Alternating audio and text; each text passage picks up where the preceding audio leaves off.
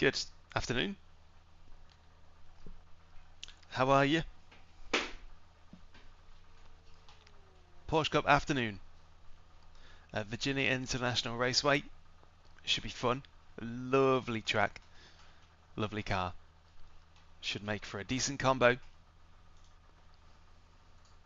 So it's only going to be a minute or two until we head into the first of our races. Already done a smidge of practice, but I remember it's crazy how far back your kind of muscle memory goes. The last time I was at Porsche Cup at VIR was in 2023, and it's like my brain has just pulled it out of the filing cabinet and gone, here you go, here's all your muscle memory from VIR. Such a lovely circuit, ingrained.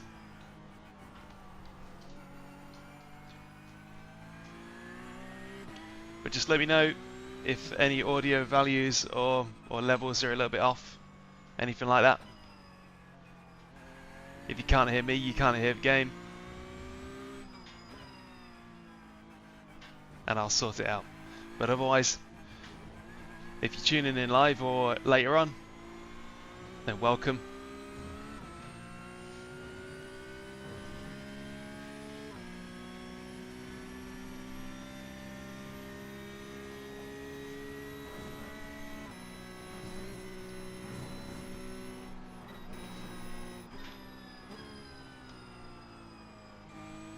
Oh boy, them cold tyres, they don't do much.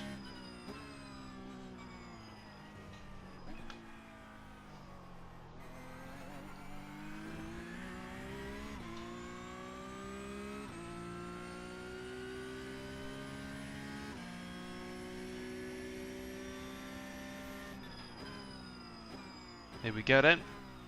Called up for the first race, let's hope it's a good one.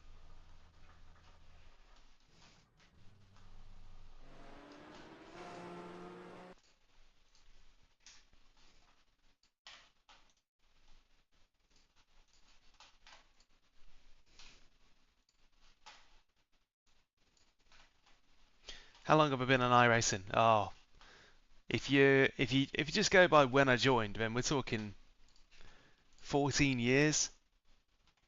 But there was a couple of years at the start where I was really into it, and then there was a long gap where it was kind of just sort of bumbling along the bottom, and I wasn't really into it like I was at the start and how I am now. So 14 years in terms of pure start to finish, but it's not quite so simple. I haven't been solidly on it for 14 years. That'd be crazy.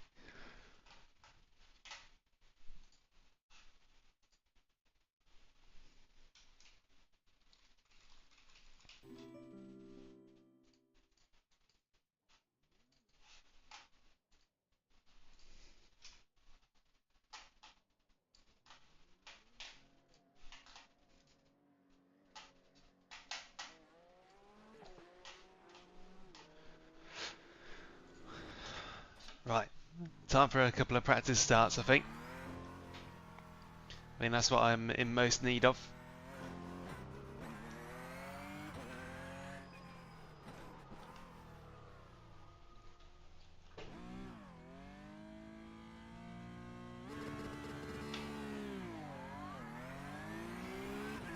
Right, that's promising.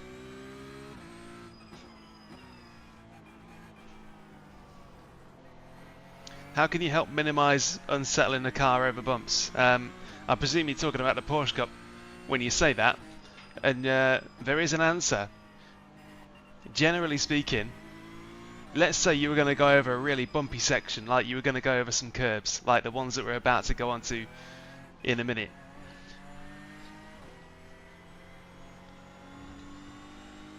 I mean, these aren't the best example because you take them at full throttle anyway, but if you were going over some unsettling curbs or bumps, then the golden rule is to make sure you have some throttle going into the car. Don't go over bumps or curbs with no throttle on. So Elio Almeida actually has a really good short. It basically took the words right out of my mouth because I would have said it in exactly the same way. But if you're about to hit a curb or a bump that you know is coming, then putting a bit of power onto the car will help poise the car. It will help lift the nose, and it will also help keep that rear end stable. Not full throttle, just, you know, just like a half throttle content or something like that. Try it the next time. The next time you go over a bumpy section that's always giving you trouble, just try going over it with half power. Half power, just to keep the car balanced and not losing or gaining speed, something like that. Just try that if you haven't already done that, and you'll see the difference. It makes a massive difference to how steady the car is.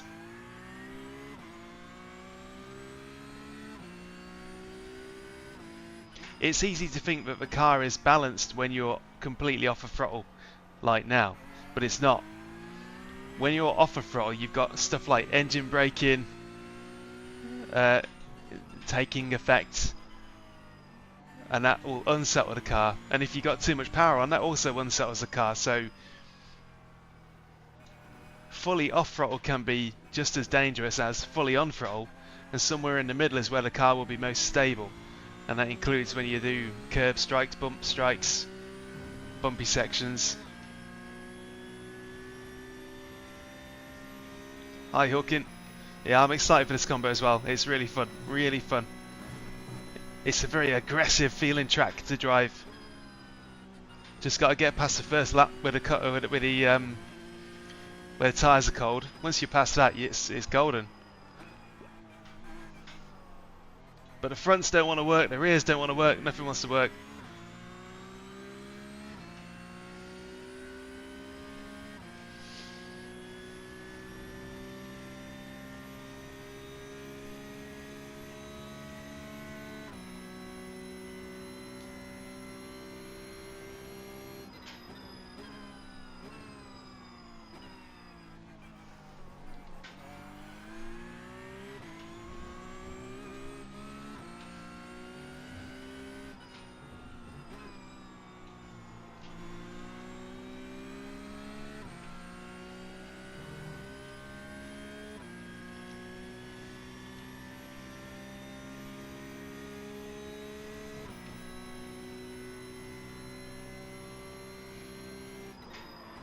Ah, big lock up.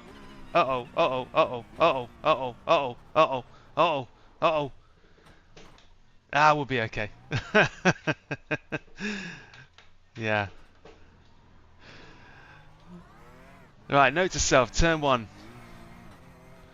Just come back a bit on the braking zone. I was being way too confident then. That's warm tyre braking point.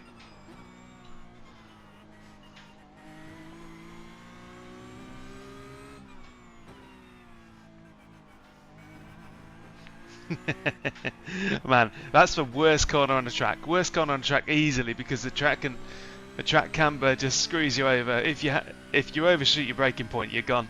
You're done for. Now we can pull this back. There's still time.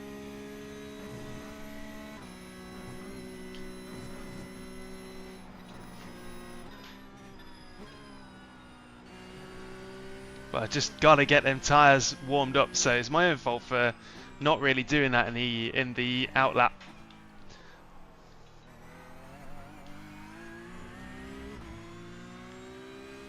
That means we've got one shot now.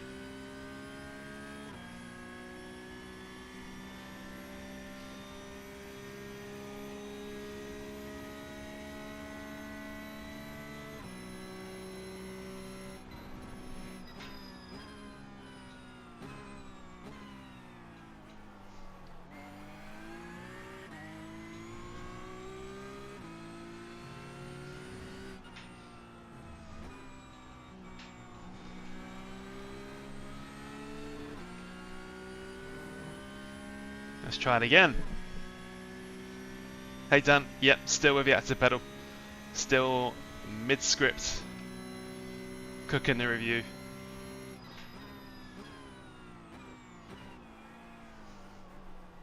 Oh, that was better. That was really good.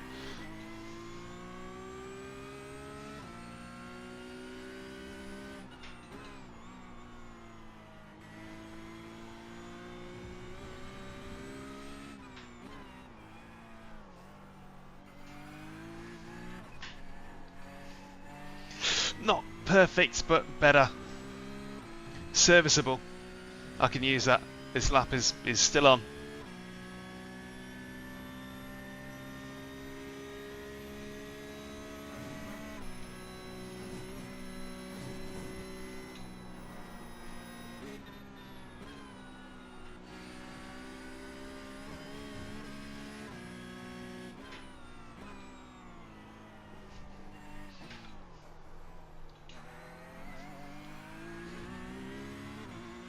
Let's turn that volume up.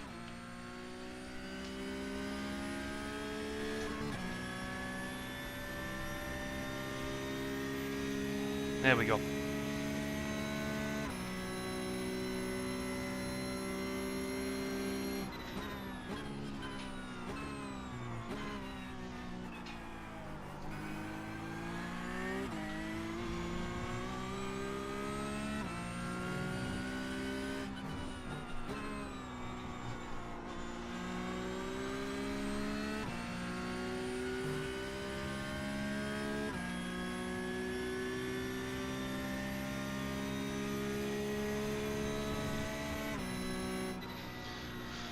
Whoa.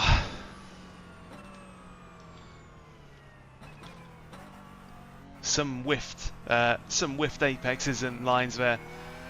Last couple of corners definitely weren't as good as it could have been, but there we go.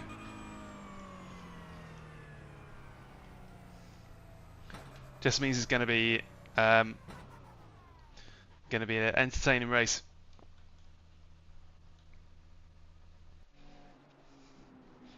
What CPU GPU combo am I using? I'm using a Ryzen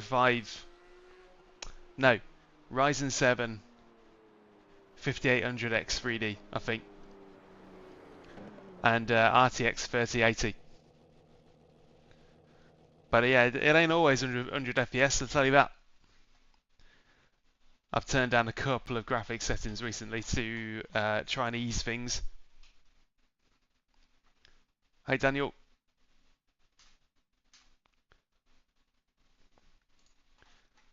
But yeah, we're still with the active pedal. So I've got the active pedal Pro as a brake and the passive throttle as a throttle. Review is cooking, but essentially, to give you a 35-second review, it's an impressive innovation. It's a technological wonder, but you're not really missing out on anything. Not unless you were going to use it for what it's really, really useful for, which is basically changing your pedal feel from car to car. If you're not going to be doing that, then you're going to be throwing a lot of money at it for diminishing returns. You can use a set of VRS pedals with a butt kicker near your pedal set, and you'll get 80% of the way there. The actual feeling as a brake is no better than any other traditional pedal that I've used. So the Acertic Invictus and the VRS brake is the same as them, which is really impressive. As I'm going to say in the review, the impressive thing about the active pedal is that it manages to imitate traditional pedals so well, despite being a completely new approach. That's what's impressive about it. So if you're sitting there with a decent set of traditional pedals and you're just wondering whether you're missing out on anything with the active pedal, you're probably not. But yeah, wait for the review to cook. The haptic effects can also be matched or outperformed even by independent haptic devices. So there's an engine vibration, a haptic feature on the active pedal, but I prefer to just use my butt kicker. That's how it goes. The ABS effect is good, but the Porsche has no ABS, so you don't get any ABS through the pedal. When I lock up the Porsche Cup, I feel nothing. There's no effect for it because iRacing can't pass that information to the active pedal, and SimiCube are choosing not to cooperate with SimHub on this one, it seems. But there's a lot more to it. But in a nutshell, it's crazy money and it does some crazy things, but you're probably not really missing out. Radio check. Right, Radio race check. head. Race head on. Check. Brake bias back. Thank you, thank you. Yeah, the butt kicker can do that. I use the butt kicker for engine I vibration really and gear don't like shifts. this track.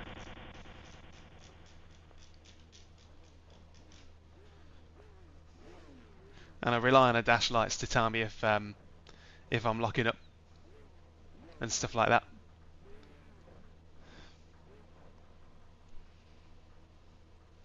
Why gear shifts? Because it's fun. It's fun to just click the... Oh, here we go. Oh yeah, crew chief isn't on. No wonder. Right. I'll have to go solo this time.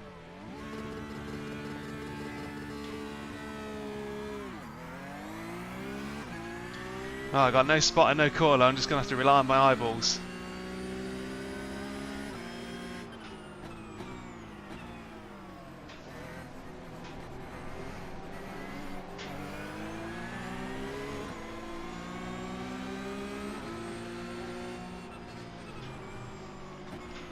Come on, white car, you can move.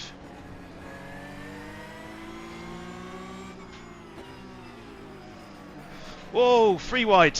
What are you doing, man?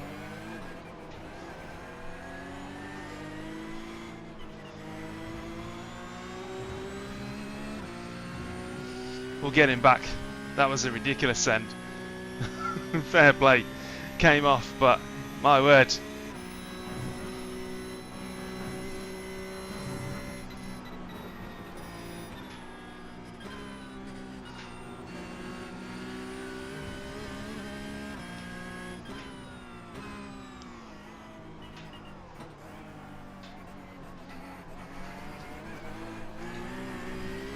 Oh, I didn't want to do that.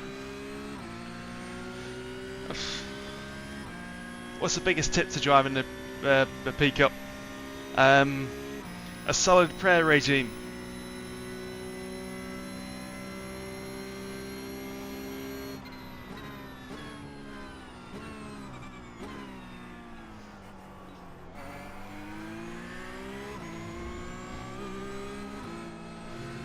These guys are gonna come to blows soon.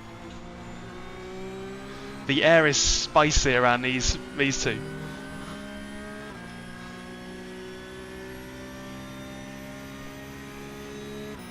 I've only got the one butt kicker at the minute.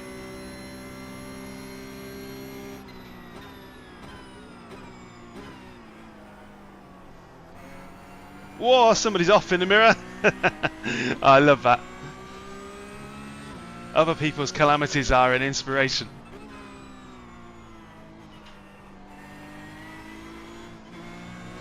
Yeah.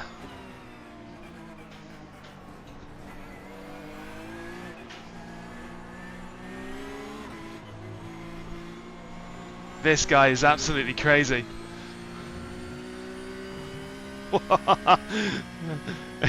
He's clean. He's clean, but he's crazy.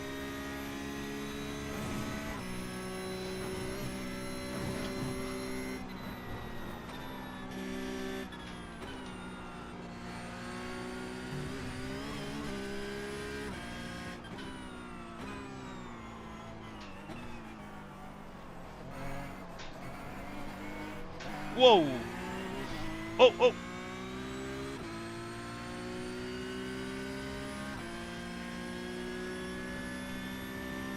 Yeah, some more noises coming at me. Right, that Felix guy in front is super capable. That was a fun little fight. That was super clean. Nobody got damaged. But yeah, spicy moves.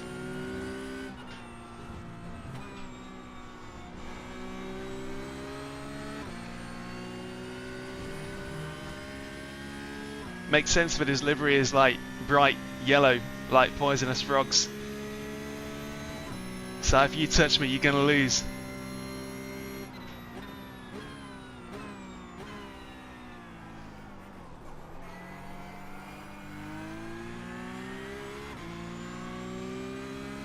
What a lovely circuit this is.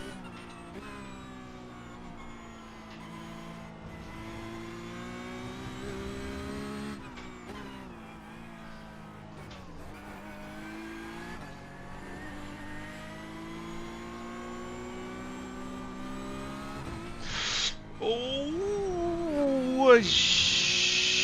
A little bit too much bitting off there. Okay, let's bring it back. Let's bring it back or we're going to lose these.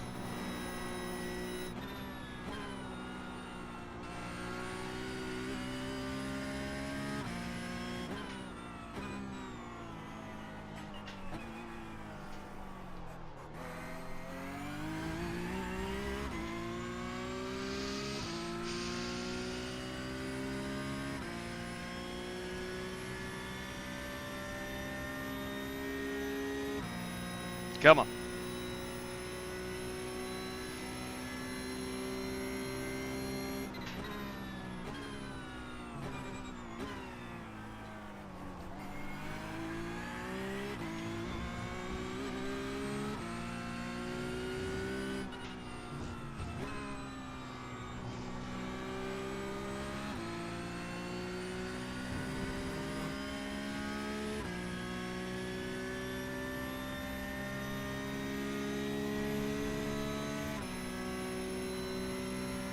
What's the racing like in Porsche Cup?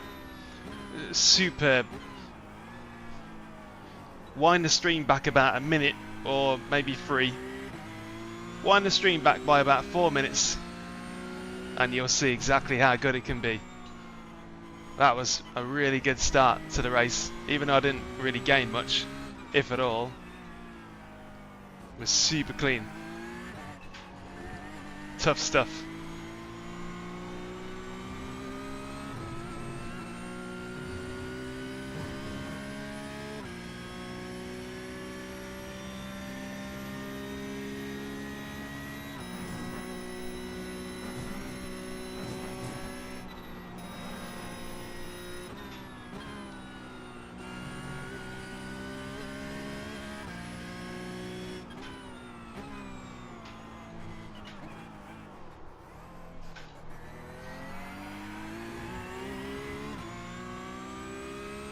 This is the fixed side, so everybody is using the same setup exactly.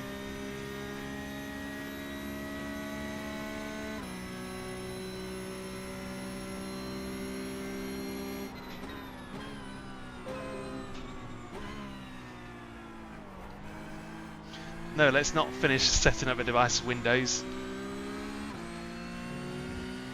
Go away.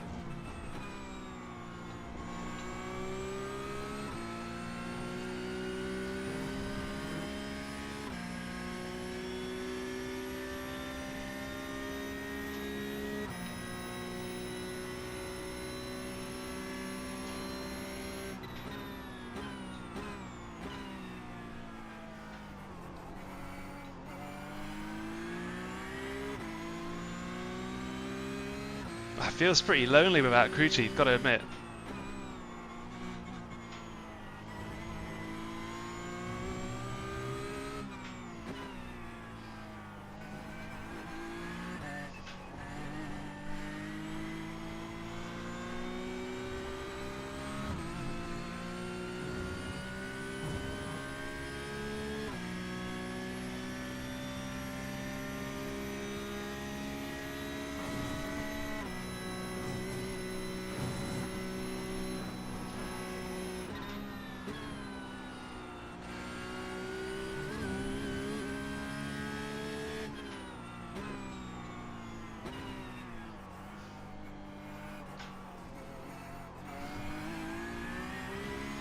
Porsche Cup is just something special, it really is.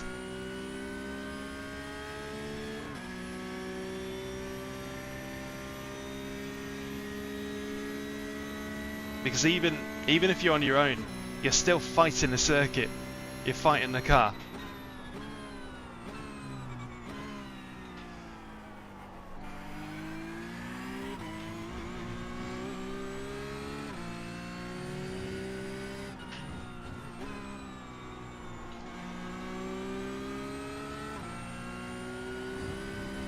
Some cars are fun to race, but boring to drive. But this is not boring to drive at all. It's always challenging. You can never relax.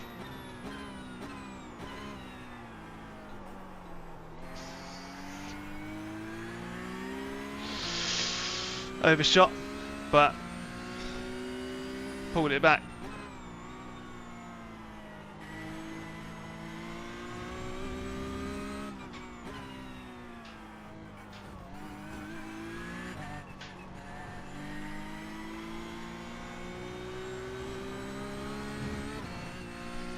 Not making any gains on the guys in front, and they're not fighting either. So it's going to be it's just going to be a pure time trial now, just to try and keep ninth off me.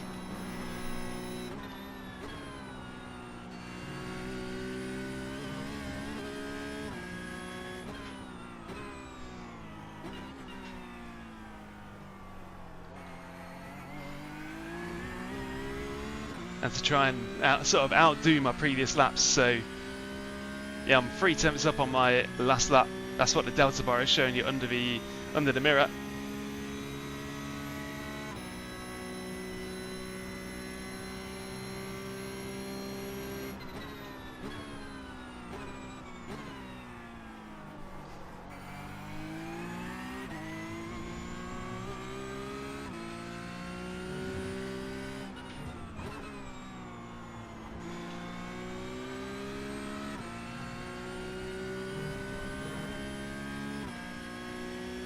New Supercars update. You know what? The last time I touched a supercar was when it was the Ford Falcon, something from a long time ago. And it was nuts back then. It was absolutely nuts.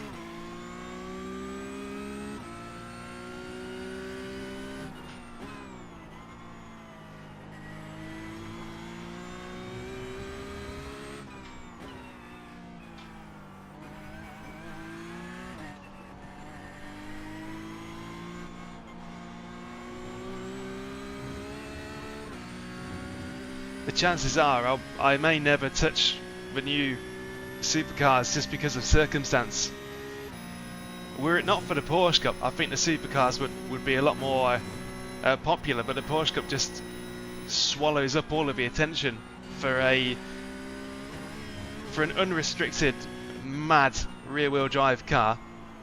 The Porsche Cup has kind of got the European monopoly, at least.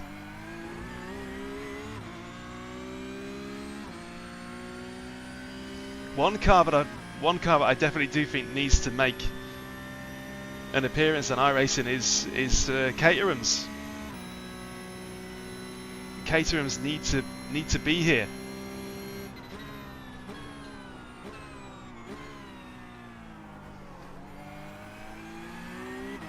It's kind of crazy how they aren't, but maybe they're just bigger in the UK than they are anywhere else, so they don't really get a look in, you know.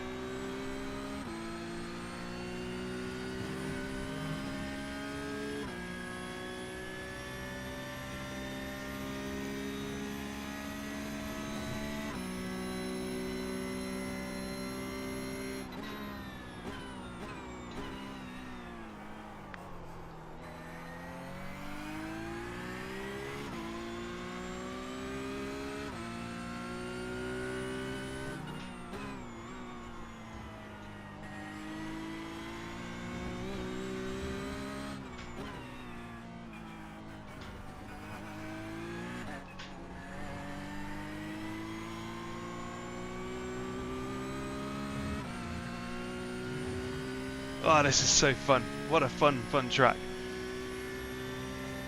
Yeah, the SR8 Radicals are great. The SR10, although much quicker and felt like really mad, it kind of sucks the fun out of the Radicals to me.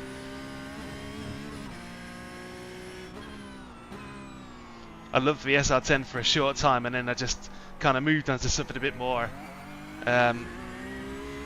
fitting.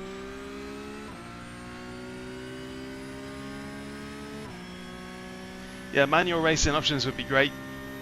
At the minute, although you can't see it, I've got the Moser shifter just to my left because I was doing some active pedal testing with manual cars, and it reminded me of how much I have always been about manuals. It's where it all started for me.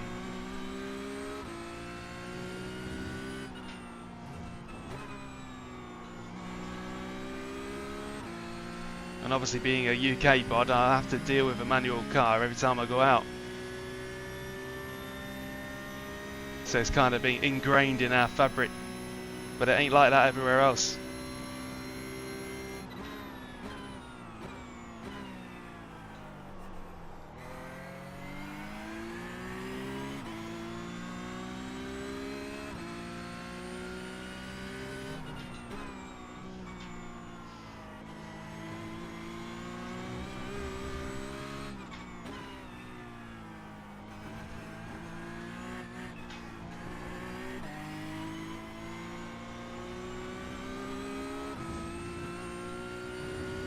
Just trying to keep 9th at bay now, trying to hold on to the position I've got.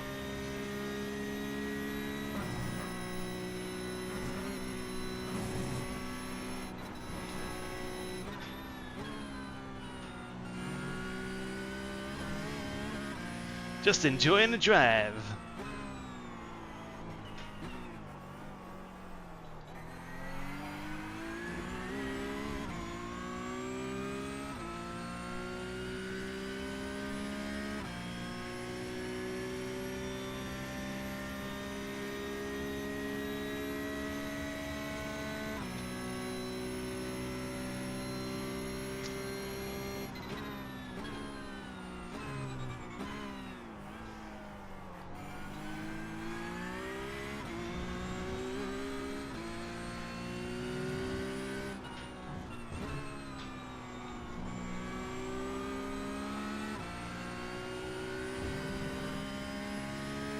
See, I'm of the opinion that if you like a certain car, then a league is going to be the way to go. I think everybody on iRacing at least, and not just iRacing, but everybody should take part in some kind of league every year. Ooh.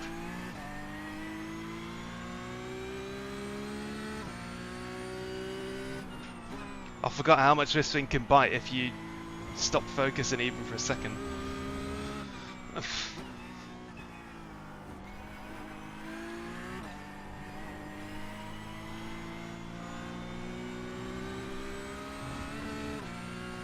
But just on that note, because if you're watching this, you might be interested in this as well. Thursday evening, I'm planning to stream. Oh, hang on.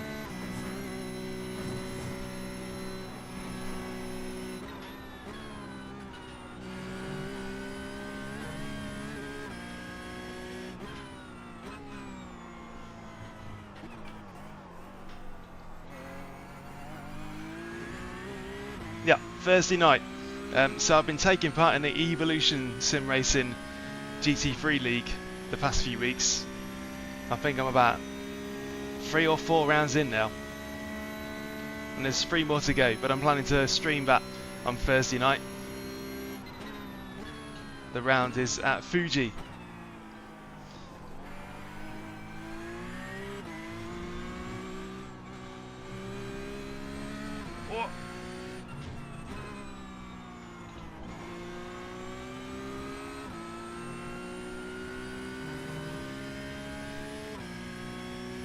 So I thought I heard something.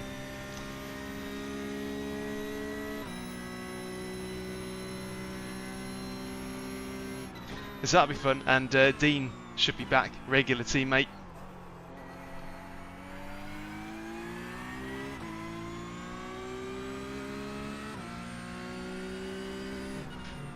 And that's been a great league to take part of. The admins work really hard, so they are also lining up all their drivers for Season 7, so if you wanted to take part in the league, then they're a really good choice, especially if you're in GT3 right now. They seem to be working really hard at it. And they're a little bit oversubscribed, so they've now split the league into 2 splits. So there are plenty of available seats right now early on in the sign-up process, but time will run out. So if you've heard me talk about leagues before, or you've watched a league stream and you fancy one in the UK time zone Thursday nights, go check them out. Evolution Sim Racing GT3. And I've sort of toured around all the leagues that I can find every now and then. Took part in at least one season in each community, and the same thing, I find the same thing everywhere. It's the best way to enjoy sim racing. It really, really is.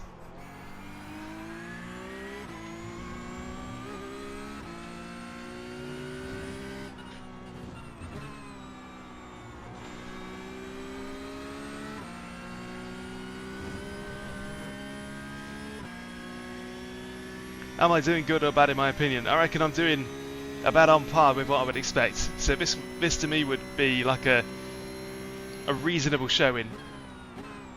Because the guys in front just have that little bit. The guys in front have enough to keep me at bay. And they're also not fighting each other, which is normally the equaliser. When the cars in front start scrapping, you usually have a chance to get involved and get past. But so far, just in a bit of a train, and I have to hope that somebody falls out with another person in that in that convoy to let me catch up.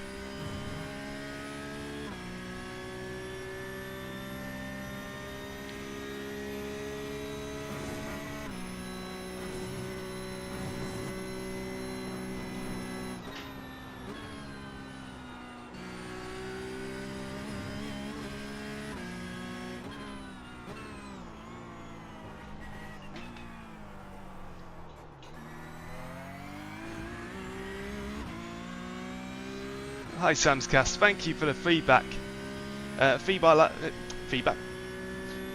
like that reminds me of the reason I put this stuff up anyway. I'll put it up so that you can see it. So if you come by and say thanks,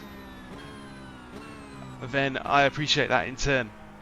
It feeds back to me, and it makes it all worth it. Because I'm not just doing it for.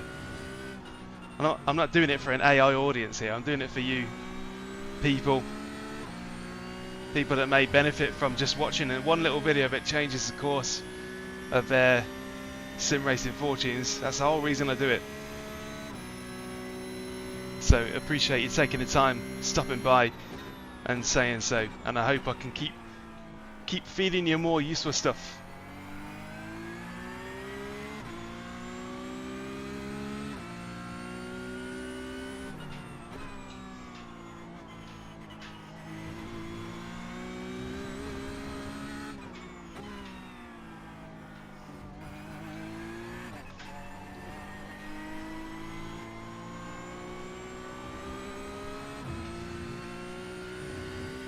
Right, one more lap out of this one. Ninth place has run out of steam. Do I know of a Porsche Cup League? Yeah, I know UK Sim Racing runs a Porsche Cup League. Apex Racing League also run a Porsche Cup League, I believe. But UK Sim Racing, I know, definitely does run one.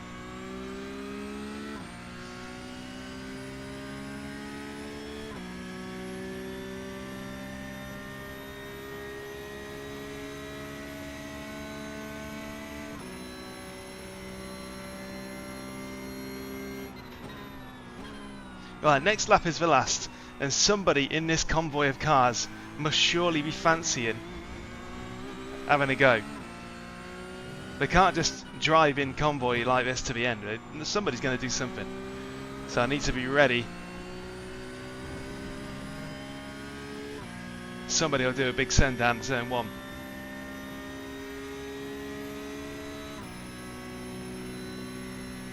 Nope.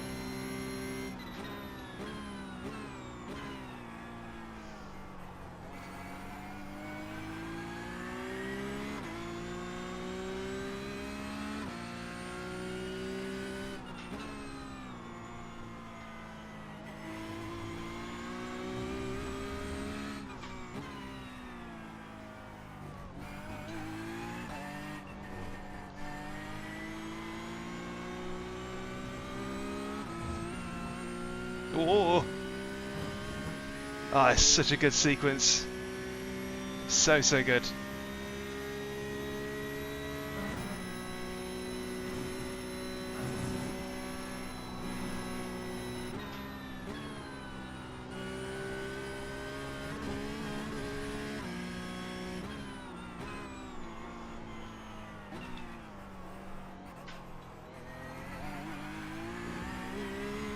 Right, for somebody up there, this is going to be Last Chance Saloon.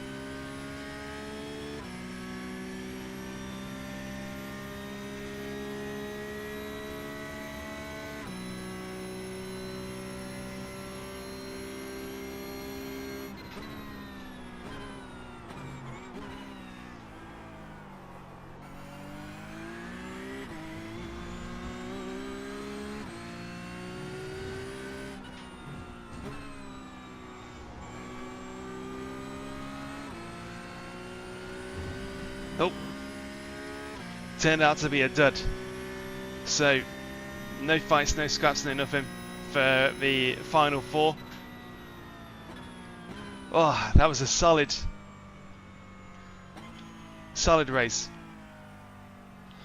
Good start, exciting start. I'll definitely have a look back through the. I'll definitely have a look back through the action at the start there.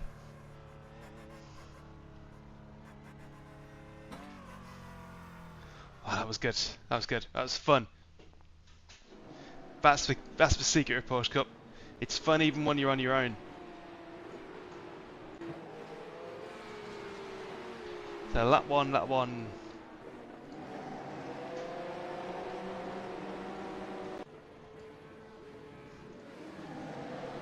have a look and see what happened.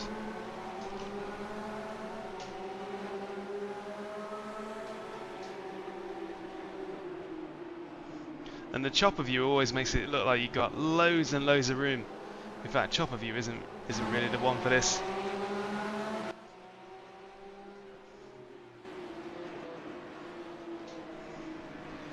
I got massively sent. He came from miles away. Look at that. Absolutely miles away. Saw him coming.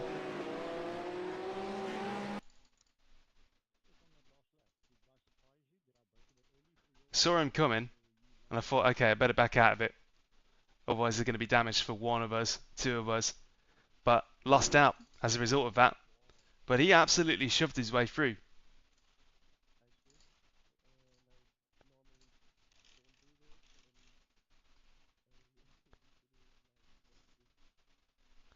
Thank you very much. Cheers for the True Brake review. Yeah, the True Brake is a legendary device for me. Really, really good. That was something.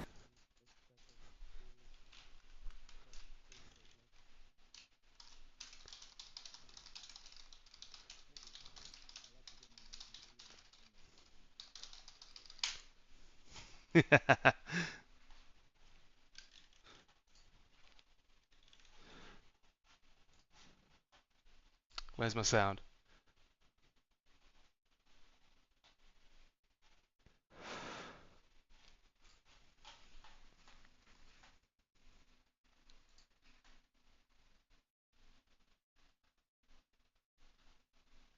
Have I ever played BeamNG? Yeah.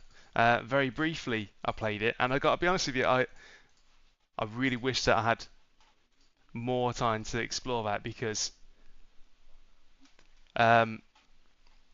Live for Speed was where I basically started with all of this. Live for Speed was the first proper simulator that I touched, and BeamNG reminds me so much of Live for Speed, but even better. Like BeamNG to me is the spiritual successor of Live for Speed, because Live for Speed had, the flexible tire walls. It had like a pliable damage model. You could absolutely batter the hell out of all the cars, and they would deform in a way that was sort of believable. And BeamNG just seems like it's the child of that era, truly physics based. And yeah, I do wish I had more time to check it out because it's wonderful. If you wanna, BeamNG is for people who enjoy driving. iRacing is for people who enjoy racing, basically. And I enjoy both, but I've only got time for this. One day. If I won the lottery, I'd be playing BeamNG a lot more. And do I participate in the iRacing special events? I do when I can cut time out for it. because they always usually run on a weekend, it's kind of difficult. It's even more difficult now with a toddler. So yeah, not ideal. Right, what on earth has happened to my Streamlabs? Why does nothing ever work the way it used to work the last time I touched it?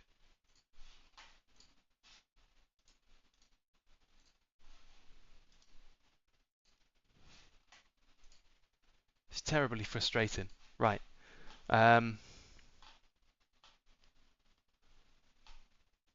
Next Porsche Cup in 15 minutes, so let's register and see if I can find some pace.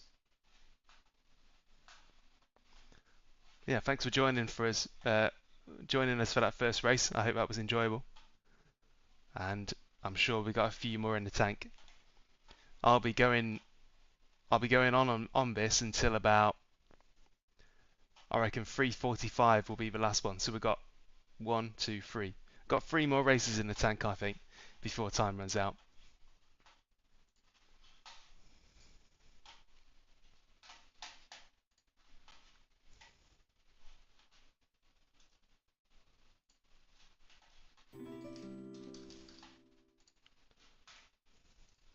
And let's get Crew Chief back on.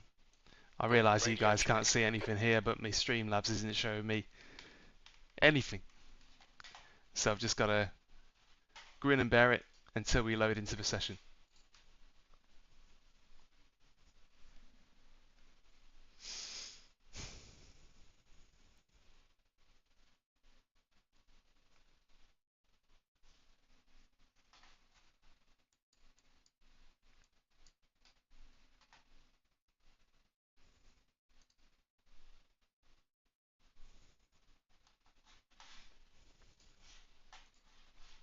And some of you might have noticed as well that my A license has been reclaimed. Somehow I've got that back. I was doing a few races at a few GCE races at Nürburgring, because to me the Nürburgring is like safety rating farm. It's brilliant. So many corners at the Nürburgring, which is what safety rating is based on. So then,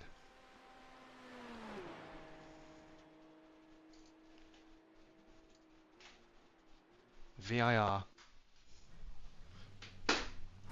Pit lane speed limit is 60 kilometers per hour. Ah, there you are, Crew Chief.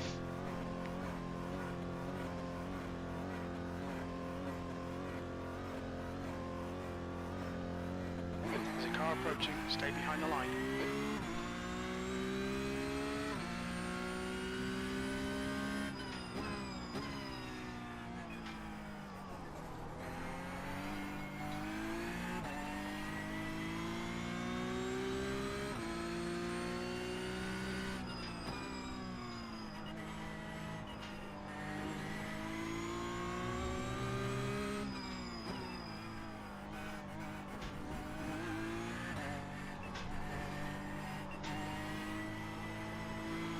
I just got to wait for them tyres to Fastest wake up. Marshall 154.2.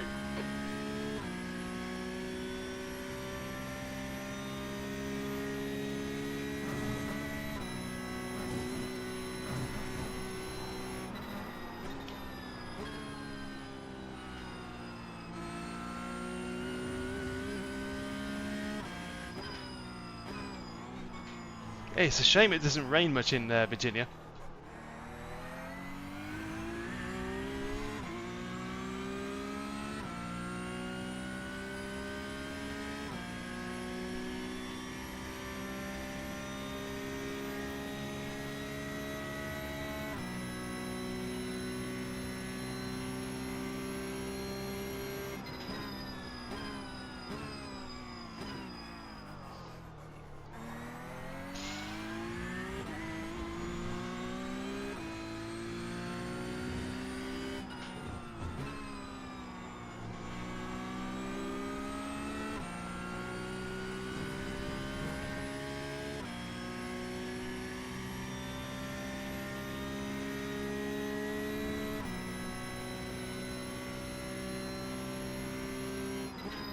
E7.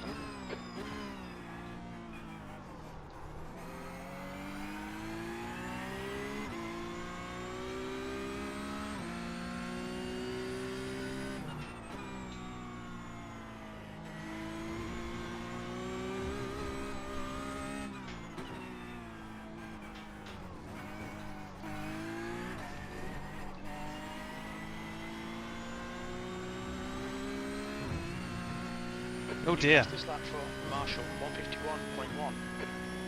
That's a new fastest lap for Solomon, 148.5. Sector 1 time's okay.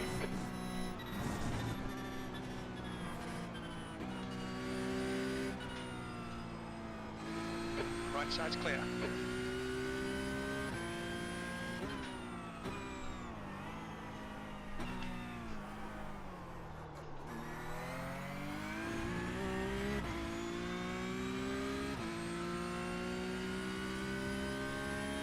Just a lovely, lovely green track. Love it.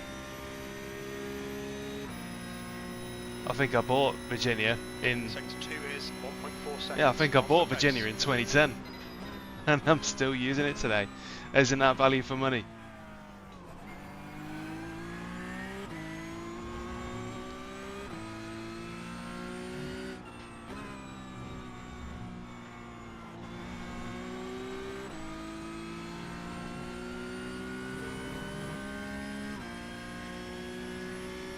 I think this is why iRacing costing a lot of money is a bit of a myth. It's not exactly, you can't really take that statement at face value. 0.4 seconds off the pace. I bought this track in 2010 and it's still in regular circulation in the official schedules now, and it's been reworked, the artwork has been redone, it's been touched up and updated. So, you know, cost me $12 to buy this track 14 years ago and it's still being used today. Fastest lap for Marshall, 147.1.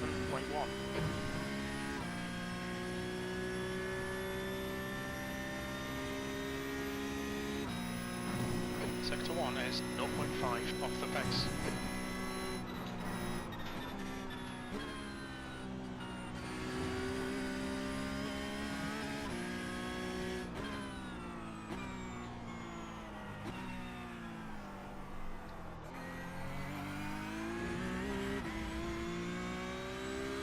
Is it?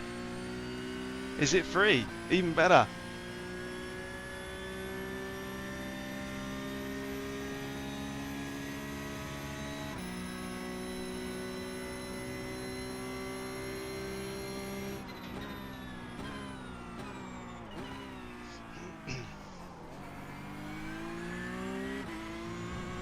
I think one thing that iRacing could really do with, and it would not even take them that much effort to do, at least I don't think it would be an auto solo car park. Live for Speed has got one of these. It's just a car park and you can put cones down in an editor, so you can make an auto solo, auto cross, auto test layout of your own.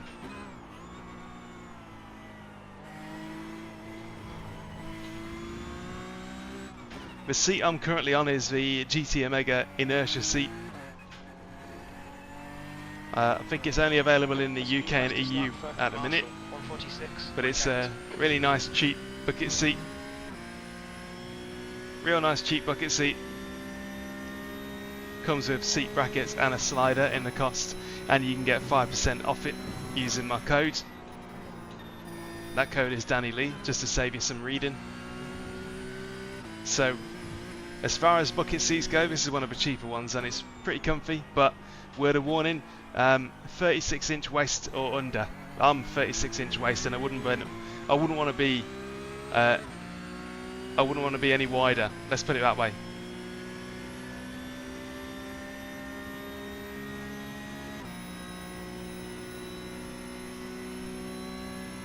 Sector 2 is 0.6 off the pace.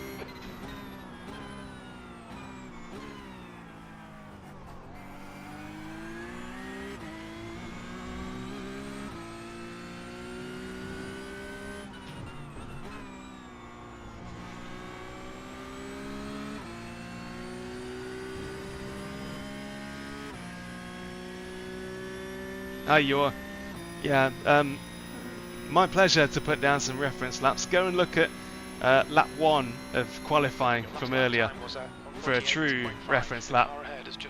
155. For a representative experience of VIR, that's where you want to go.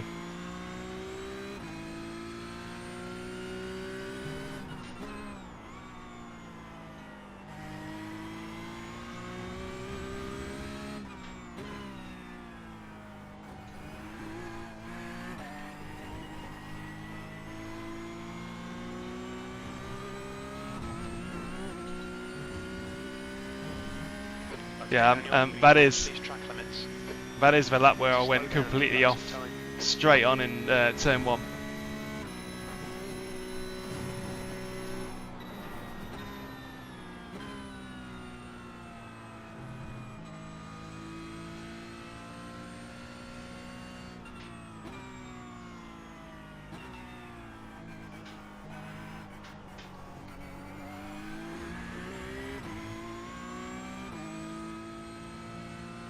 Nice, let this fella pass so I'm not interfering with his lap.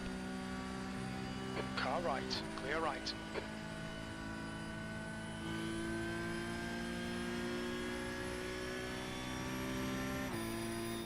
Wow, 46.8. Now that is a time.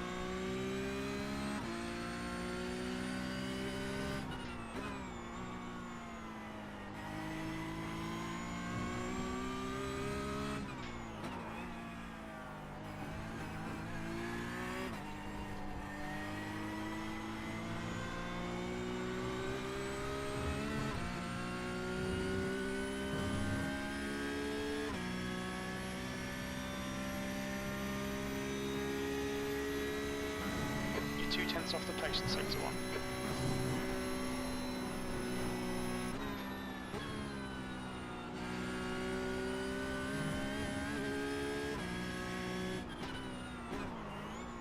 Oh! Ah, race ender. That looked bad. You okay? That's how easily it can happen. It's never far away in this car. Just when you think you're comfortable, you're not.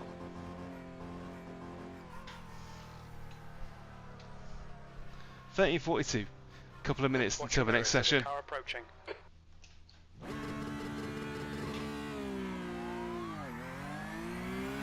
P4.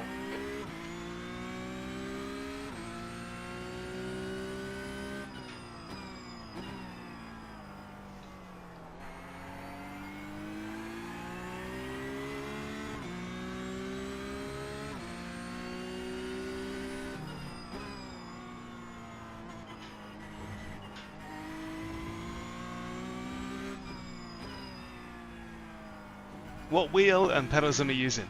So at present, the wheelbase I'm using is the VRS DirectForce Pro. Excellent wheelbase, really impressed me. Considering its price tag, it seems to undercut pretty much every other premium wheelbase on price, and it's blooming solid. Really love the feedback as well. So it's a bit of a hidden gem. VRS's marketing can only be described as low profile. So when I tried it, I didn't expect to be. I don't know what I expected. I'd use an Acertec Invicta wheelbase, super duper expensive wheelbase. Didn't expect to really pass any comment on the VRS, but it's brilliant. I consider the force feedback to be noticeably better than the Invicta, and yet it's like half the cost. Well, let's call it 2/3 the cost.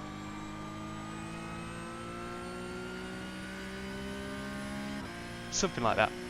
So VRS Wheelbase is brilliant.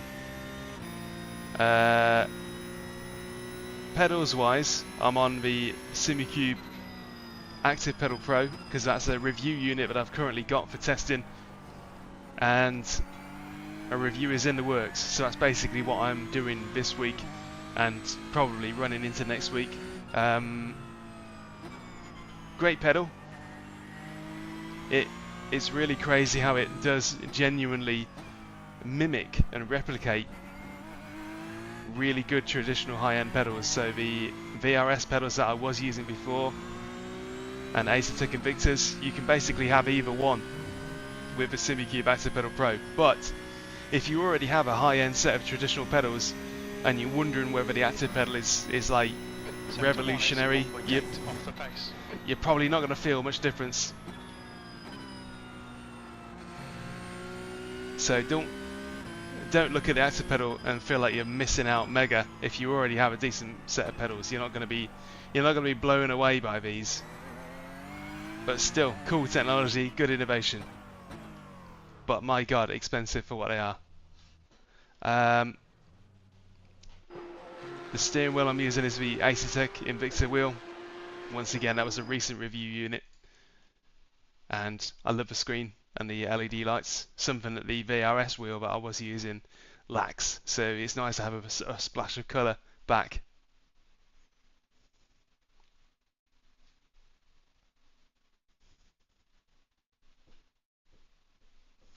Even the sun has spots. Yeah, that's a good saying. Yeah, but my review of the active pedal will go into it from the angle of, if you're just a normal sim racer and you're looking at this incredibly expensive pedal made by SimiCube, who are like the angels of sim racing hardware, you're gonna think to yourself, this must be some kind of pedal revolution. It must blow your mind away. Well, the reality is that it won't, but it will allow you to do all kinds of things adjustment wise that you just couldn't do with any other pedal. But that's going to appeal to a few types of people. You got people who don't need to look at price tags. They're going to love the active pedal. People that are really serious about variety. So you're Assetto Corsa fans, people that drive multiple types of cars all the time and they really want to have a difference in feel. And they also are not money shy.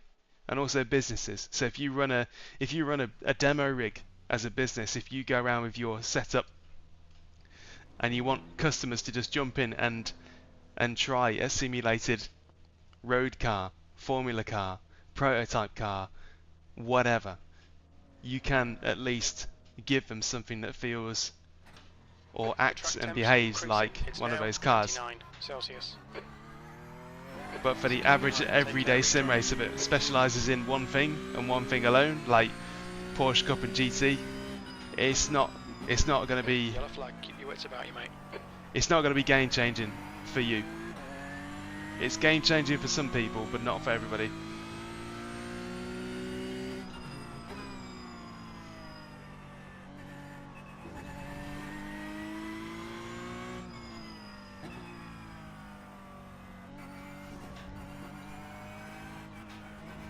What's the entry-level option for slippage feedback?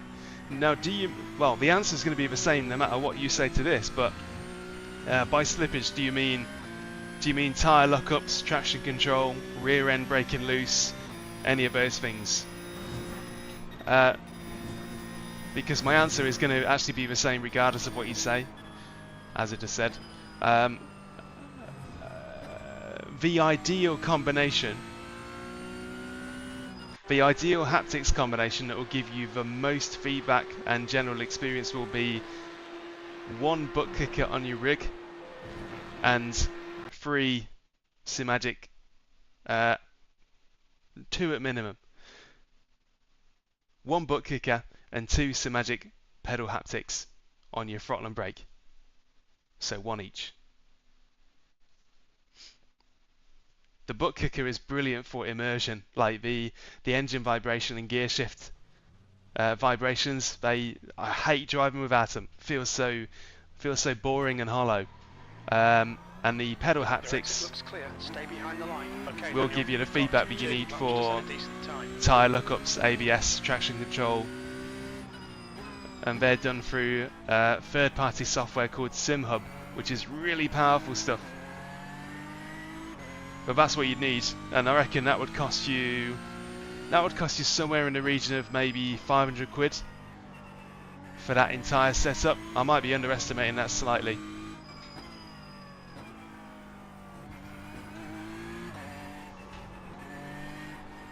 The track temperature is increasing. It's now 28 Celsius. Hey, the neighbours probably won't mind because they probably won't be able to hear it. It'll be the folks downstairs. They might mind.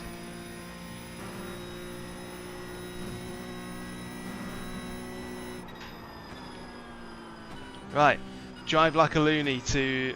Oh, am I on quali set? I think I am. No, I'm not. I'm on full fuel set. Okay, I'm gonna go back to. Gonna go back and get the Virginia quali set on. Even though it costs me time, I can't do that. If I put Virginia quali set on, I might actually have a chance of posting a decent time. Whereas if I have a race setup, I've got no chance. So I need to get a move on, get a shifty on, warm these tyres up.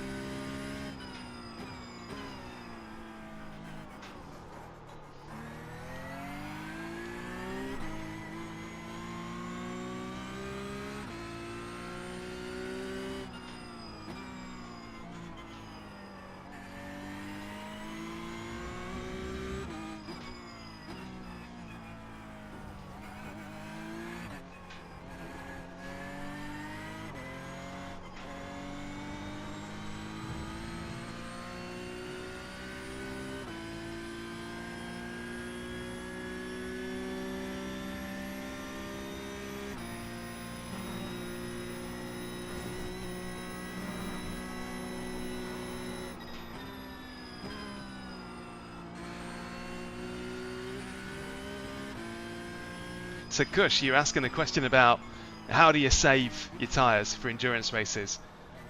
To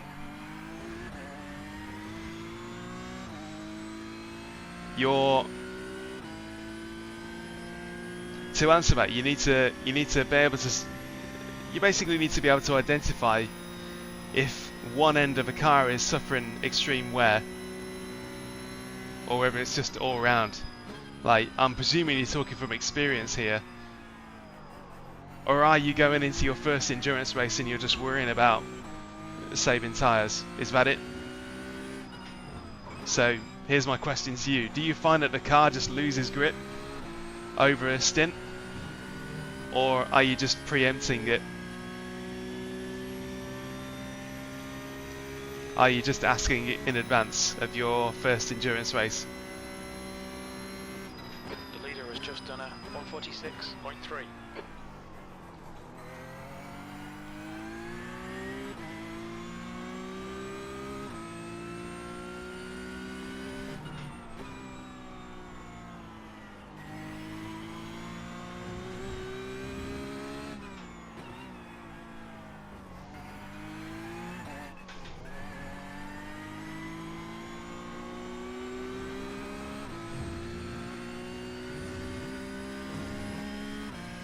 Okay, so in what way does it drop off?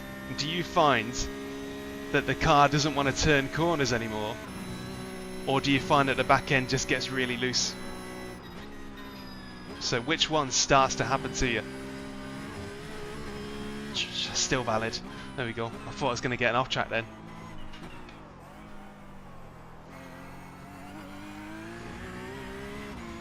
So you say it drops off, but what drops off? Is it not able to turn anymore, or just too loose at the rear and it's hard to control?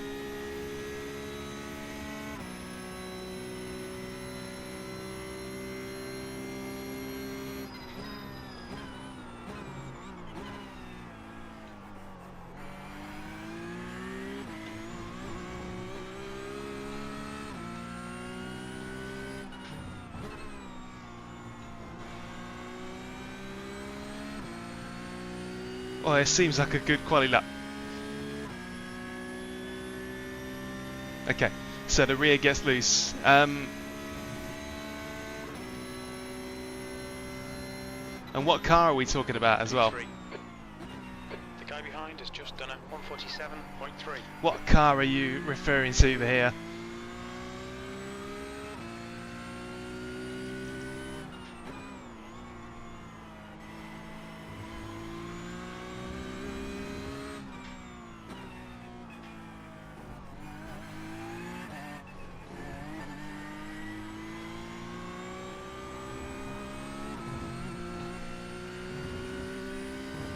GT3 Lambo. Okay, so the Lamborghini is like it's a really, it's a spicy car.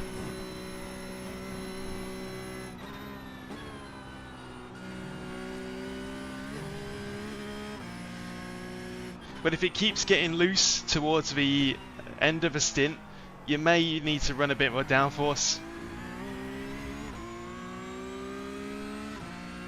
You might need to run a bit more downforce. You might need to just nudge your brake bias forward a bit so that it doesn't use the rears so much when you're going into corners. You're 2/10 off the pace in sector 2.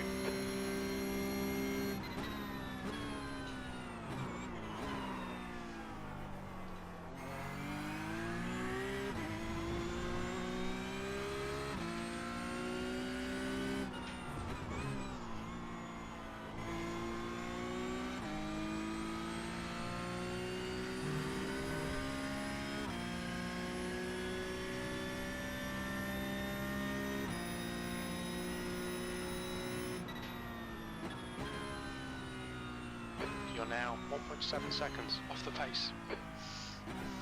Yeah, I would say that in order to stop the tyre wear, in order to stop the rear tyres wearing too quickly, you kind of need to do things that mitigate the amount of slip that the rear has through the middle of corners. I know that's kind of stating the obvious, but more downforce, a click lower on the rear ride height would help do it naturally, but ultimately the person that can make the biggest impact to that would be you, by not driving so hard.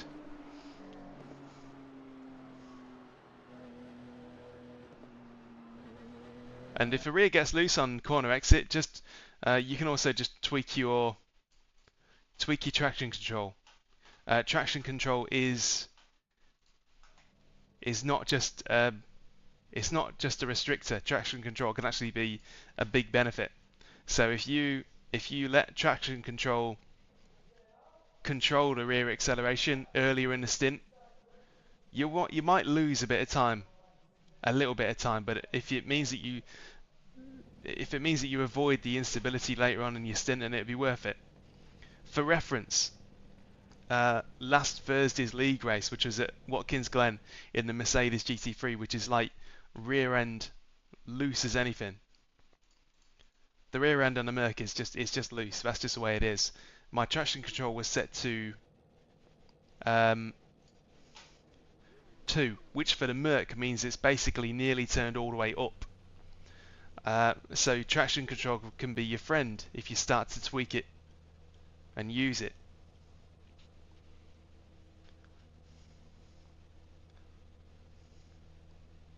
But what's happening is that the first half of your stint, your car's being allowed to sway and drift too much at the rear, which is working fine while the tyres are good, but if they get too hot, then it becomes like a death spiral of heat and wear.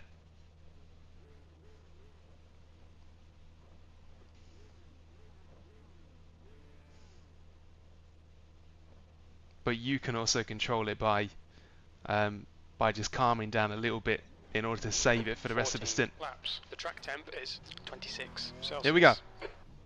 All right, Daniel, stay calm, focus. Let's go. Good launch.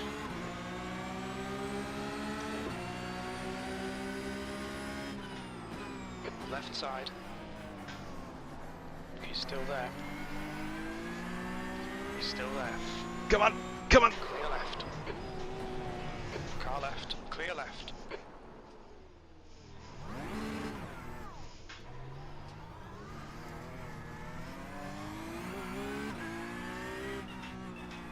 Okay, bit of a mountain to climb now, but let's get started. Meh.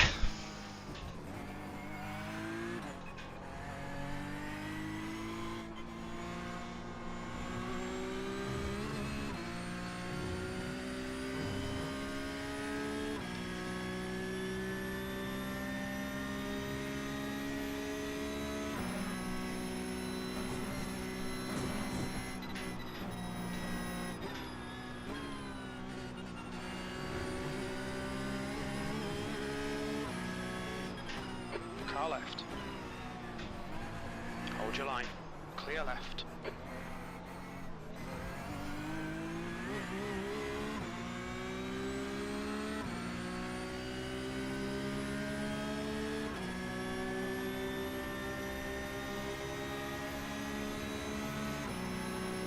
Whoa. On your left. Whoa. Left side. Look at this guy screaming in. Oh my god. Car left. Clear left. It's all going on.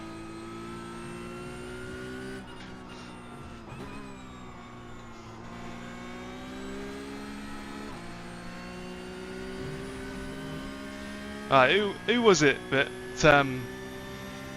that poleaxed me there? Oh, crikey. Car left. Still there. Clear left. Okay, Daniel. Come on. Stay focused. Apexes and exits. Apexes and exits. V12.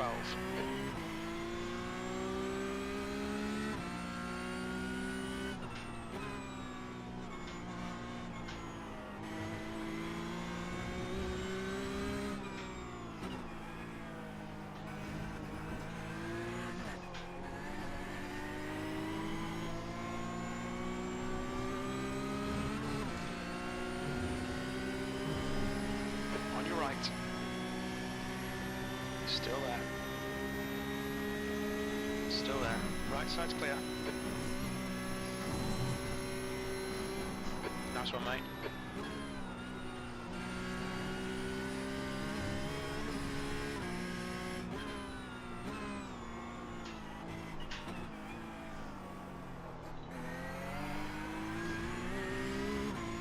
Yeah, I'm enjoying the fight back. Never mind.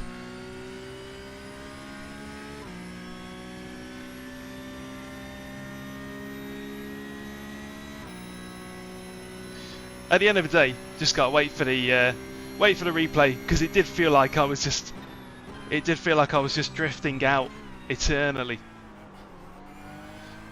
I hold no ill will. I reckon that was a racing incident, but we'll have a look at it afterwards. I just have that feeling that I wasn't really gluing to my line very well. The leader's just done a 146.7.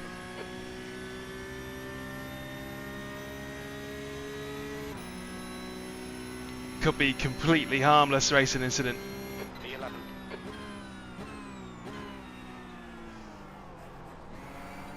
There'll be something we can learn from it.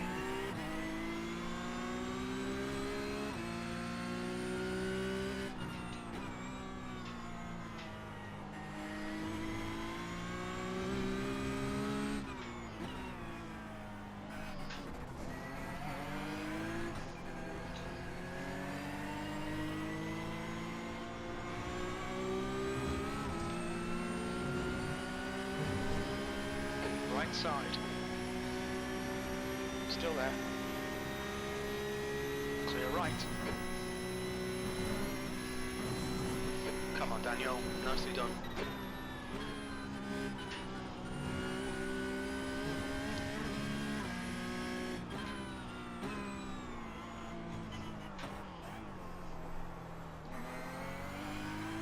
The gap behind is now 0.6. Boy, that is one heck of a blooming. That's one heck of a corner.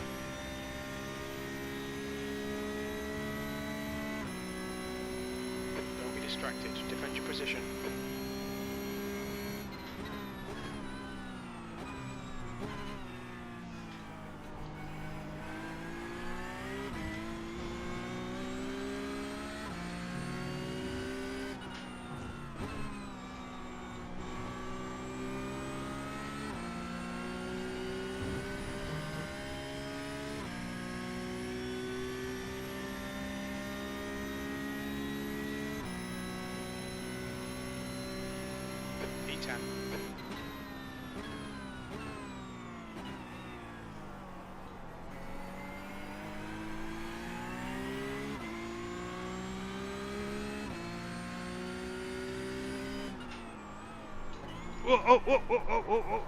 Ah, yeah, I had no one to blame but myself there.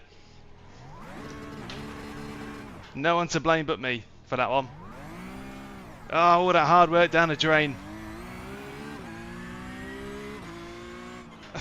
Yeah, shh.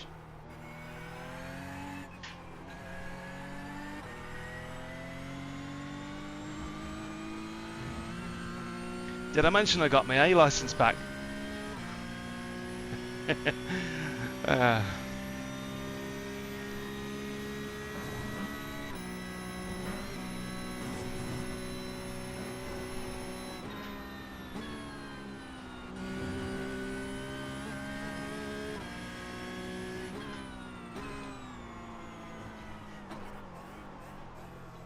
Right, so the car is acting a little bit too, it's a little bit too knife edge in the braking, so I'm bringing the brake bias back forward 2 clicks. I'll put the brake bias back 4 clicks for the start procedure, and because, you know, it works well for me, but I'm finding that I'm seeing those yellow LEDs a little bit too much for my liking, and it's undermining the confidence.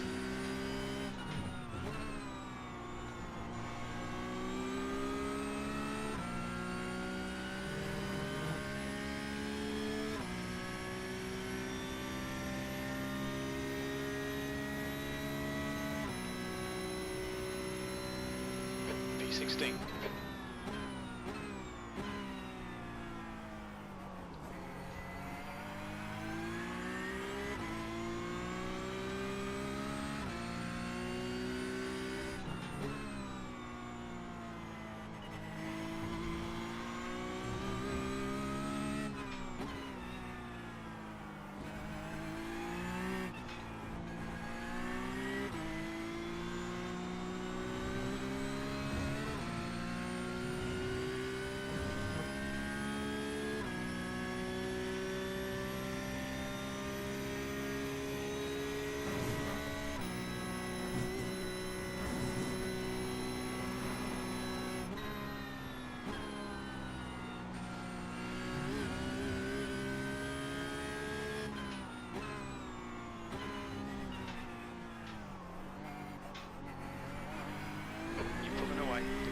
Is now 4.3 seconds.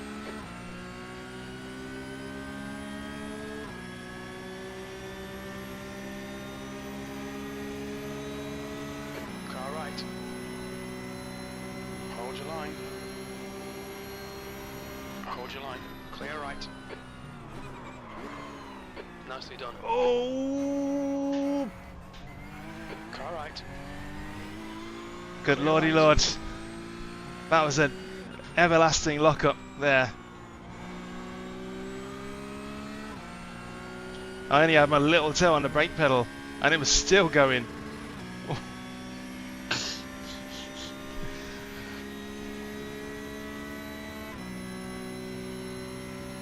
They can't all be masterclasses. That's all I can say. Sector 2 is 0.4 off the pace. Sector 3 is 1.3 off the pace.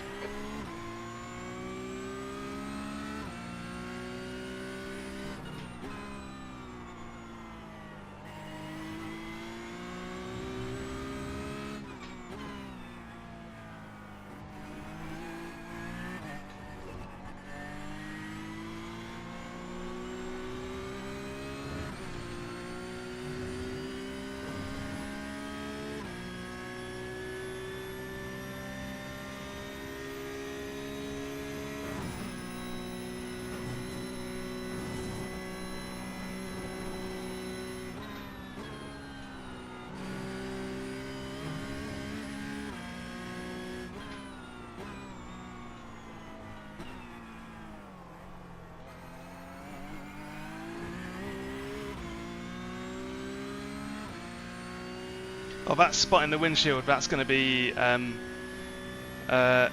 some rubber shrapnel from somebody's tyre. if you're following somebody close behind, you get those sort of spots on the windscreen. It's going to be rubber flex.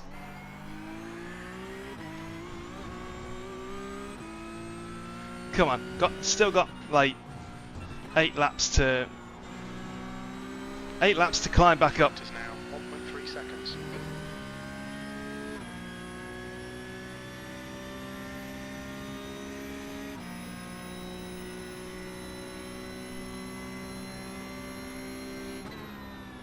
That last lap was a 147.4.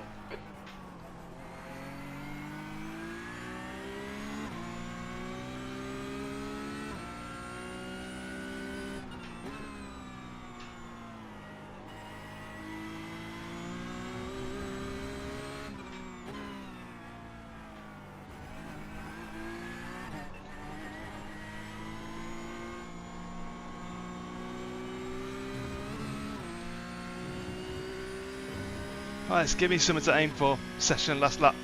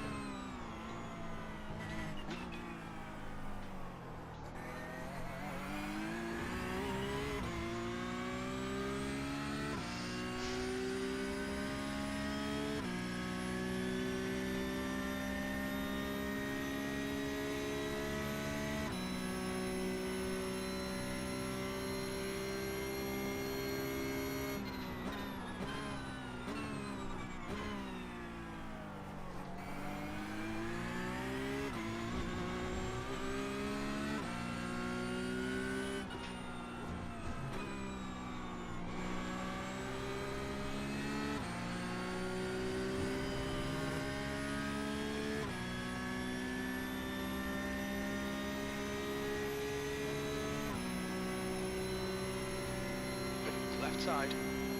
Clear left. Alright Daniel, that's half distance. Fuel levels are fine, P14.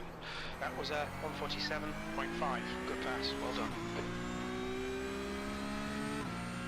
He didn't fancy any of that.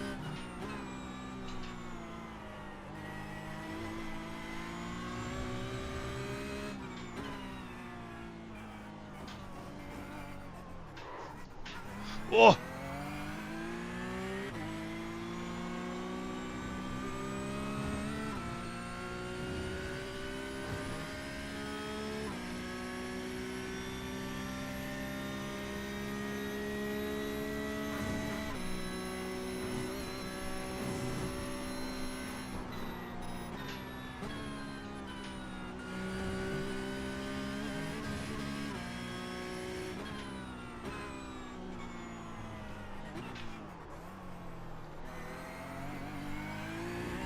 Gaining on the car in front. The gap's now 0.6.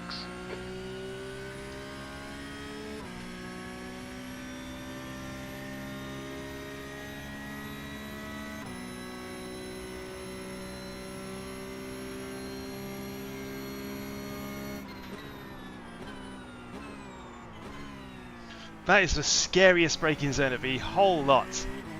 Horrible, horrible, horrible. Because you know, if you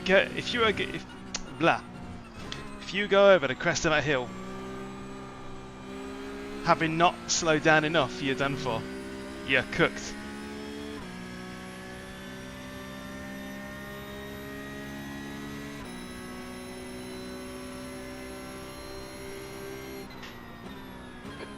Place. Car left. He's still there. Still there.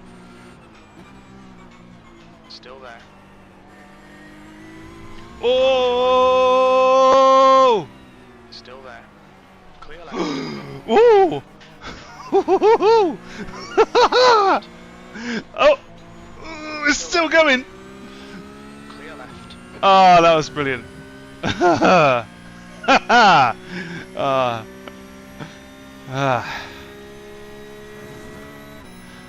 Man. Oh, that was perfect.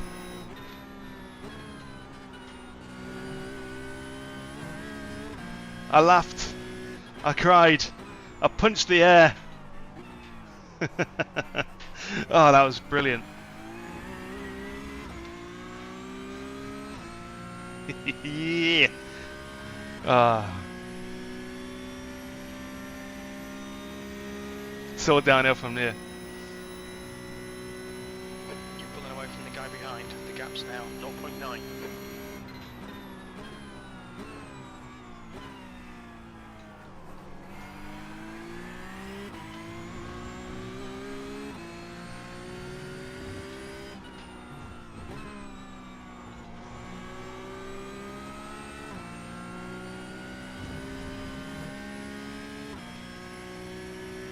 Next target.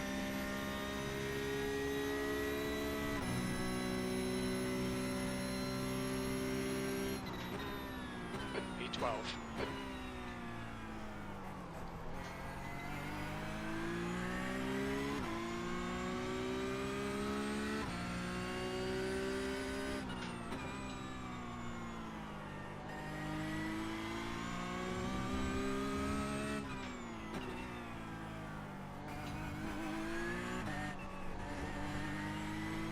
The gap ahead is now 0.7.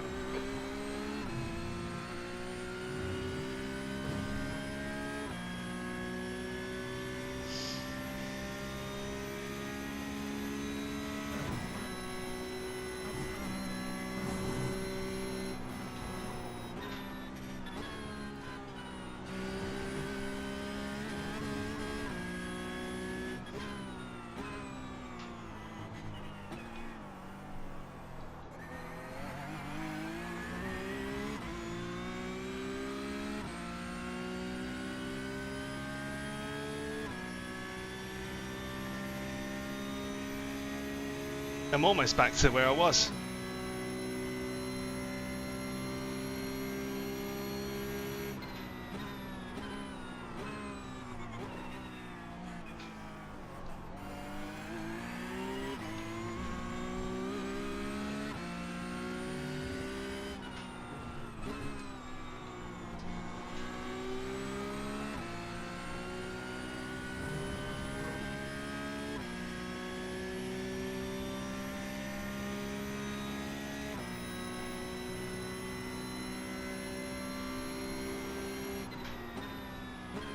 That lap was a 146.9.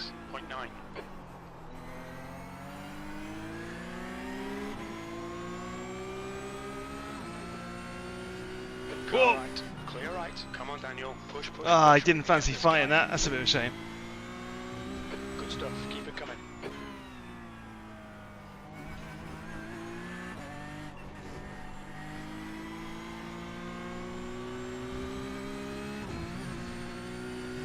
But maybe he was on like 15x, and one more contact would have been a penalty.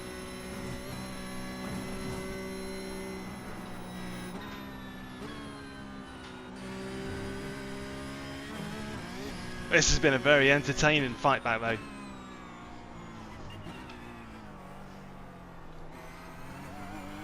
You're reeling Solomon in. The gap is 0.6. Let's go. Get her done.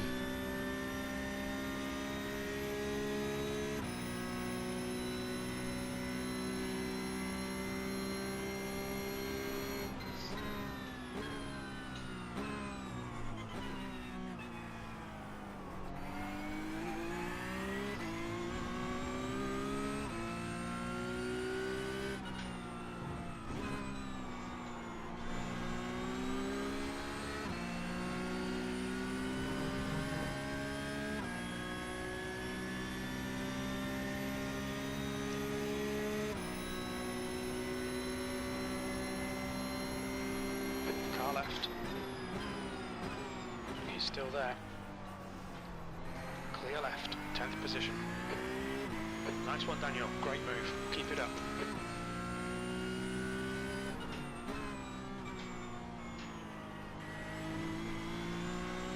Here we go, 3 cars fighting. Oh, this could be a 3-course dinner. How many laps am I on? I can't even look up at the lap counter. It's track is so intense. Behind is now Right, 2 more laps including this one. And they are fighting, they are scrapping. That's exactly what I want to see. Please take that air cushion away between the 3 of them. Come on, come on.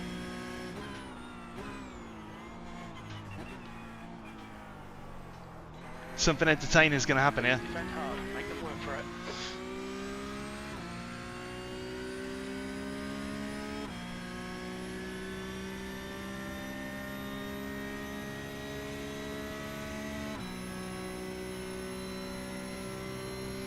Ooh!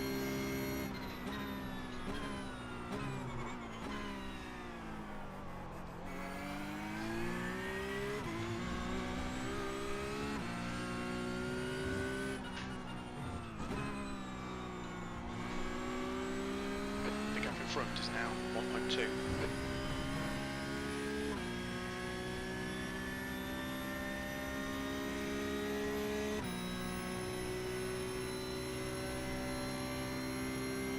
Two to go. That lap was at 147.1.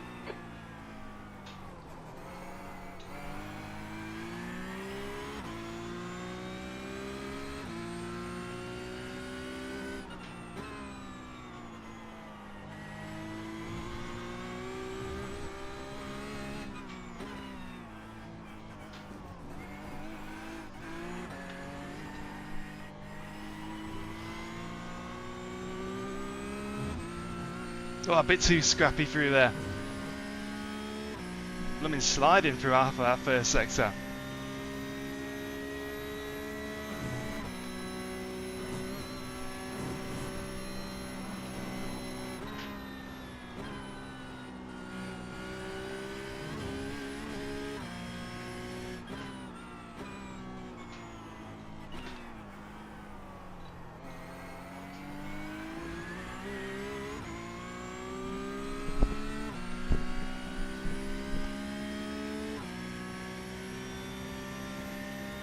Go on, do some more of that.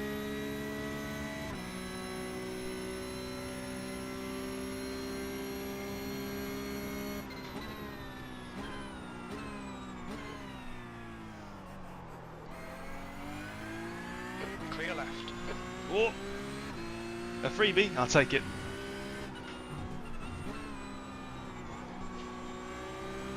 The gap behind is now 1.7 seconds.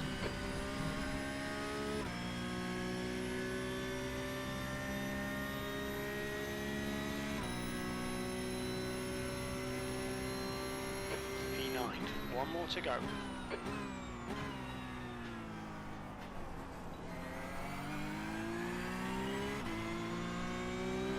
Yellow flag. Ooh.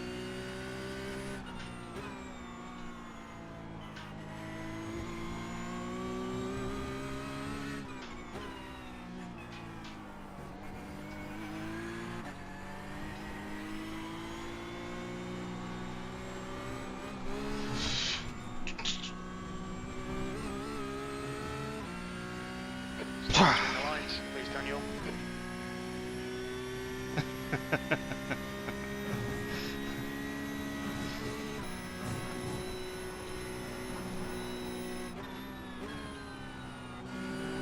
Ah, bottled it. Bottled the one chance I had. Never mind.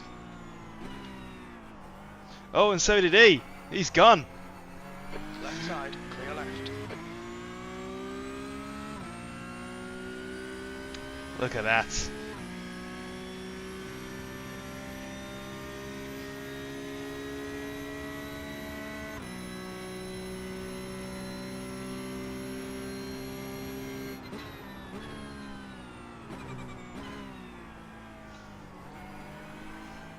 Contact behind and oh, he's not having a good time, is he? What a fun, scrappy little fight back that was. A shame about the contact initially, but what a fun race that was. That was so good. If I could have pressed the button to have 14 more laps of that, We're done. I'd have pressed it. My only criticism with Porsche Cup is that it's not 3 hours long. Because it blooming should be. It's always an absolute adventure. It's always a riot of fun. Right, let's have a look and see what happened at the start. I think that it's going to be more on my side. Definitely. Let's have a look. So we got... yeah, but there's that contact.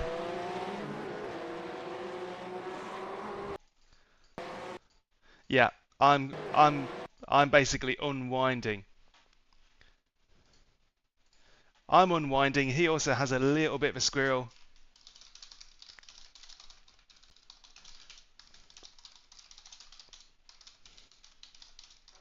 Very little fuel left. 2.9 litres per lap.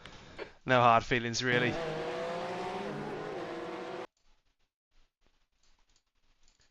So at this point in the track, well, at this point,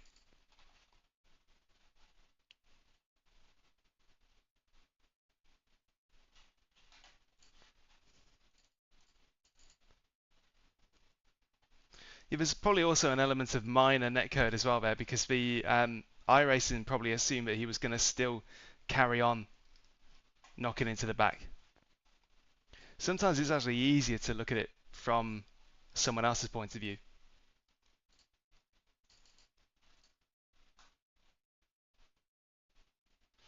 Yeah, if you look at it that way, I'm the one that's crossing over the line. I'm not clear.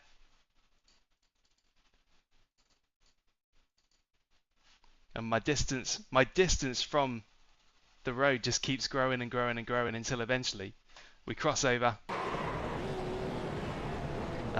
He seems to get away with it though. Yeah, he gets away with it without too much trouble. But yeah, it's just something that can happen. But I would say that I'm equally culpable there. I didn't stick to my half of the track. I started drifting onto Fahad's at the same time as he has that little tiny wiggle, and then hit the rear quarter and all bets are off. Yeah, it's all good. What a banger of a race that was though. And what about when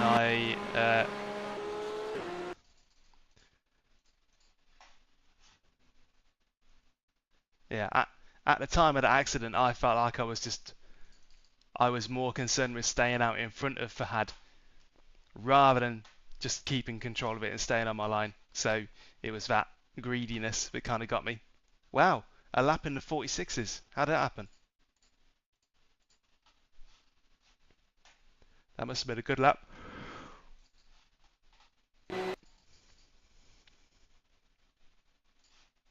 And then on lap 4. Was it really only on lap 4?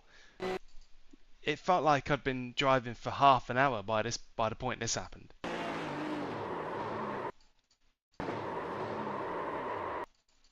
Now let's inspect. Let's inspect how I failed to catch this. So, car starts to break loose. I brake more because I think I'm going too fast here. It's just a continuous cycle of me failing to overcome my instinct to just keep on braking. So I literally jab on the brakes about 4 or 5 times, and every time I do that, it tips the car further and further around. If I'd have just got off the brakes and rolled it out, it would have been okay. But theory is always easier than practice. Jab, jab, jab, jab, jab, jab. Jabbing on the brakes until the crash is no longer recoverable.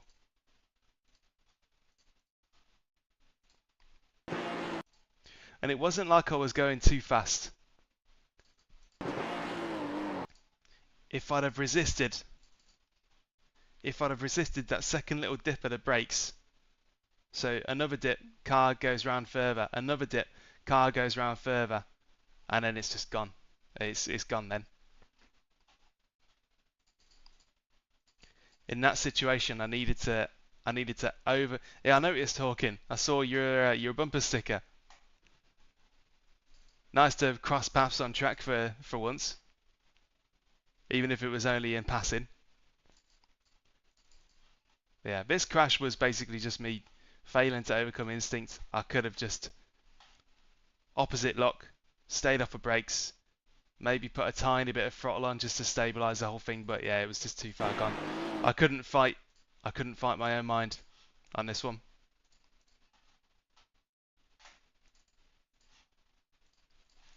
Right, I'm going to be back in a minute or two. I'm just going to let Rosie outside and make sure she's got her water and all that kind of stuff. So at group dampen camera, I'm just going to leave you with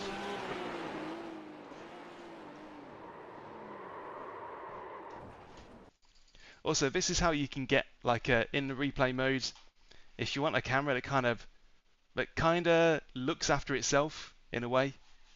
If you go to rear chase, position the camera something like that, aim type at group, and then dampen the camera, and it kind of focuses on the car, but it also moves it around a little bit. It's quite dynamic, and I'm not touching any of the controls at all.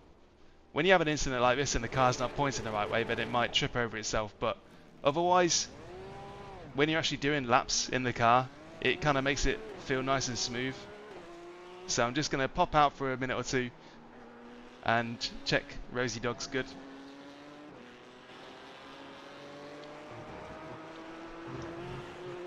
And then I'll be right back with you. We'll jump into another race shortly. See you in a moment.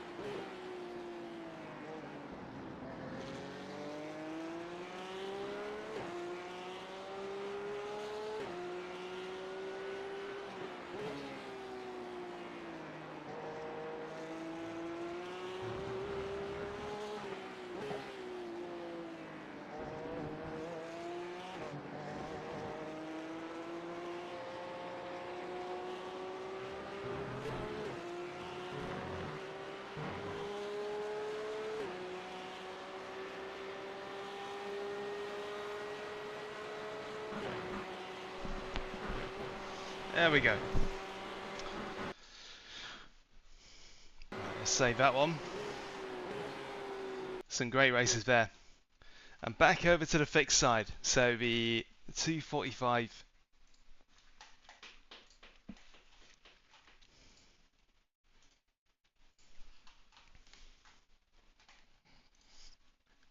The 245 fixed. Looking forward to this. It's been a great bunch of races so far.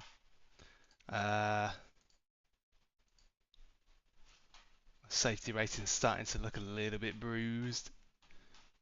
Can't afford that. I've only just got it back.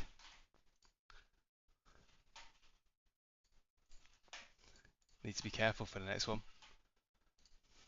Right, loading back in. Anyway, thank you everybody for joining. I hope those first two races were entertaining, informative, dramatic, emotional. But we've got two more. Two more, maybe three at a push, at a real push.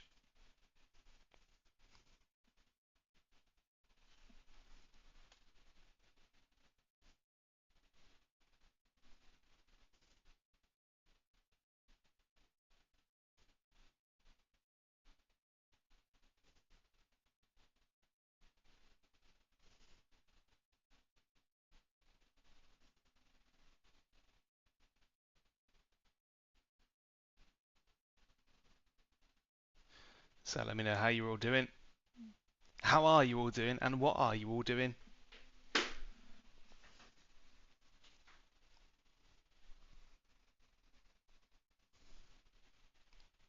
Other than watching this, obviously.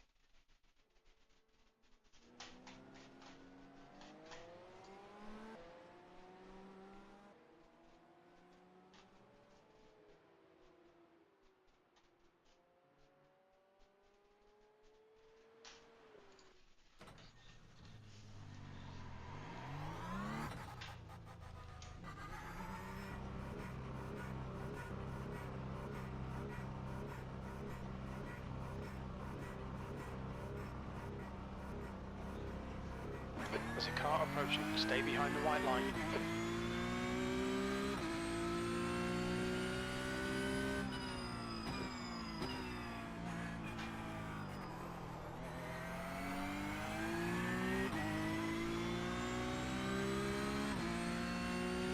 The leader has just done 147.9.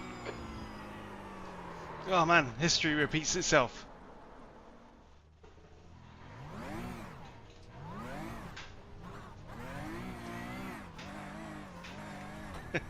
But I look in the mirror and somebody's going off straight away anyway.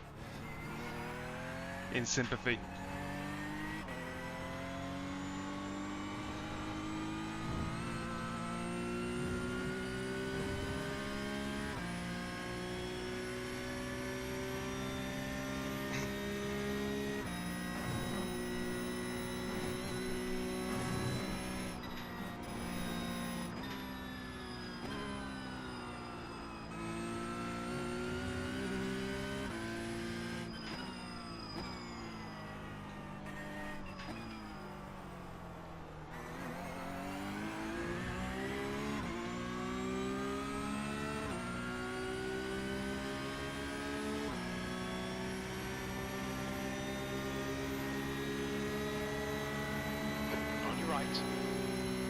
Clear right.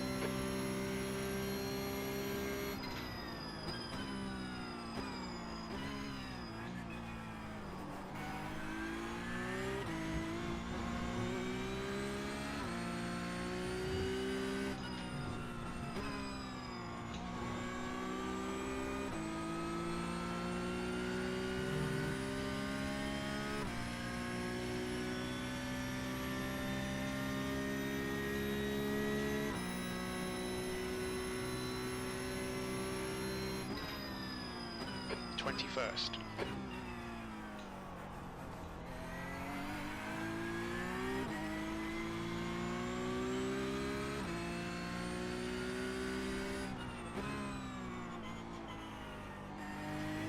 Tell you what would be fun here.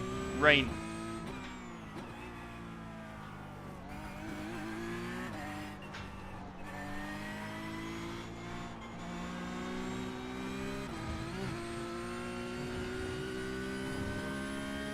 the grass is green, so clearly it must rain at some point here.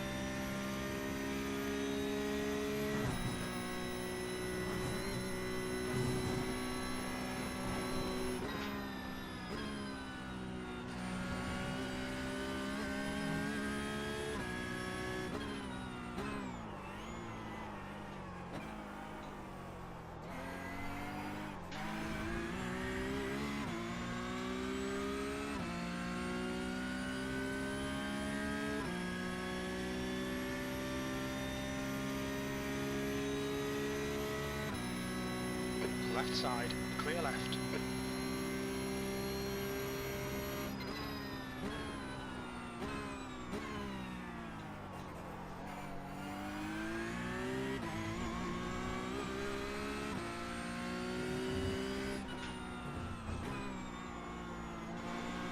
New fastest lap for Marshall, 147.3.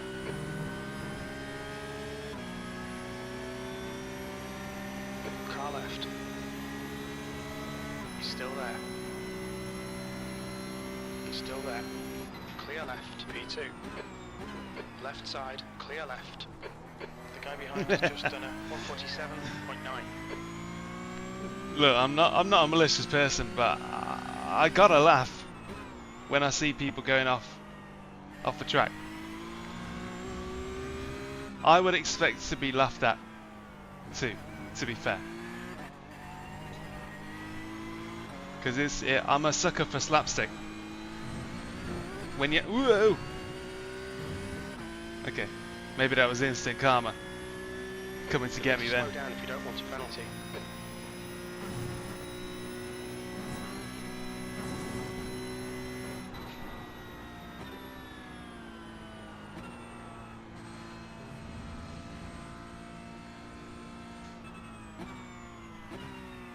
Yeah, you see.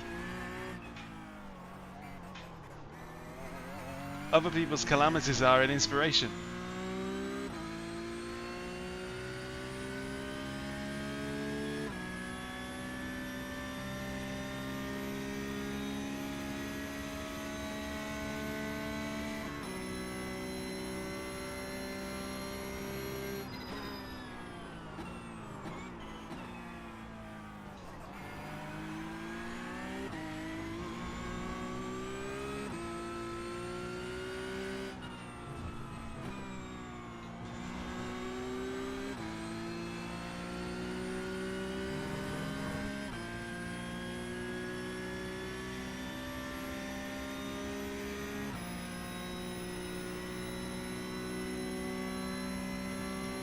That lap was a 149.8. The guy ahead has just done a 147.6. Right. Off we go. In the next one. Into the next one. Good luck, Daniel. You'll be fine.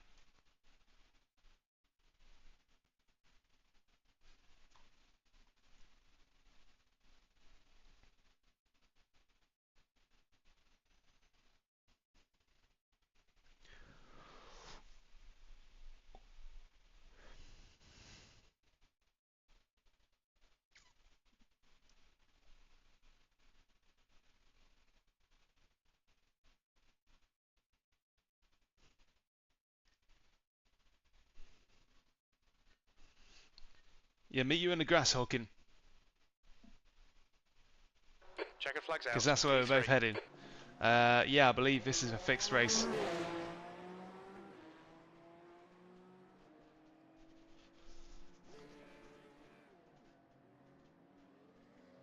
Yeah, fixed. But I use a fixed setup for both sides, to be fair. The fixed setup is actually really good.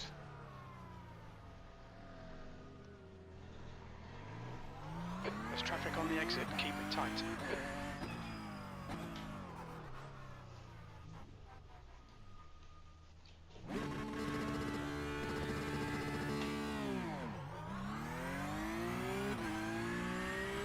Cheers, Mallow.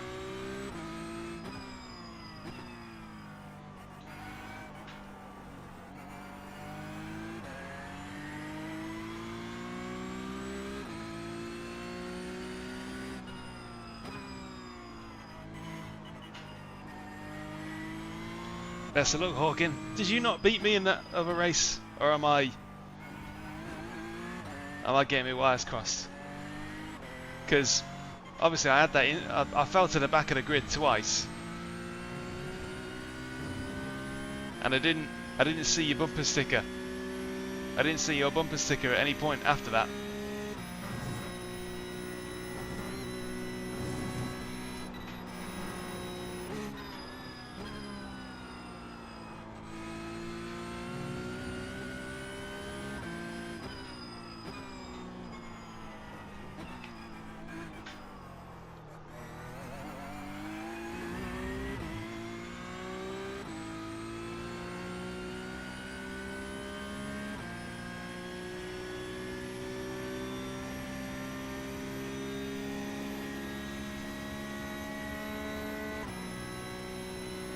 Ah, dear.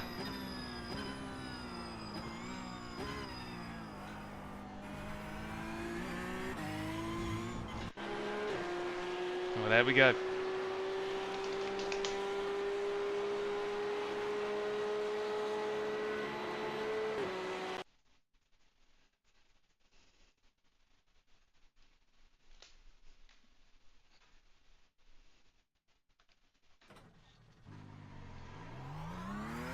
Track's clear. Push, push, push. We have 2 laps. Let's get this done.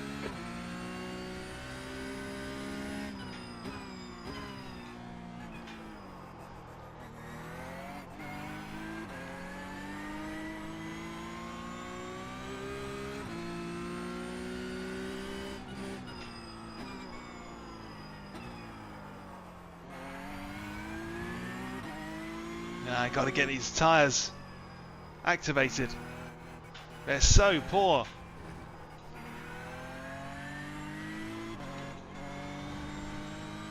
But it don't take long for them to get there.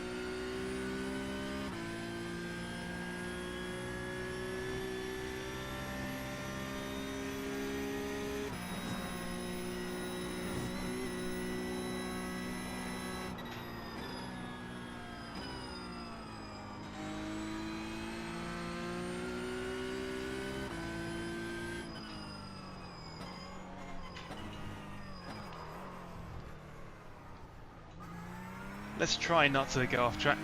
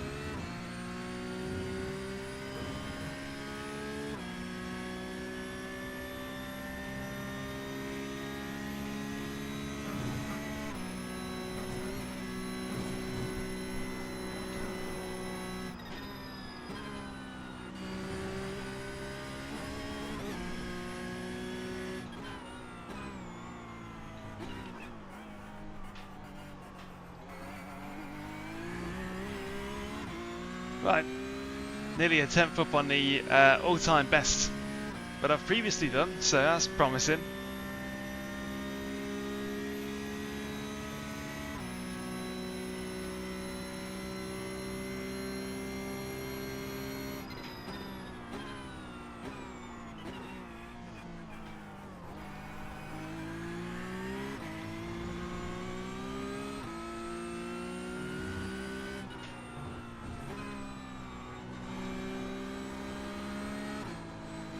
Oh no! Oh dear me! Oh man! A huge understeer out of that last corner. That's crazy. Has just done a 146.4 B2. Never mind. The guy ahead's last lap time is a 147.7.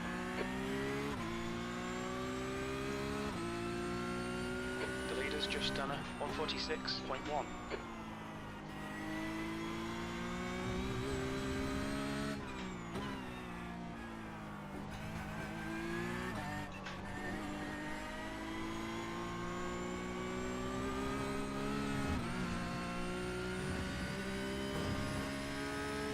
I think the track is just pretty grippy. But yeah, if I'd have let that stick. Sector 1 time was good.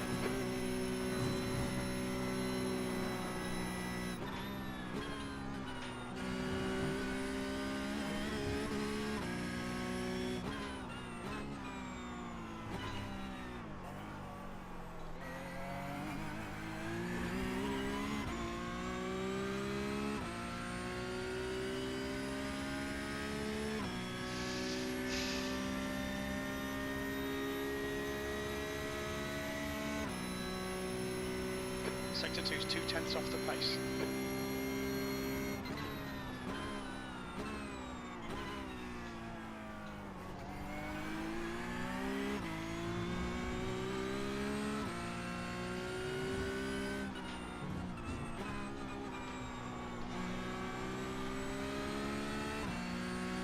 That's it, there we go. Temperature's rising, it's now 29 Celsius. 46.6, that's what that'll be. The leader has just done a 146.0. See where the chips fall. The lap time was 146.6.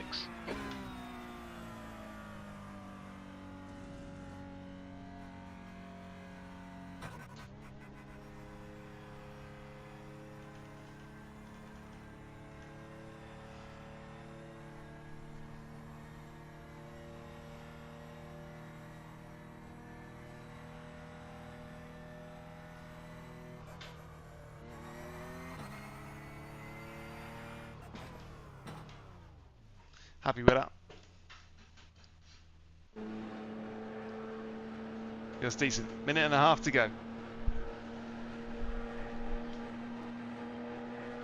Perfect.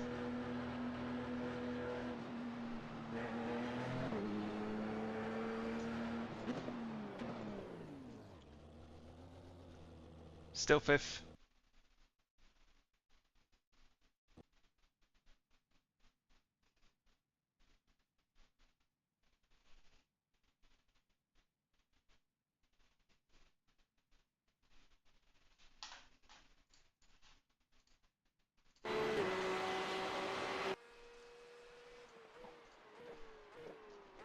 TV static is always a good time.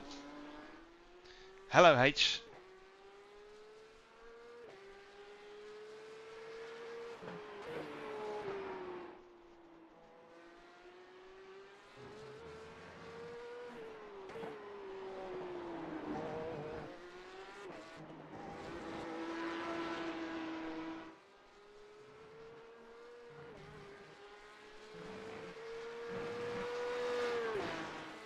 Right, looks like we're starting fifth then. So this will probably result in a super duper stressful race. I can feel it in the air. It's going to be one of them sweating in a testing room kind of races. That's the end of the session, E5. Hey Bookie.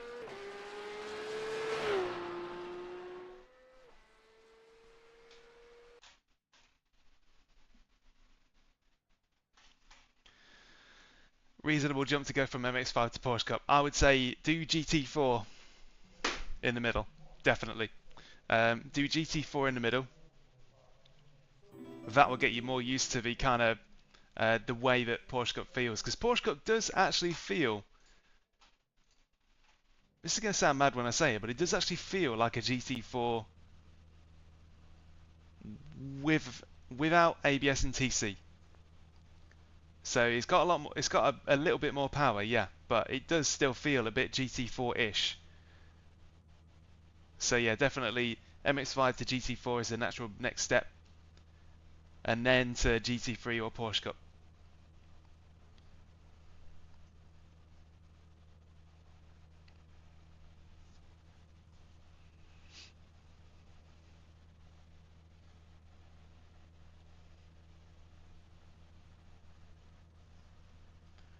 Porsche Cup is generally considered to be the most difficult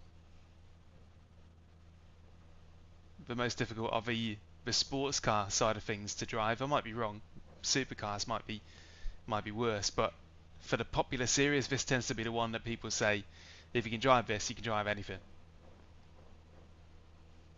Which ain't necessarily true, because experience beats everything else. So if you're experienced in the Porsche Cup, then you're experienced in the Porsche Cup. If I went over to GT4 now, I'd be completely smashed, because other people have gotten more used to GT4. And the same thing in GT3, really.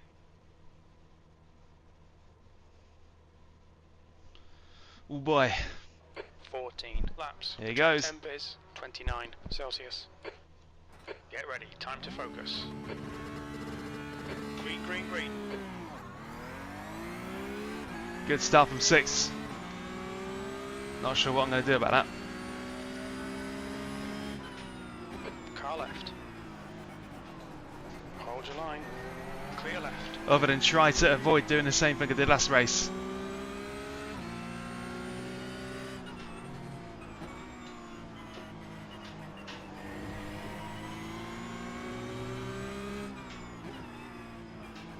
Okay, Daniel, decent start. We can build something from here.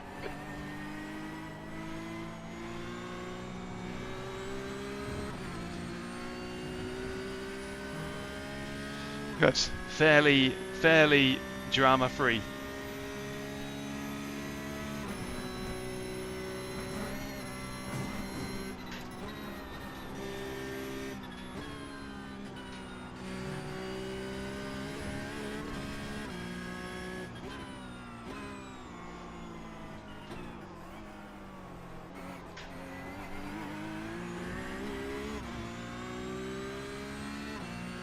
And now begins the sweating.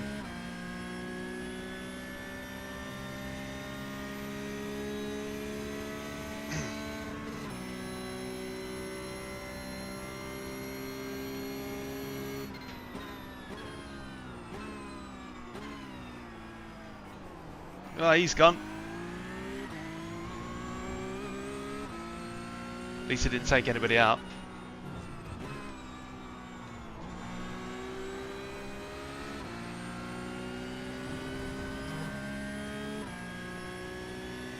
Morning, Ed. Afternoon here. Probably about 3 o'clock.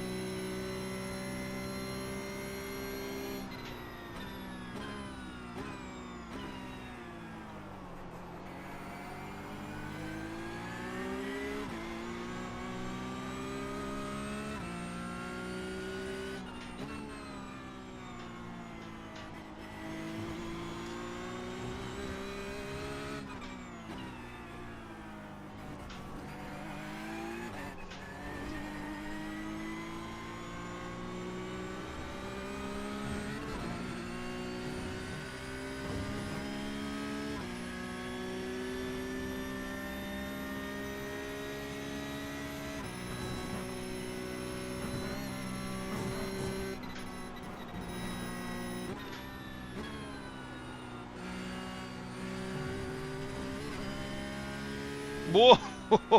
You cut the track. Keep it nice and tidy. Proper little death wobble there.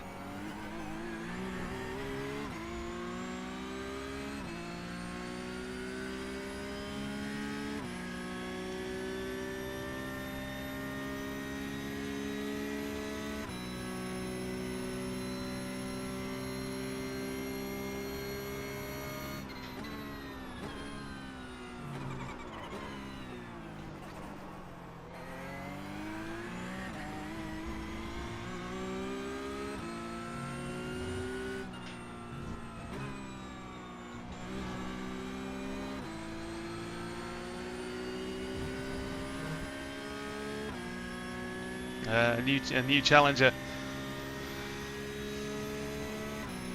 The leader has just done a 146.3.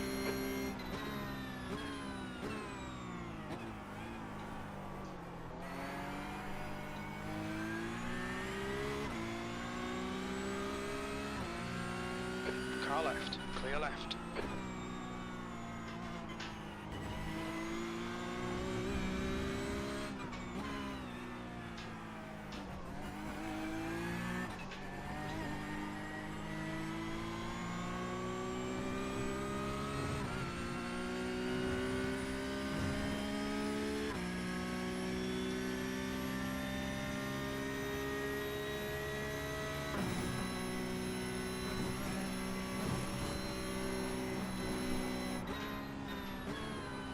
Okay, Daniel, don't let this guy distract you.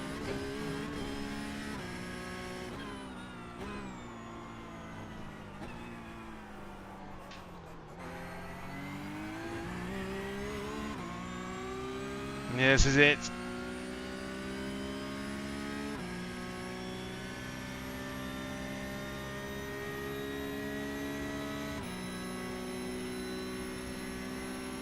Left side. Still there. Clear left. Don't panic. On your left. Still there. Still there. Clear left.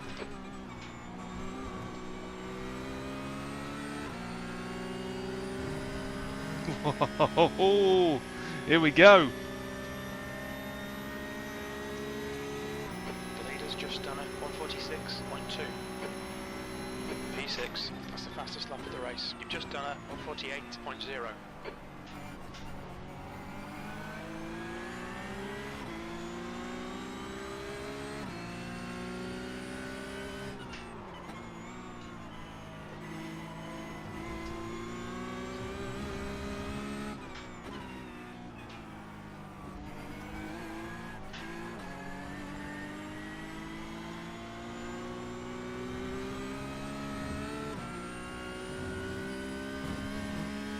That was some feisty battling.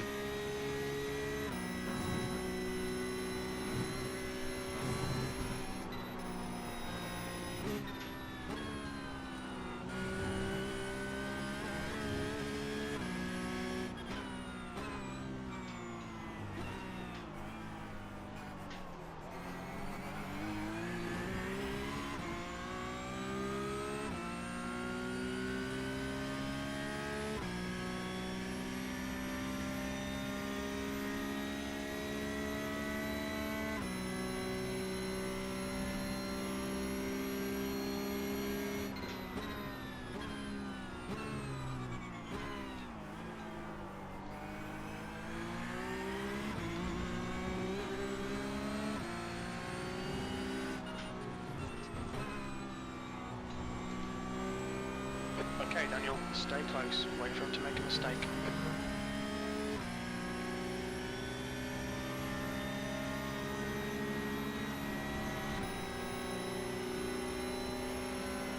That's the fastest lap. Car left. Hold your line. Clear left. Good work, mate. Keep it up.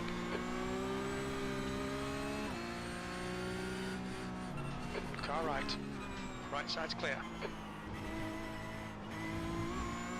Ah, yes, got it back.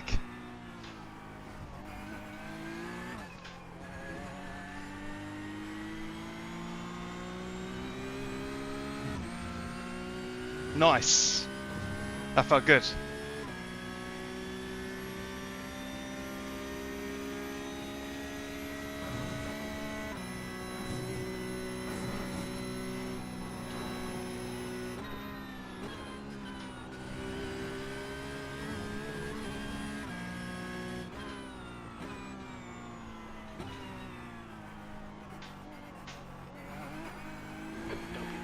Keep your exit speeds up. Uh-oh.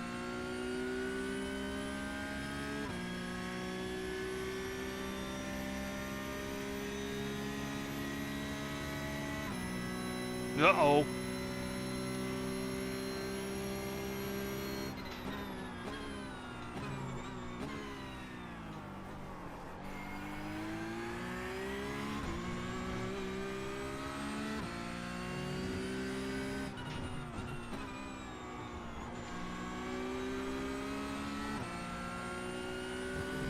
Phew. Stay of execution. Alright, where are we brake bias wise? There we go. Okay, Daniel, keep doing what you're doing. This is spot on, P5.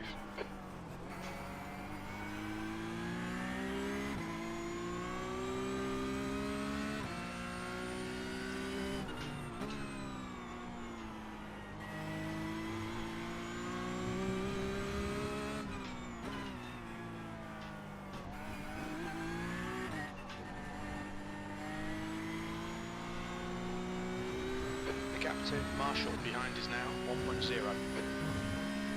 Nice. Starting to drop them.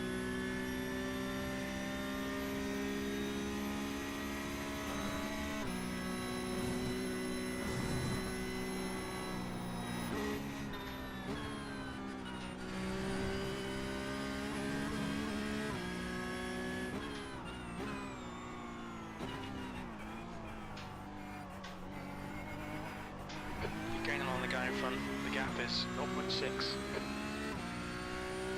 I saw a question flick up the screen about struggling to sort of do sim racing whilst you're a new parent. Yeah, it's tricky.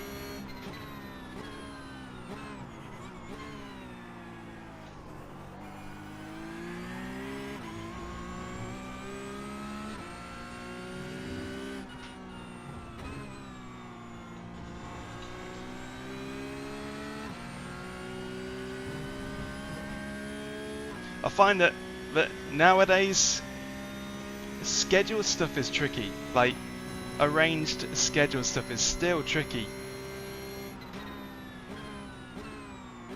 And like my child is 2, and I personally still find that difficult to kind of navigate. Like you might have booked something 3 weeks in advance, but then they'll be ill, and it just kind of makes things more difficult.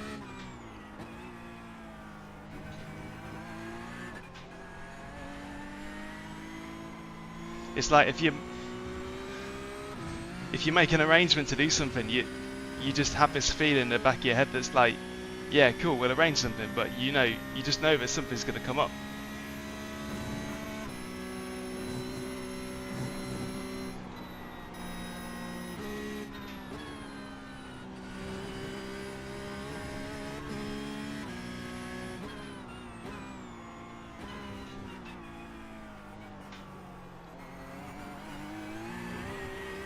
We need to be in front of this guy.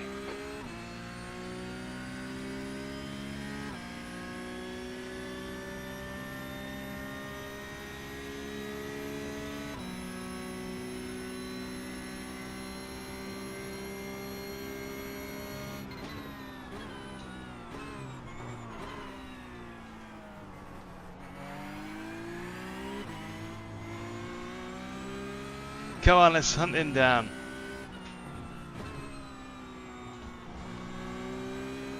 The gap in front is now 0.8.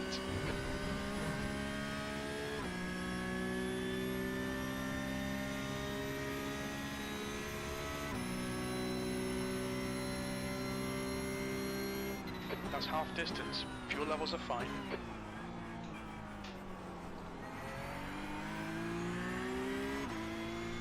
Whoa!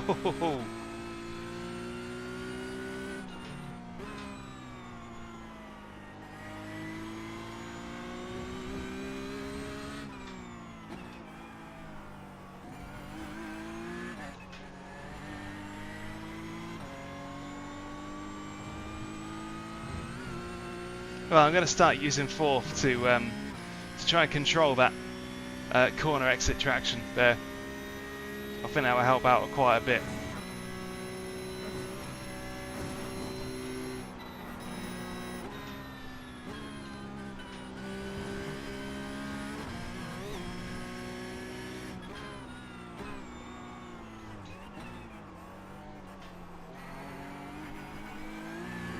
Okay, Daniel, keep piling on the pressure. He'll make a mistake.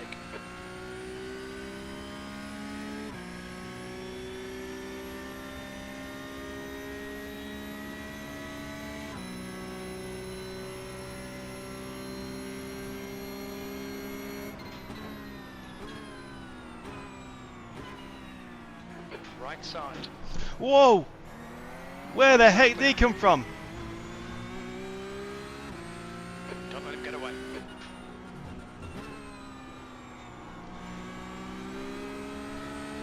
Yeah, thanks for using my car as a battering ram, mate. I bet he ain't gonna give that back, is he?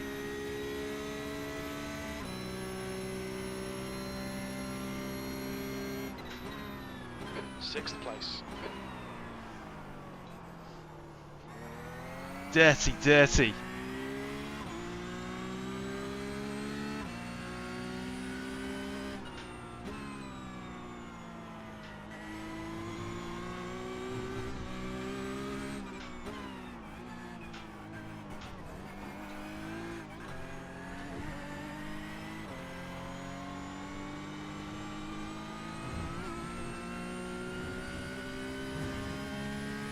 That was completely out of the blue. That was.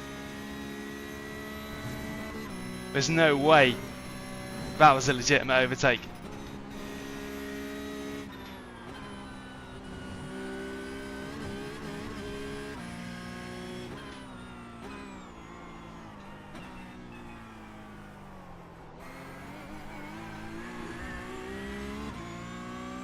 I will eat my socks if I look back at that replay and it was actually a valid overtake. Keep searching, you'll find a gap.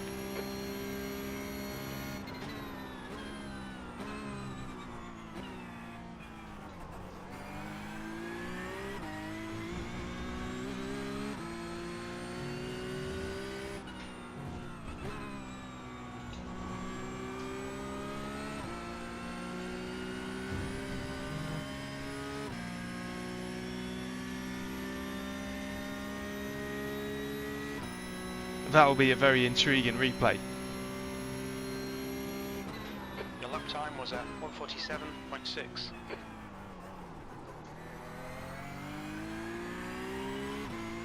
I'm going to preserve my rear tyres because I get the feeling they're going to come in handy soon.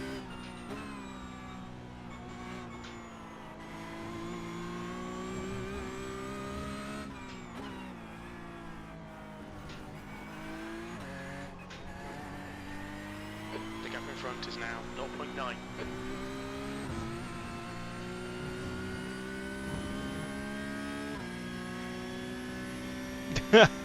Yeah. Like there's no way. I mean, bye-bye A license. Yeah, I'll just do some more GTEs to make up for it.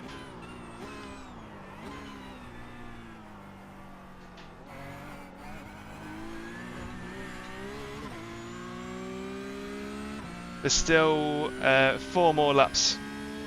Once we cross the line, 4 more laps for these two to get into some trouble. Anyway, welcome Dave.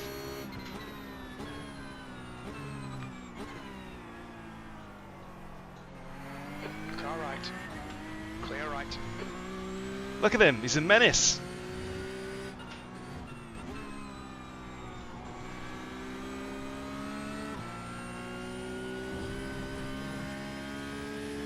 Right, it's now my moral responsibility to get him. The car behind is reeling you in. The gap is now 0.5. P5. Sector 1 is 0.6 off the pace. Sector 2 is 0.2 off the pace. Sector 3 is 0.4 off the pace. Maybe he really needs a toilet and he's just trying to get this race over and done with as quickly as possible.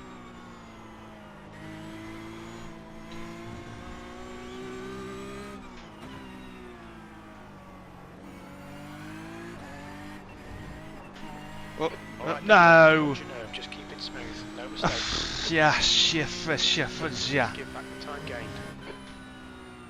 Car right, clear right, push now, the guy behind is catching. Come on, don't let him get away.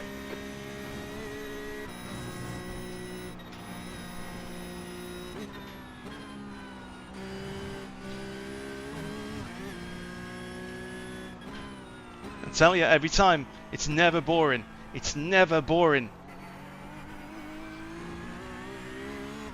This is why Porsche Cup will just continue to be the ultimate stream car. Love it. Such action coming up. Yeah, these two are definitely gonna. These two are not settled at all in the slightest.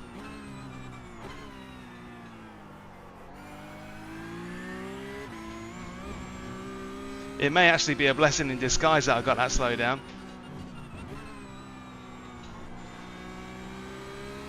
The gap ahead is now 1.0.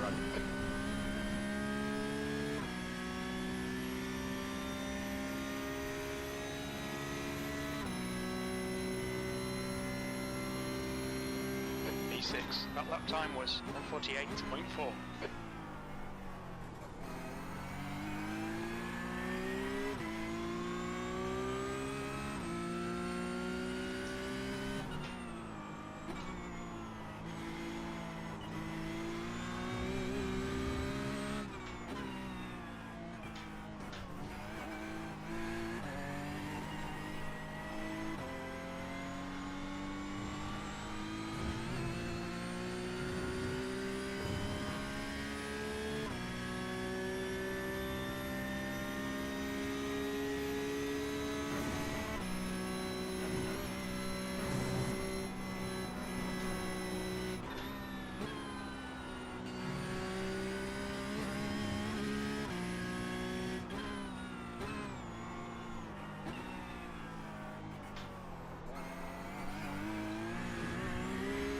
Come on, come on, come on, come on, come on. We're gonna see something now.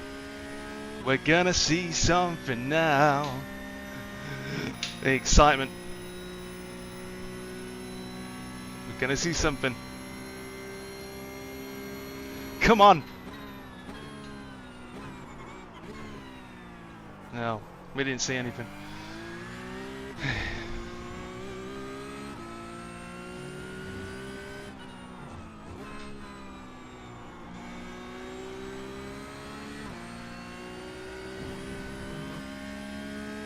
Go, go, go.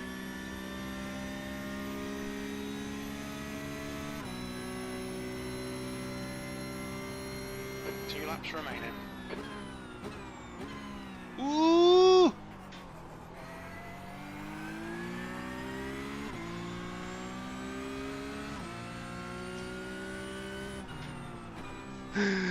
Yes, yes, yes! Look at this!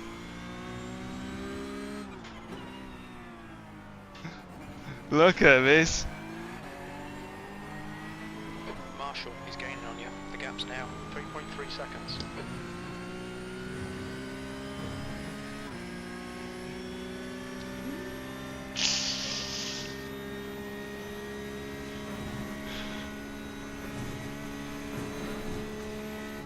Oh, what a beautiful pass.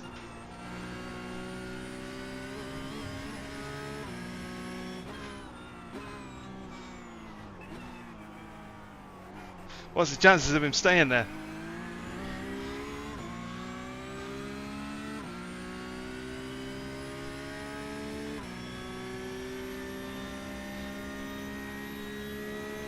Slightly concerned for these two.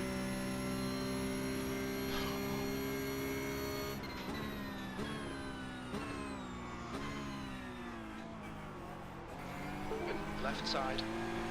Clear left. What the f...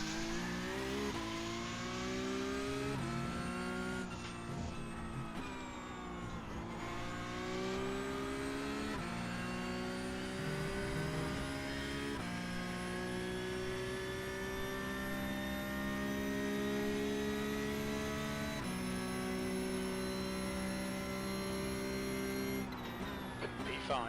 1 more lap to go.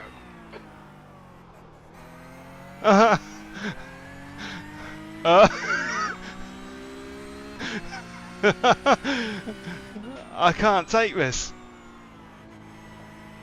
You're damn right there was a discontinuity.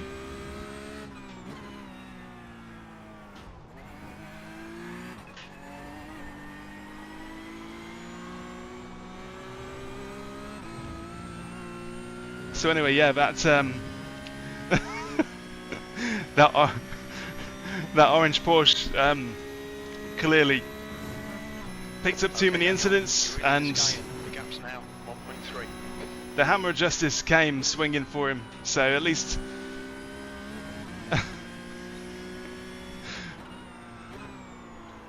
oh god, a lockup would be the last thing I'd need right now.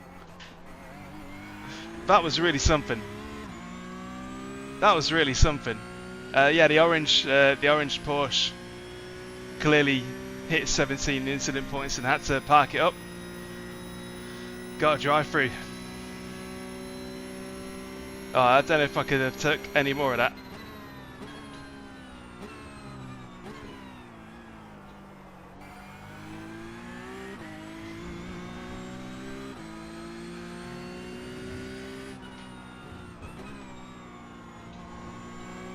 But this race has left me with more questions than answers. What the heck was that?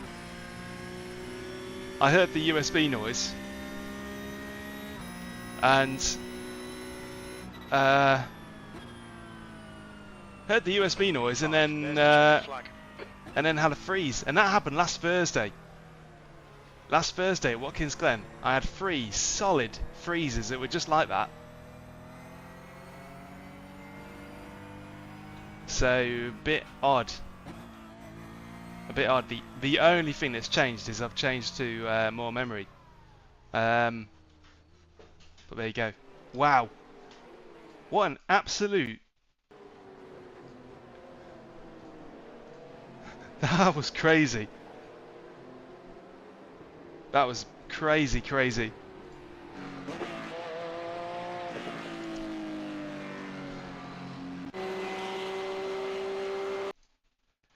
This is why I switched to shorts between race 2 and race 3, because I'm absolutely boiling.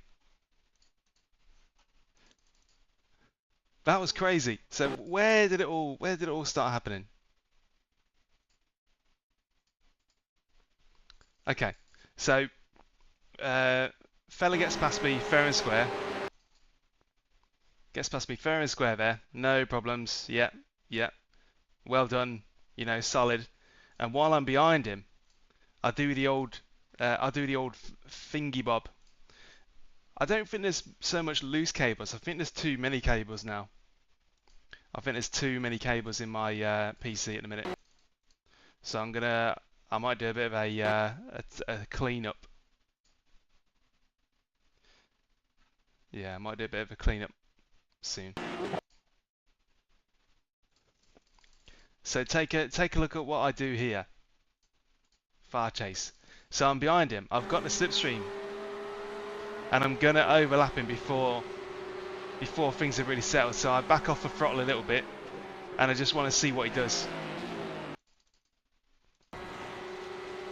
I back off the throttle a little bit. I want to see what he does, and he does go back onto the line. Then watch what I do on the next lap. This is when I overtake him. Straight in the slipstream, back off the throttle a little bit. I think it was a bit further back. Yeah, just a tiny bit. Got to run on him. I don't want to pull alongside. I want to wait and see what he does. And I actually showed my hand a bit too early there, but I couldn't quite see the distance markers. But that was it. Job done. Outbraked. And place taken. And then it all settles down a bit. And what the heck happens here then? What on earth happens here?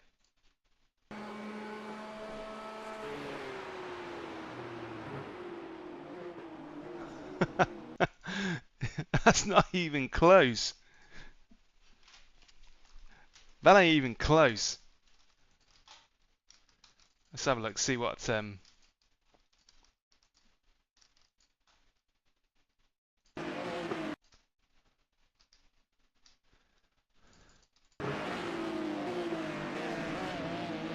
I mean, there's no lockup, but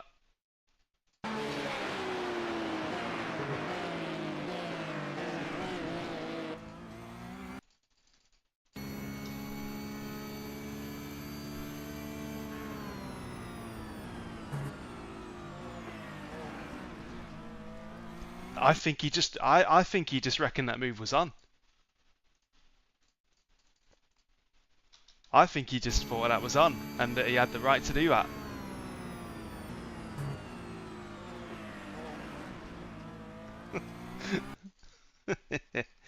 Yeah.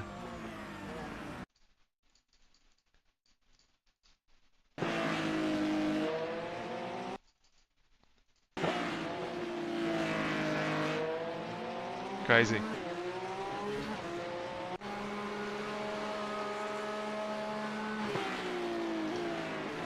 And then what happens? So there's a bit of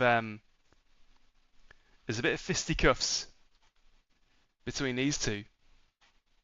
Eventually,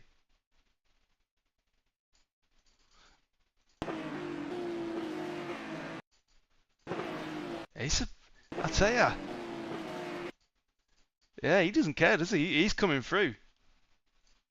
He does not care.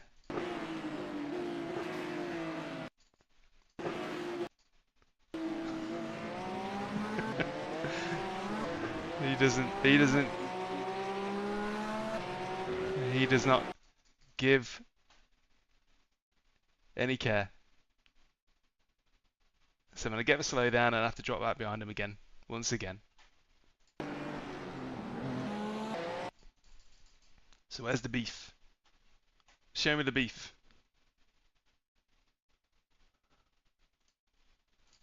There we go. These guys have a lovely little battle through there.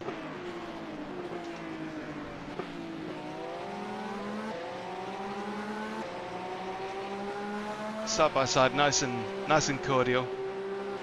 Little switch back. Oh, I mean, was there? Yeah, nice little switch back, but he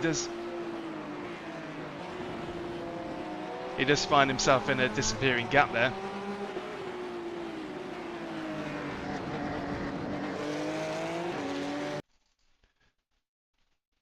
Really good stuff, and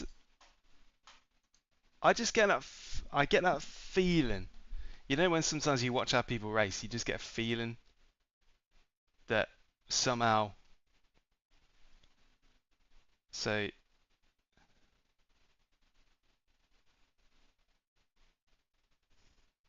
yeah, knew it. I knew it. I can smell them. I can absolutely smell them. I can just tell by the way they drive, and by the way they conduct themselves. I can just tell them he's a Carter. So if you look up Jendel van Tielen on Instagram, got a profile pictures of like a GX kart. So they're just cooked in a lab that produces the most aggressive but hard racing. I can't, you know, I can't call it dirty. It's just really tough and hard racing. Like on reflection, that replay, the replay of how he passed me it felt way worse than it looked. I was just caught sleeping by that, and you know, ultimately I just did not see him coming. So he had me.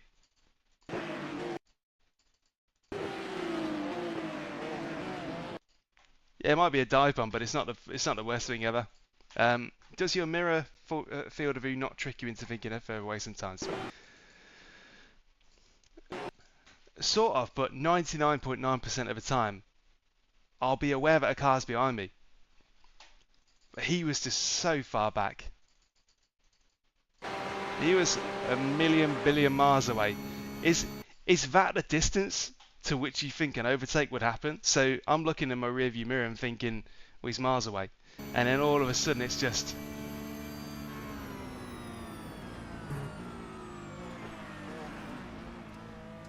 Yeah, he made space for himself, but as I say, context is necessary.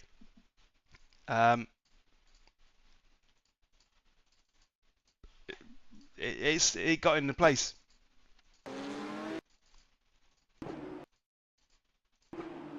It got into place. He's a fair way alongside me, right there.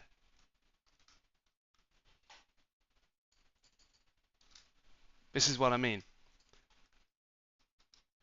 He's got a lot of car alongside.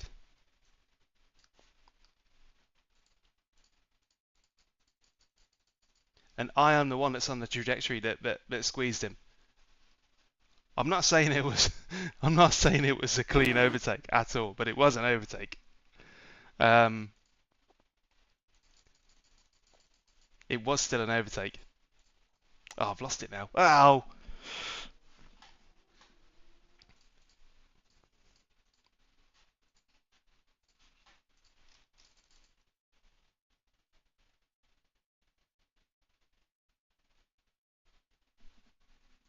Like it or not, although it was like from a million billion miles away and contact was made, at the time of the contact, I was the one closing in on him because I didn't see him coming. Did not see him coming at all. So, yeah. Yeah. It is a dirty overtake, but I think it's just, I reckon that's just within the lines of being okay. But only just. Like, only just. But,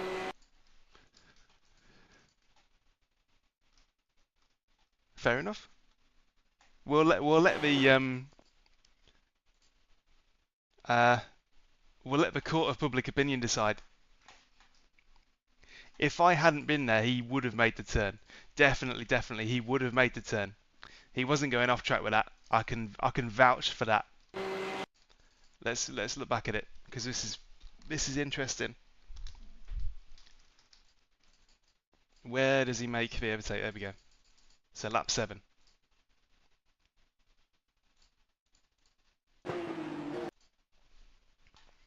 He would have made the turn. 100% he would have made the turn.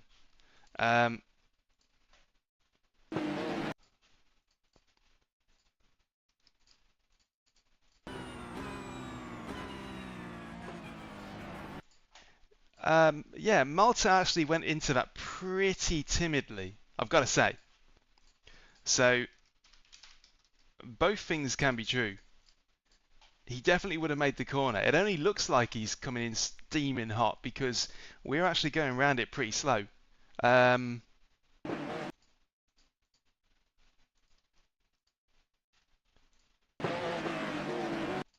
me see. Malta's apex speed is 86. But what would mine be on a clean lap?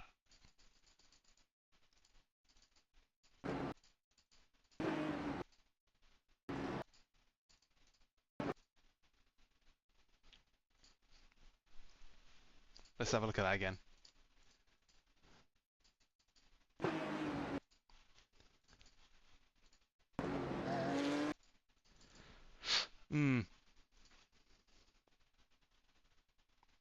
Let's try from another reference point. I'm trying to see a rational explanation as to what happened.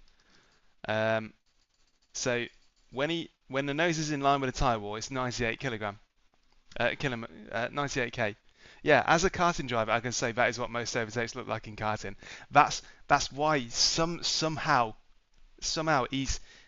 he was too clean and skillful in the actual driving to make such an error by mistake almost. It felt like it's just the way he is, and you can kind of tell when somebody does racing for real because you can't just go around sprinkling confetti over all the corner apexes like sim racers tend to do. I'm guilty of that. When you're doing it for real, you kind of got to get your elbows out, especially in karting where opportunities are scarce. So it makes sense. So 98k when in line with a tyre wall. But what about lap 8?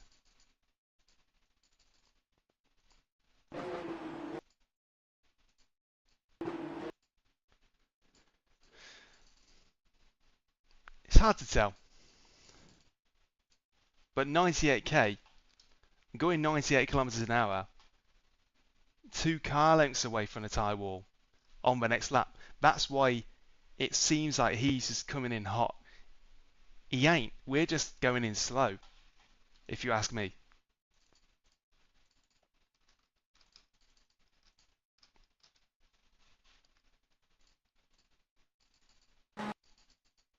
That's my judgment anyway.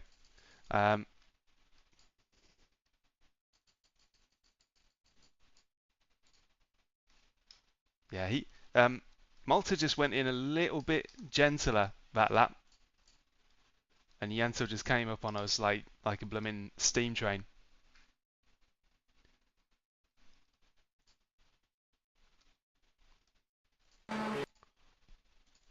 And what I can learn from this is basically to, I guess, just keep one eye on the mirrors at all times, because that's the furthest back overtake I've ever seen. I have never seen anybody overtake as far back as that. So kudos. And on reflection, when you look at the replay in detail,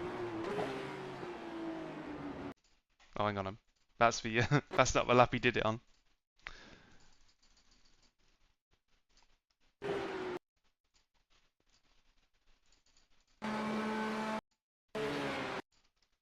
So velocity. Let's have a look at this arrow. So what's his velocity when he 2 litres remaining. when he's in line with the board? Well, we've been analysing this replay so long that iRacing has closed the network device. Okay, so it's going 214 on lap 8.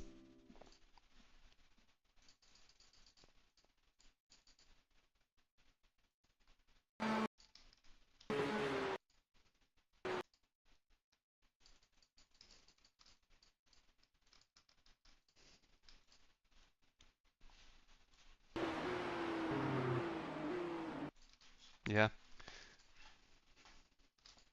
Can't whinge. Not really. Contact was made, and it sucks that contact was made, but can't really complain about that. It was a mighty, robust overtake. That's all it was. Okay, cool. Next and probably final race is coming up shortly.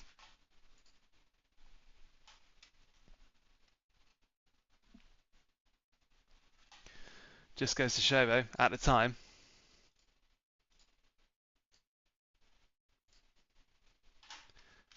your judgment can be slightly wrong. Or it pays to just reserve judgment until the very end. Don't go nuts thinking that you're being hard done by.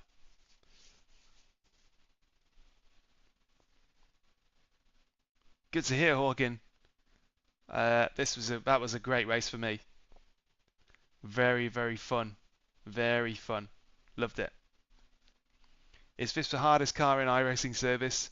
I would say that this is the car that never ever feels comfortable. There are other cars that are equally as difficult, I think. Like Super Formula can be pretty difficult.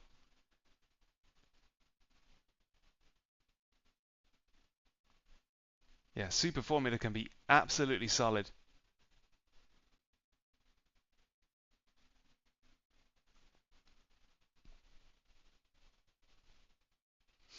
I had a stint of loving Super Formula, but I've not been back to that in a while.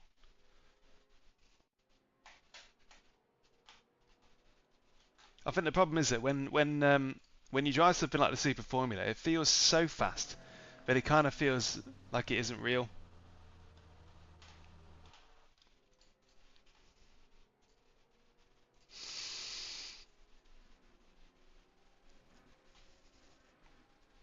Like it genuinely does feel like you're just playing a game when it's Super Formula. Ruiz, 204.5.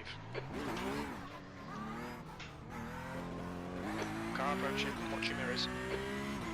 The leader has just done a 156.9.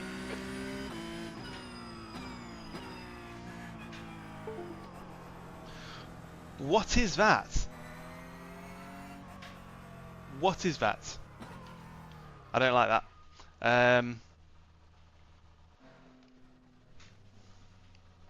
Track temperature is increasing. It's now 29 Celsius. What is doing that? I need to have a look and see. I think there's just too much stuff. I'm just gonna have a little route around and just try and disconnect stuff that doesn't need to be connected, because that's really disconcerting. That's a new fastest lap for Nascimento, 149.4. What could it be? What could it be? Oh, I'm really regretting this blooming rat's nest of a sim rig right now. I'll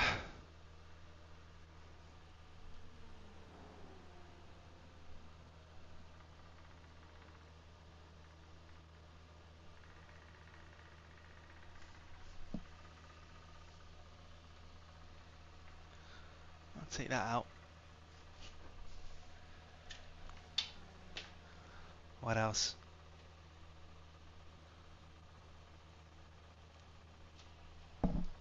Oh.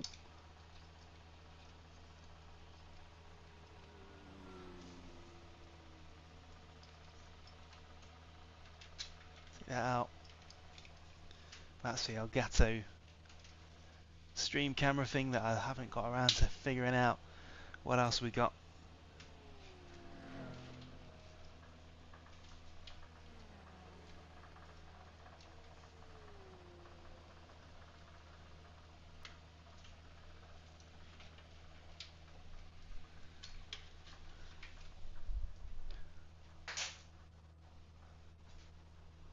There's actually a lot of stuff that is legitimately connected for a specific reason.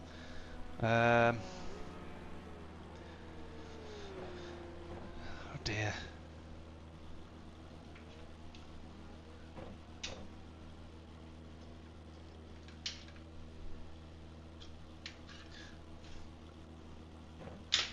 There's also the possibility that it's got nothing to do with the USB.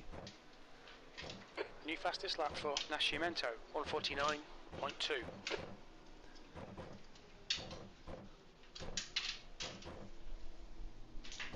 Could be power draw of some kind.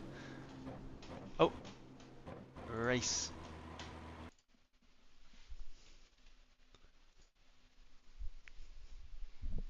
Yeah, could be a power draw of some kind. Maybe the active pedal has tipped it all over the edge, because it never happened before.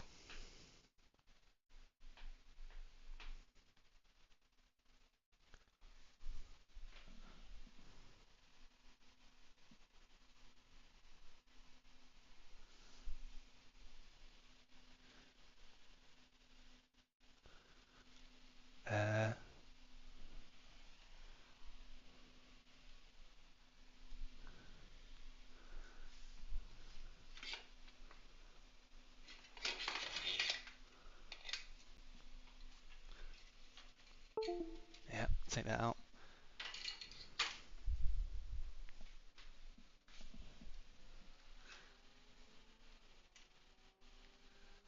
Right, I've slimmed down on a few things, but that's still really worrying. Oh, can't get through that side either.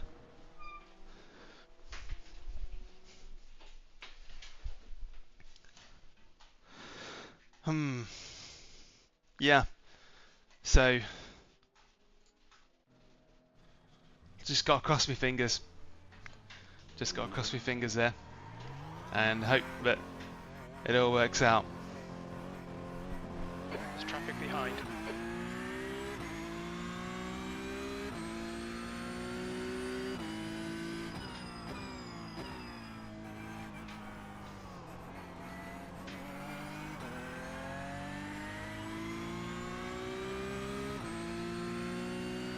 The track temp's increasing. It's now 28 Celsius.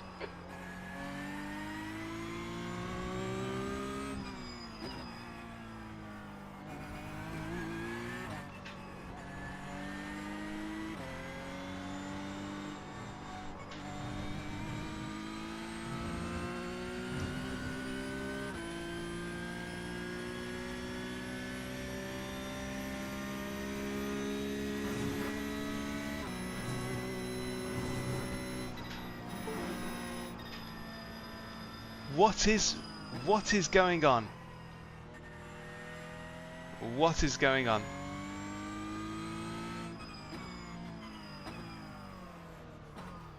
Right. What is happening?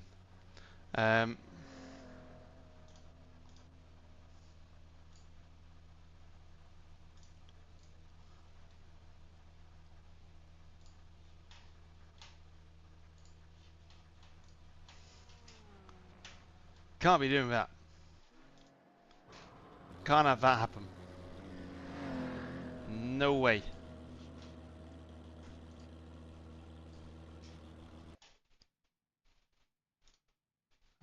Quit. Exit. Exit VRS, the DirectForce config tool, because we don't need that right now. Exit Discord.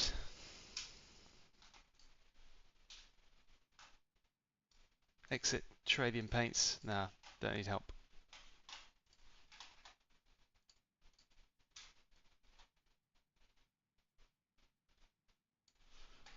That's very, very odd.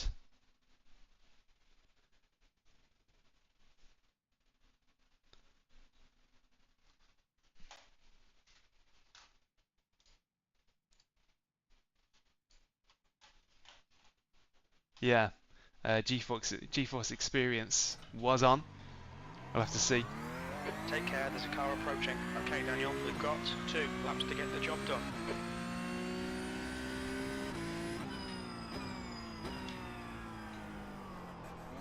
If it keeps on happening,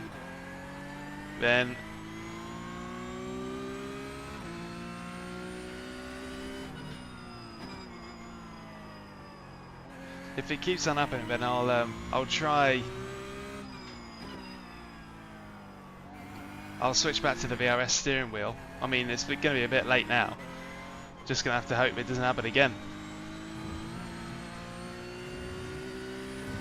But there's a screen on my steering wheel, and that doesn't seem to be affected by it. It doesn't go off or turn on again. Otherwise, I'd be looking at that straight away. I'd point the finger at that without even thinking about it.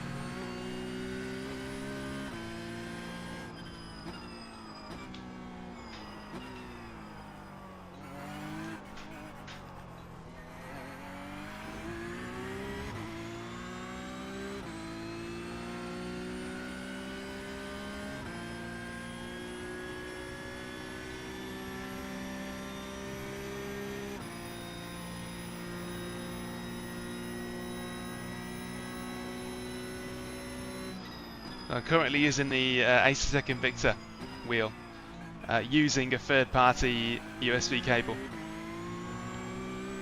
It's been hunky-dory so far, but it might be that if I take the quick release off and look at the cable within on the inside, maybe it's like not quite settled right. Who knows? Yeah, I can hear the USB just indicate. If it happens again, then I will switch to the... I mean, it won't help me much today. But if it happens again, I'll switch to the VRS steering wheel, which can use Bluetooth, so there's no cable connection.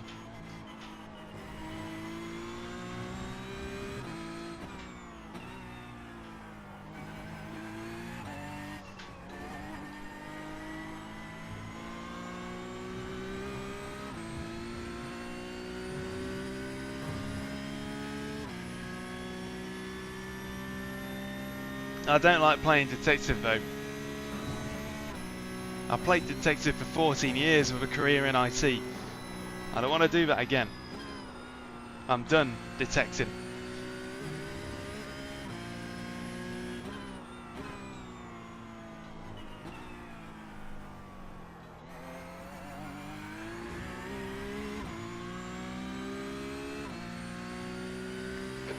Just done it, 146.8. Hey, at least there ain't technically more money, more problems here, because these are review units.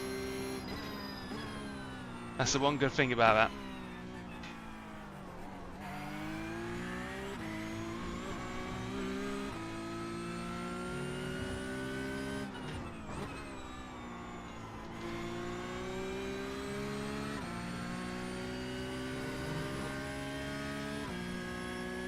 I'm willing to try a few things to deduct it. Like, it never started happening before I switched to 64 gig of RAM.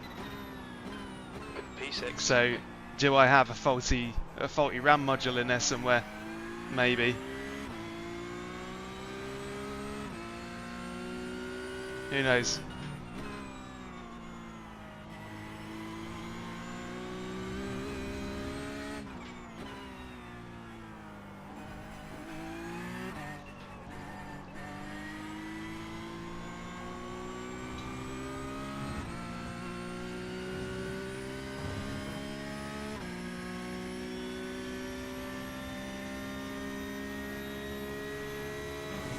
Sector 1 time's okay.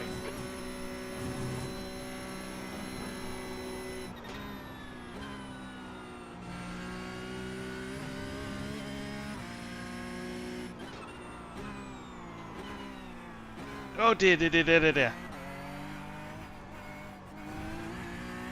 Ah, lost all my blooming gains then. The leader has just done a 146. Lost all of them.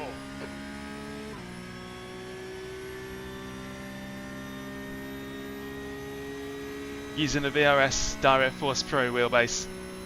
Sector 2 is 0.8 off the pace.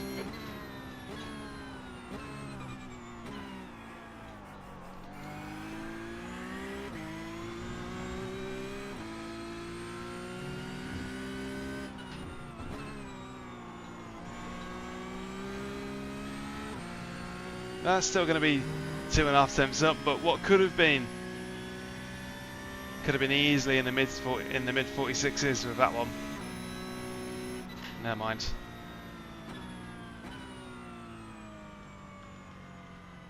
It ain't the worst in the world, but it could have been better.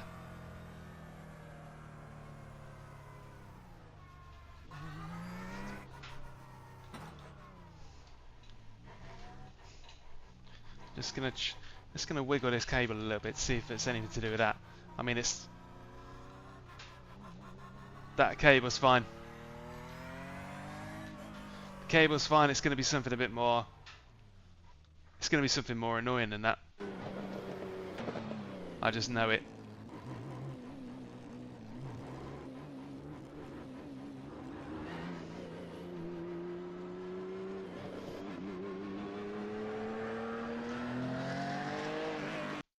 The thing with faulty RAM is that it can make all sorts of weird stuff happen.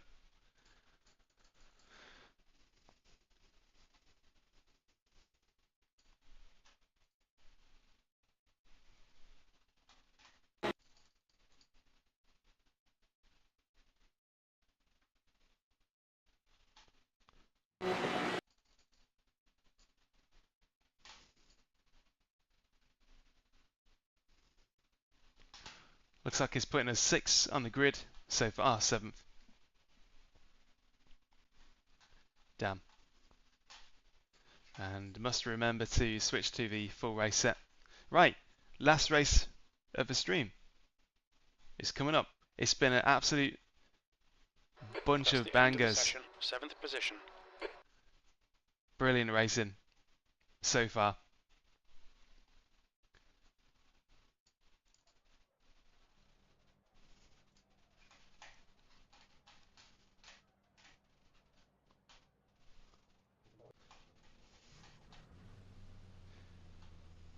We've got Mackie Vad in the field,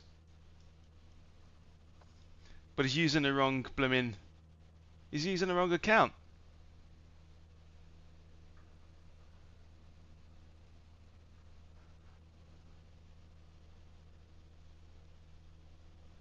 Yeah, low iRating guys send it so good on Porsche Cup Series. Yeah, I think the thing with that is that Porsche Cup's kind of an all or nothing thing. You get a few good results, and then you get one complete disaster because it was so like just a bar brawl. So it's like they're better than their iRating implies and their safety rating. Like, look at all the C's and B's. These people would be A's if they stuck to series where people had a control of their emotions. Here we go then, target in sight.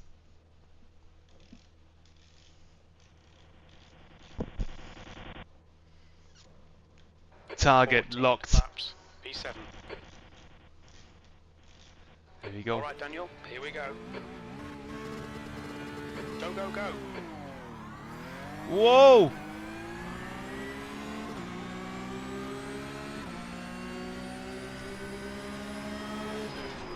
Left side, clear left, car left, clear What left. on earth?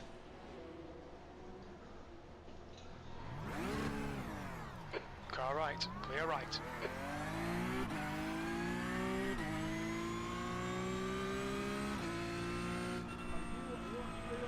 Awful start, mate, but don't give up.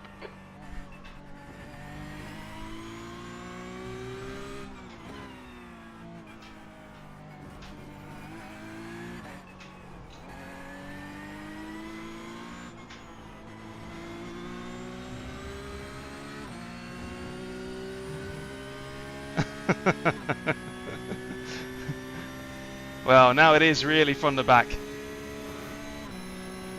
There you go, Bobby. You take credit for that one.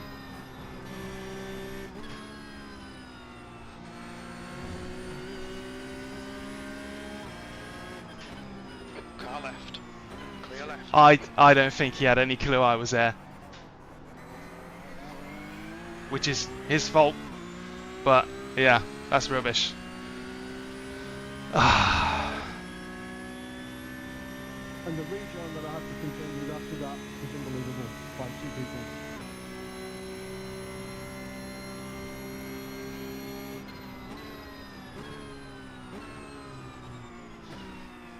Well, there's no way I'm leaving that as the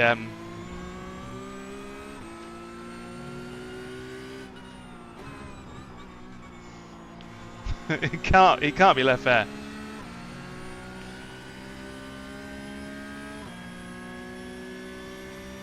We've been denied.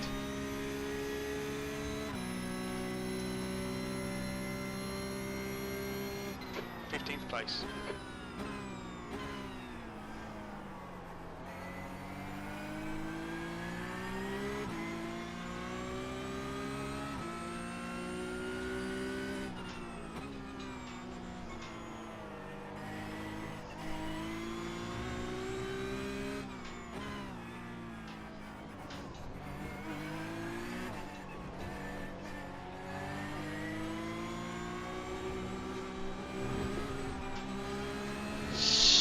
Jesus. Left side, Oh yeah, you reckon, do you? still there, clear left. Come on Daniel, don't let him get away. This is why I said to you, iRacing means nothing in Porsche Cup. It just doesn't.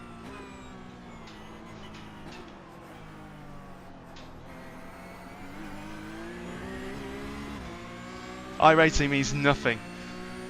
You are going to get lumped and battered, no matter who you are. That's what makes it so entertaining.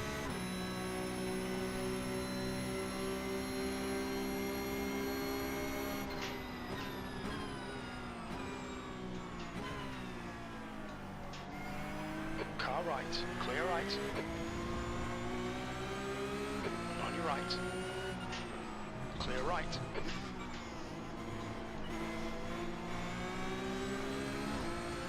The leader Come has on. just done a 146.8.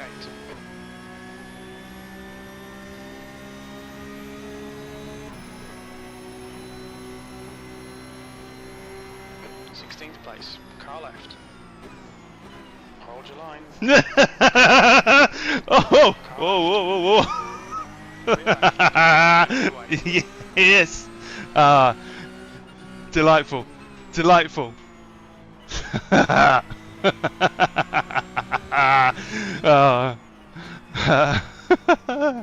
Unhinged. I've been waiting for a chance to witness that exact thing.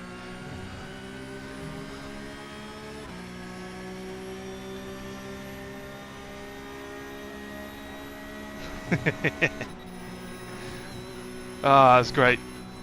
That really is really good.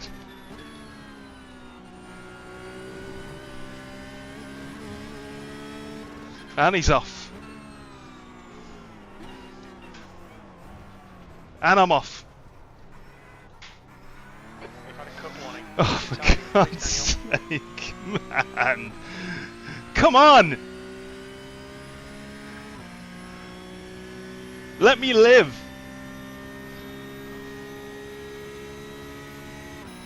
It's alright. Still loads of time. Still loads of time.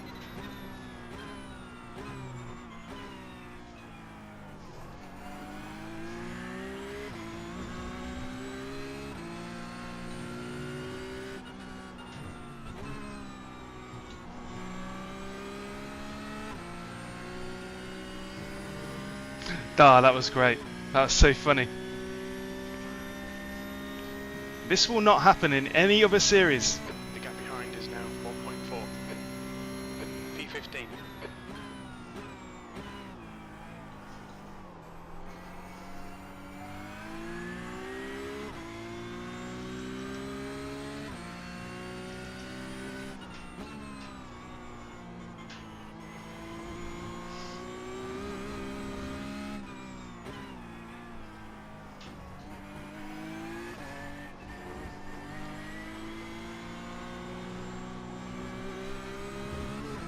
These rears are on fire already. The gap in front is now 0.6.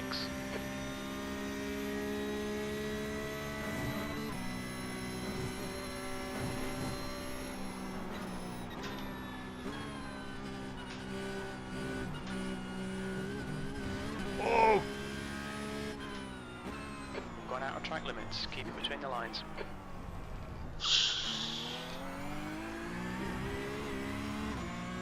Car left. Clear left. Doesn't want to turn through that corner at all. What am I doing? Oh yeah, brake bias is too far forward for that.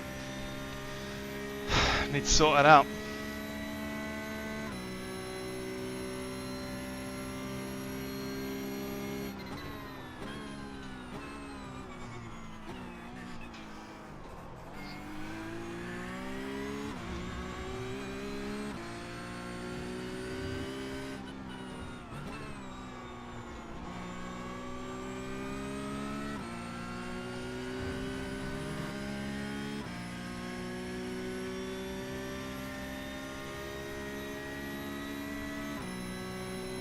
Whoa, where's he going? V14.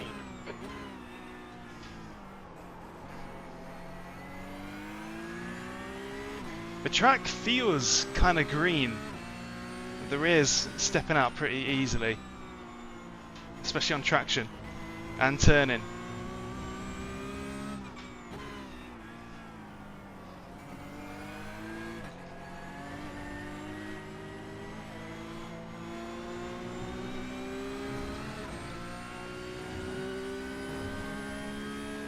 A lot of traffic here now. Somebody needs to cut through.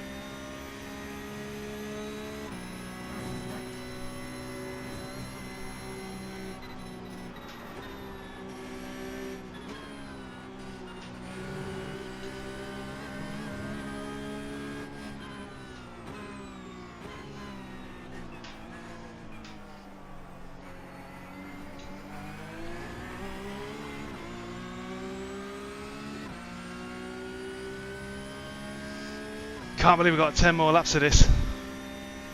Or 9, roughly.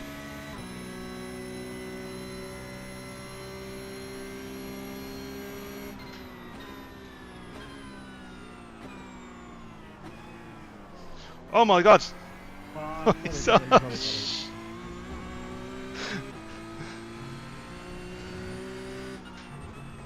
Can happen to the best of us. Go on, buddy.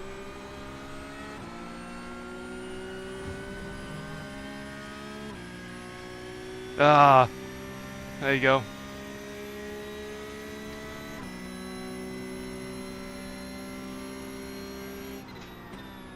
P11, fastest lap. That lap time was 1:48.8.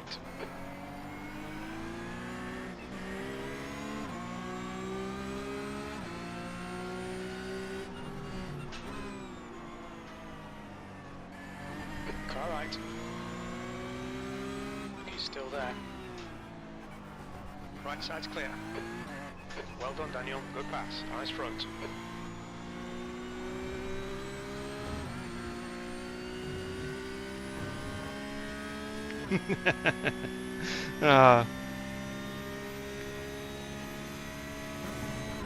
Hey, you never know, it might.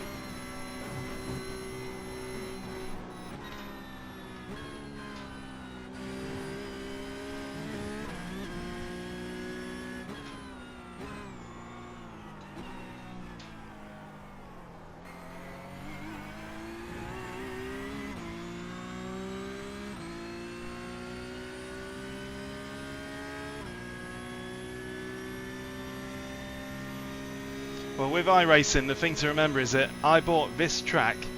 This track is now free, I'm told. But I bought it back in 2010. So I've never had to re-buy this track. You know, so once you buy something, you've got it. 146.7.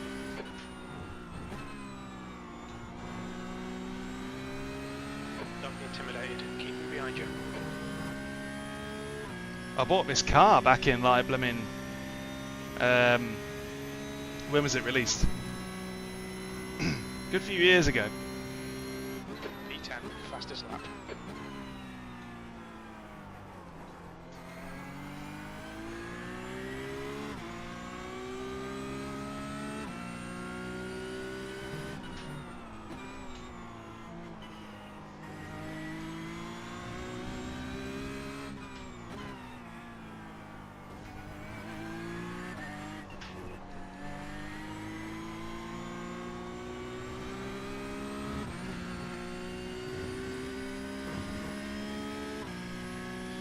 What an absolute experience.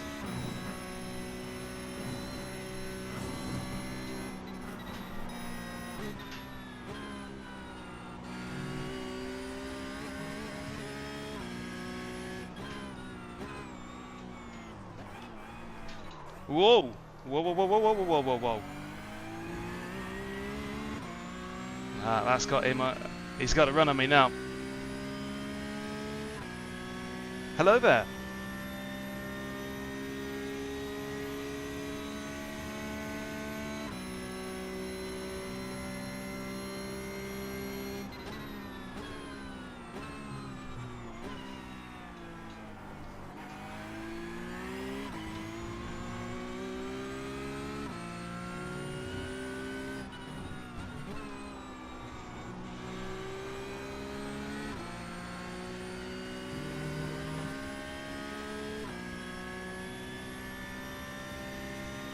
The simple fact of the matter is that if you're watching this and you don't get this type of experience on whatever you're currently driving, racing, whatever, then that's your reason to join.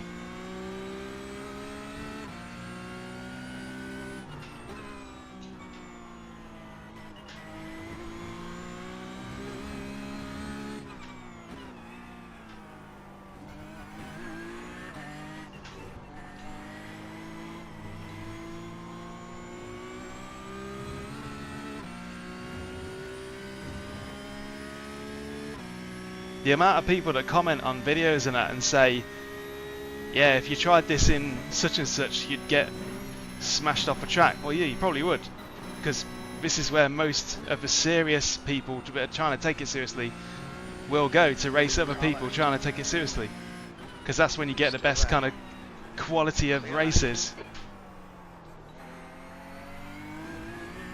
Okay, Daniel, don't let this guy distract you. On your right.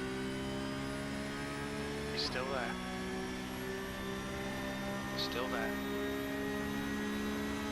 Still there. Still there. Hold your line.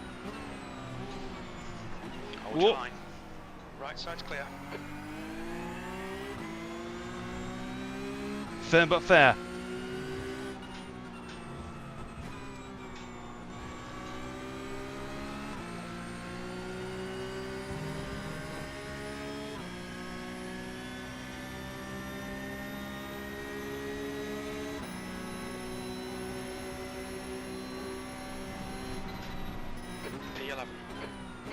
Far right. Clear right. Oh, if only I'd have hooked that up, that would have been a perfect switchback.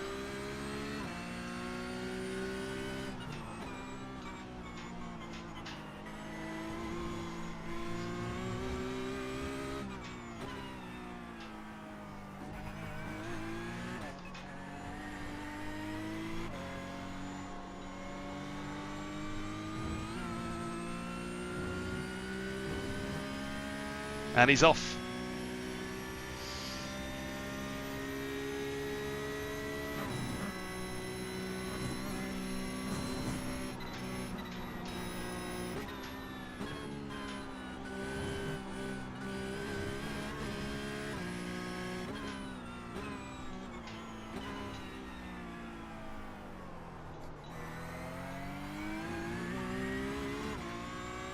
Here we go.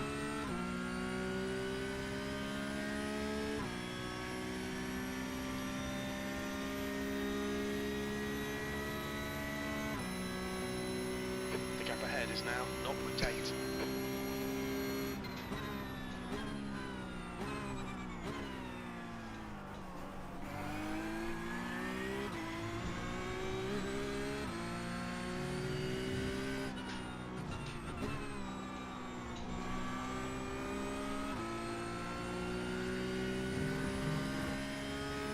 Petition to double the length of Porsche Cup races. They just need to be longer. Why would you stop this? Why would you interrupt this pure Just done a madness? 148.0.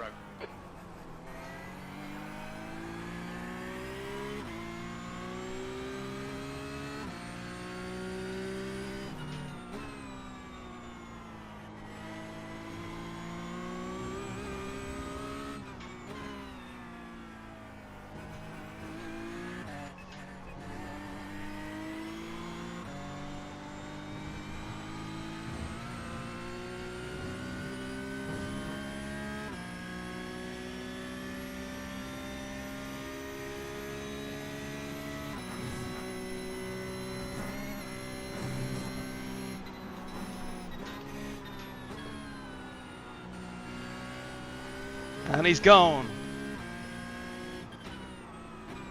Right side. Still there. Clear right. The gap behind is now 4.4 seconds.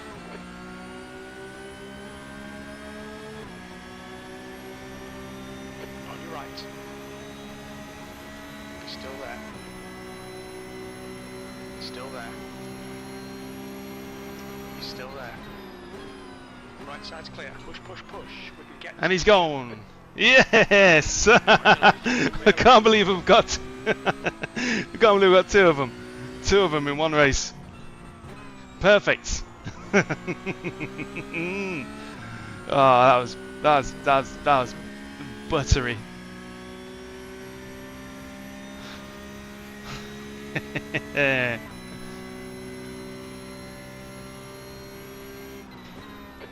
Position.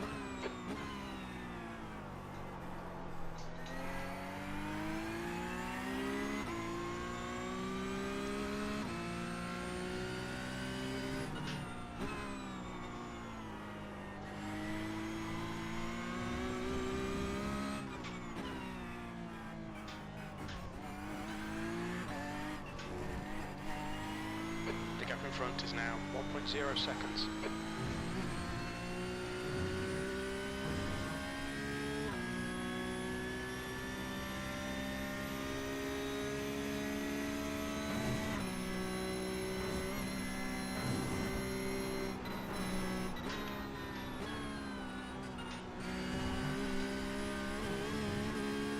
I knew something was missing. I need my delta.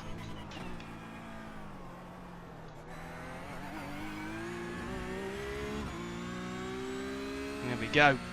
3 more laps. Once we cross the line, there's 3 more laps to go.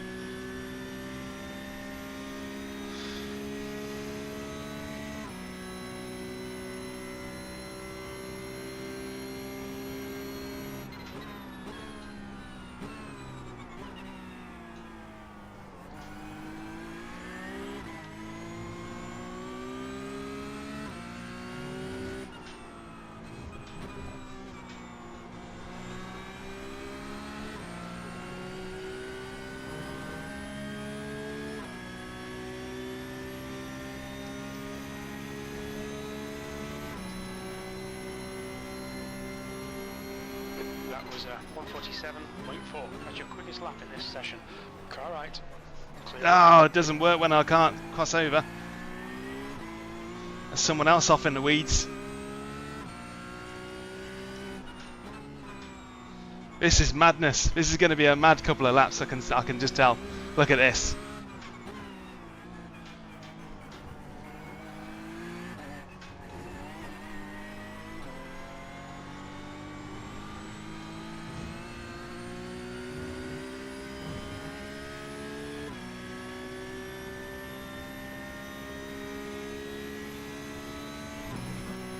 Ooh. Look at this.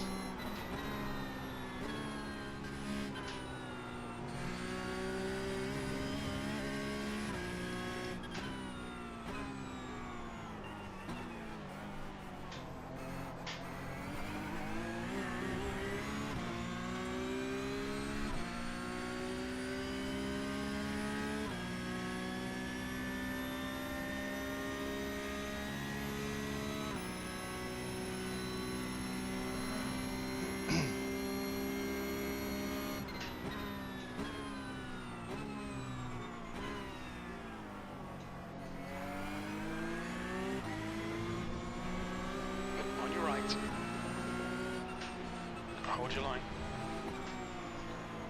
Hold your line. Clear right. Ah! Back the wrong horse there.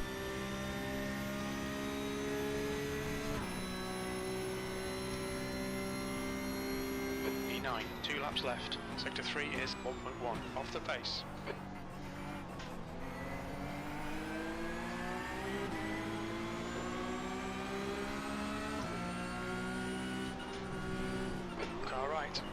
Right side's clear.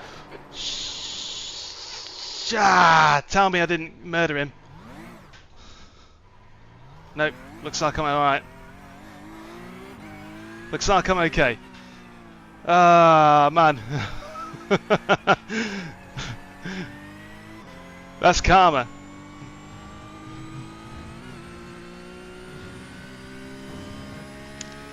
Damn. Damn, damn, damn.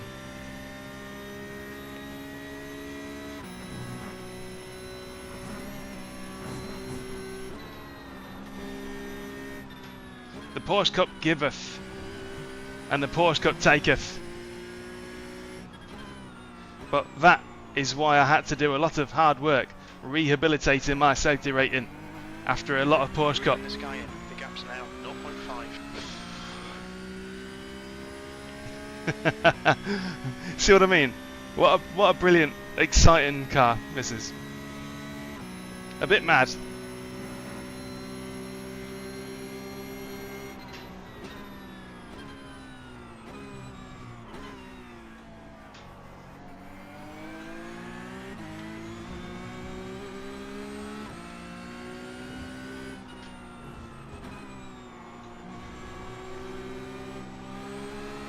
Left side. The problem with Porsche Cup is that I can't help it. I just get, Still there. I get the red mist. So much worse in the Porsche Cup than any other car. I simply do not. I do not want to give an inch when it comes to the Porsche Cup. Still there. He's still there. Clear left. One more lap to go. It brings out the worst slash best in me. It really does.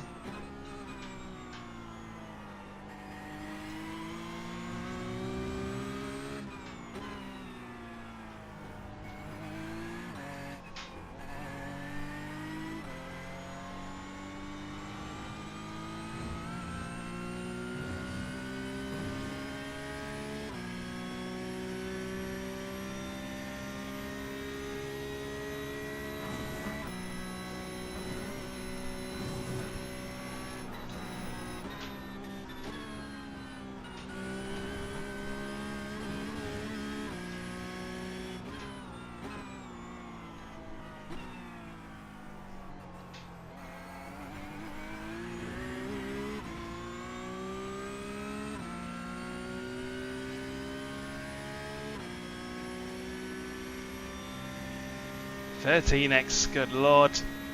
Good lord.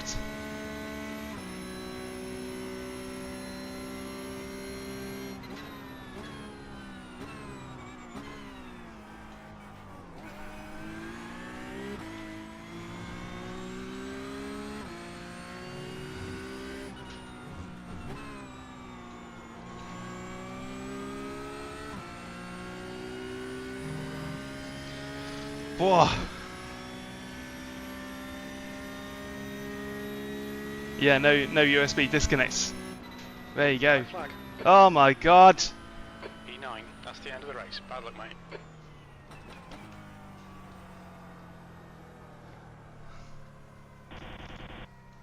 That was absolutely nuts.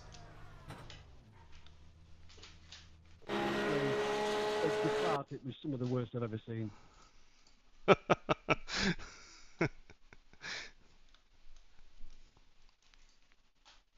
I think I gave as good as I get in the end.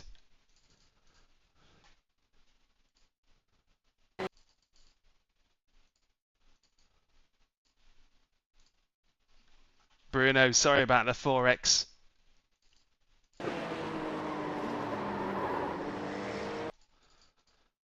Ah.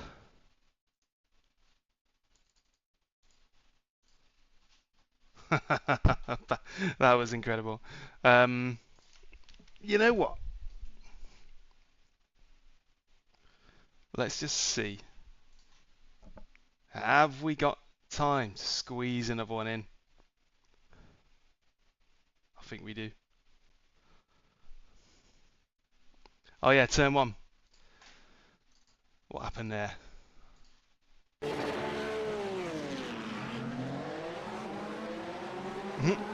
That guy wasn't in gear.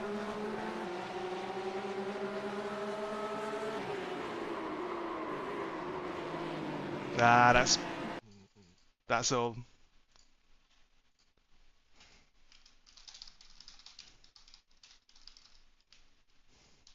We're running on fumes, mate. 2.9 litres per lap.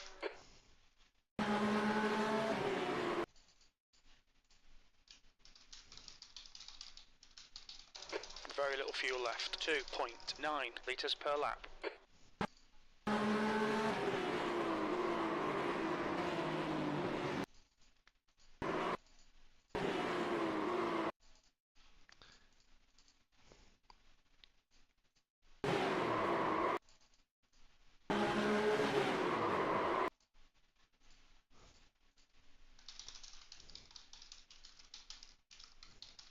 We're running on fumes, mate. 2.9 litres per lap. Very little fuel left. 2.9 litres per lap.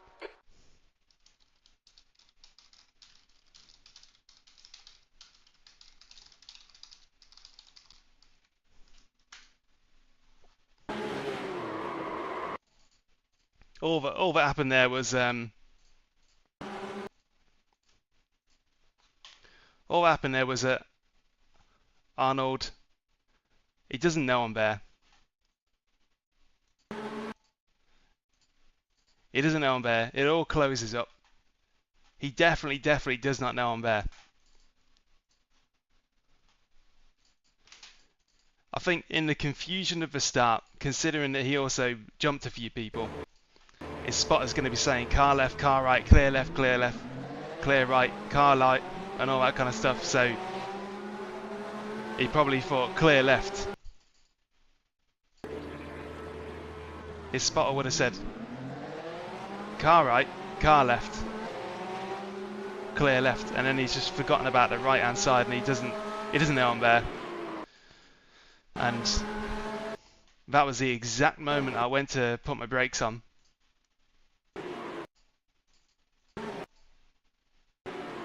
I had no margin at all. No margin for error at all there. So as soon as the car got rocked, it was locking up, and human brain took over and kept it in. Nothing could be done.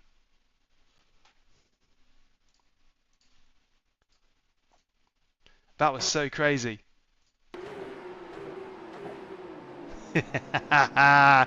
That's the one that made me laugh at first.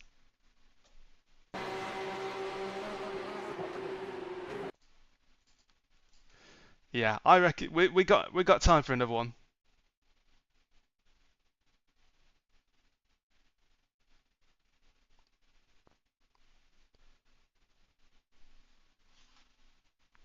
Yeah, he knocks me, but he just didn't know I was there. It's kind of too slow and purposeful to be like intentional.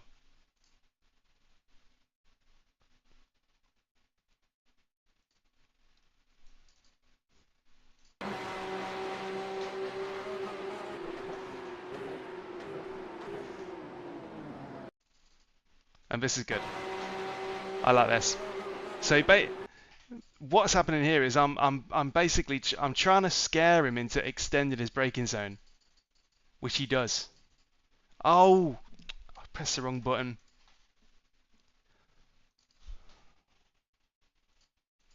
Where are we? Yeah. So by sticking right behind him, he's in his car thinking he's going to move out, isn't he? He's going to move out from behind me, isn't he? He's going to move out from behind me, isn't he? And the more he's thinking about that, the more he's likely to overextend his own braking zone out of fear of getting hit. It's such a greasy little tactic, but it works beautifully so long as you don't miss your own marks, because he could easily have started braking at the 4 point and I would have been the silly one. So it's a risky tactic.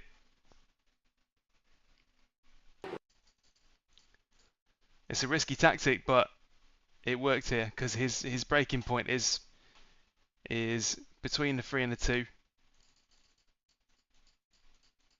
Oh no, it's back there. Let's see what he does on a normal lap. I could be talking nonsense. Can check his qualifying.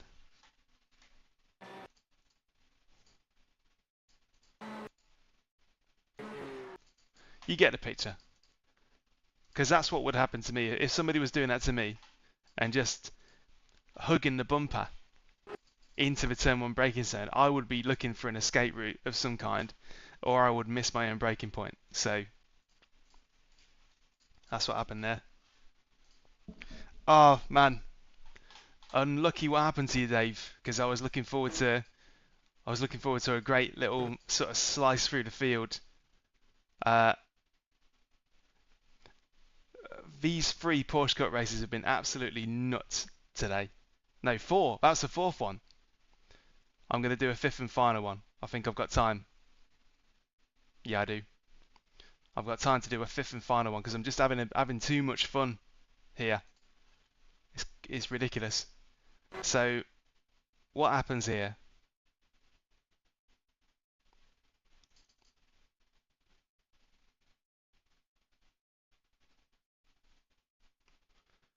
Oh yeah, that was when I was just a bit too far in. I think that's all that happened. Getting on the grass unsettled the car. If my brake bias was maybe a couple of clicks forward for safety, maybe this wouldn't have happened. But as it stood, when you lock the brakes, it's just deer in the headlights stuff, and there's nothing you can do about it. So what happened? You got done by a rejoin after turn 1. The car was in good shape considering then. So what happened? I mean, there's your first bad omen, isn't it? There's your first bad omen. I think Olivier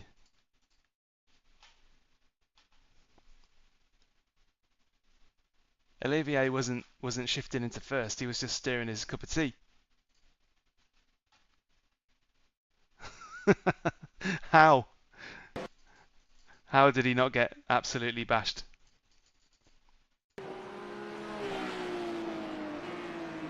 Yeah. I mean, what's that? What is that?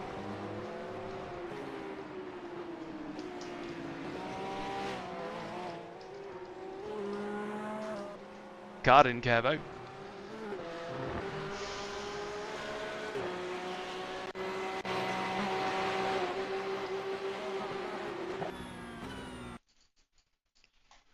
Yeah, in my mind, this was completely intentional, because if you're going down to turn 1 and you're far over the inside just to cover off anybody trying to overtake, but the guy you're trying to cover off from overtaking is literally He's literally there, and your brake marker is coming up any second now. What are you going to do? What are you going to do? If I hit him from behind, it is my fault, but self-preservation tells you to basically just hold off a little bit.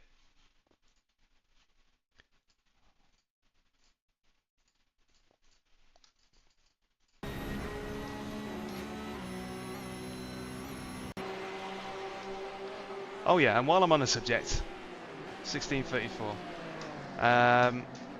While I'm on the subject, people do ask me how I do the on-car camera thing. People do ask that every now and then. So at the minute, and this will only interest those of you that do iRacing videography, as it were, but I usually just go to the nose cam and then I position it on top of the car so you can see the bottom of the screen, you can see the bonnet and the roof, and my rig isn't necessarily the best surface to do this on. But once you're in this view, so long as it's a fixed car, a fixed camera, no, so long as it's an on-car camera, you can press Control Z to look around. So basically, I would start the clip, I'd press Control Z, and then I'd press record, and then I'd use the mouse. I'd use my whole arm.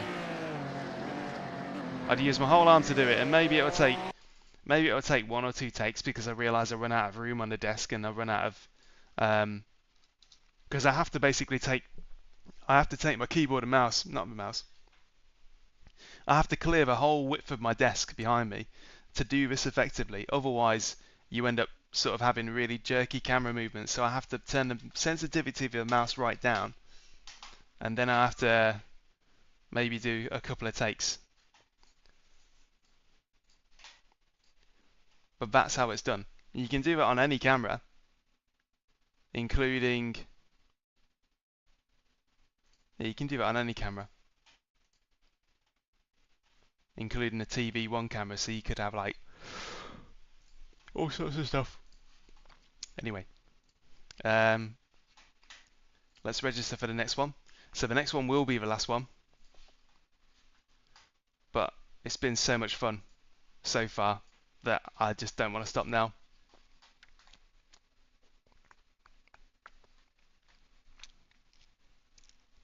The section about doing custom cameras in my videos, that will be Porsche Cup at Portimao. So if you were trying to find that video again, it'll be the very end of Porsche Cup at Portimao. Right, just gonna close the blind.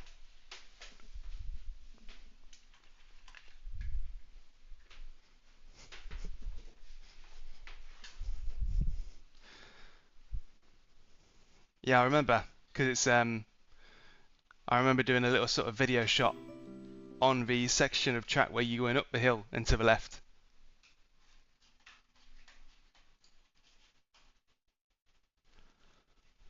Right, some messages I might have missed.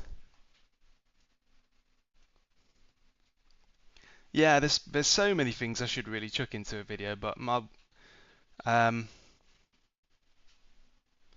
it's all a matter of priority. The list is long, but actually going from that would be a good video to actually uploading it to YouTube as a finished product is a long old road, isn't it?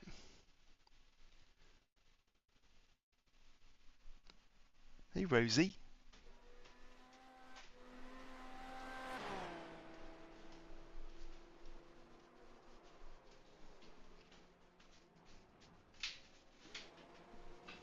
There's the dog. Hi. You just coming to check I'm still here? Yep. Right, you guys are going to need to tell me if the blooming camera's out of aim now, because I can't see Streamlabs either. It's all gone wrong.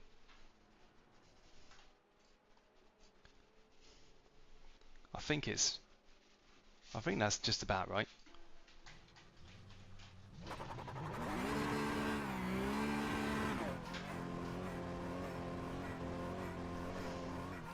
Oh yeah. If I leave my phone on the shifter mount, it eventually falls off because of the butt kicker vibrations. Decreasing. It's now 26 Celsius. Here we go then. Porsche Cup VIR swan song, and my license has been absolutely clobbered, but it was so worth it. He's off already behind me.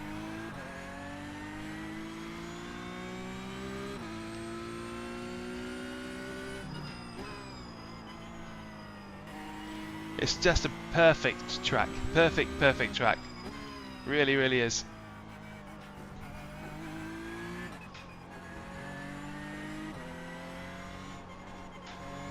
The leader has just done a 151.7. And we've got 110 people registered for it. So it's really getting the Europeans. The Europeans are waking up. They're getting off work.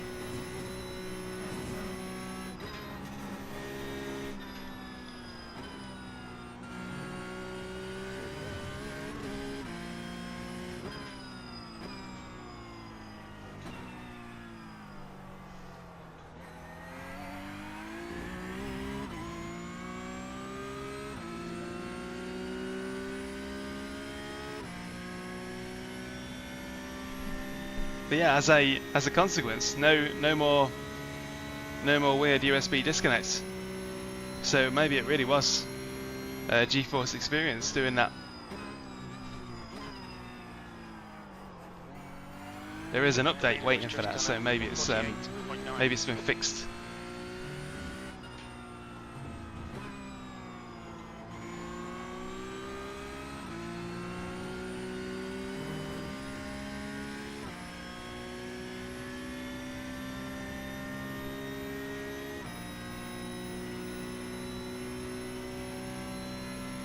P3.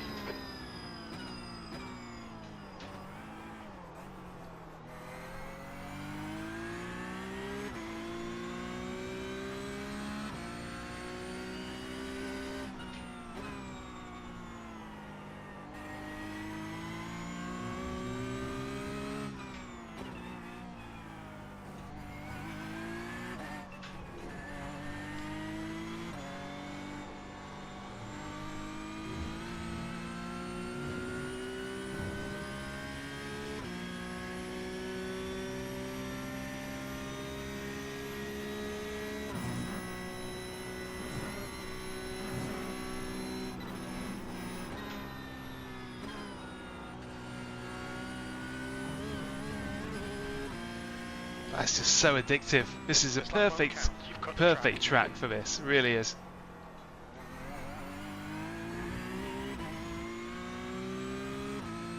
Perfect track for most things, to be fair, but especially this. The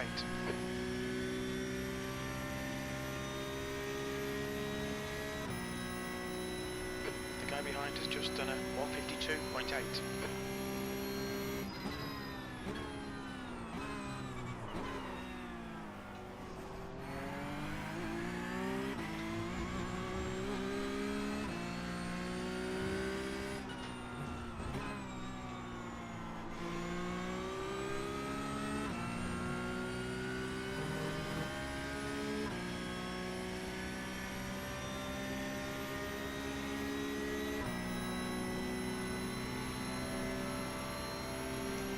Left side.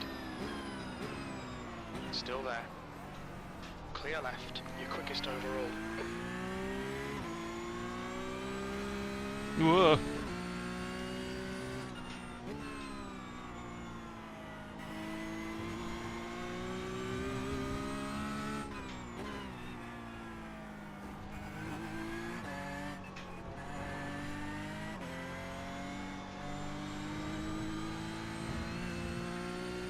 What a beautiful circuit. The leader has just done a 147.5. Sector 1 time is good.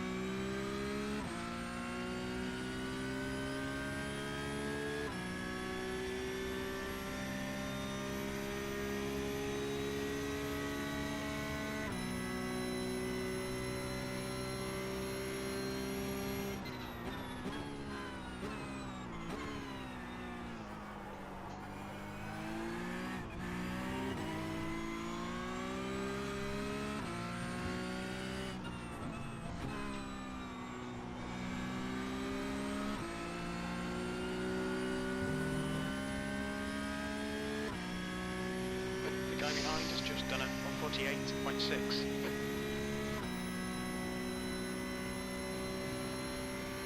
P2, that's your fastest lap. You're 0.2 off the pace in sector 3.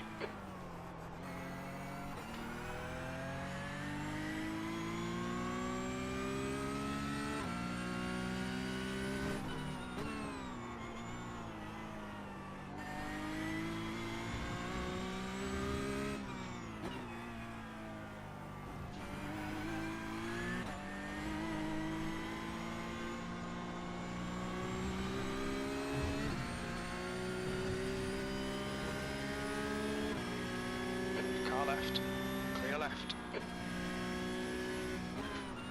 Car left, clear left. trying to quit the Temperature's rising. It's now trying to get off the track 28 without Celsius. brake checking that guy. There we go. Perfect.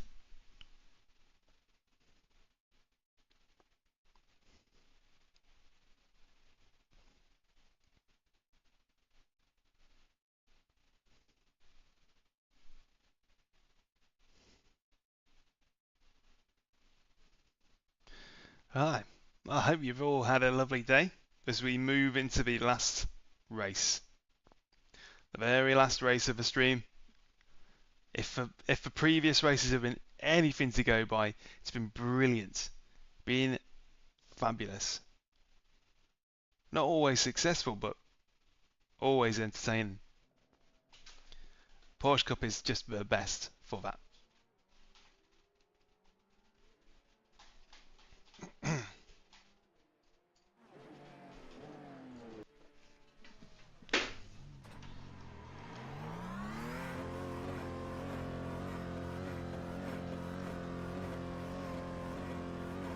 There's traffic behind. Watch your mirrors.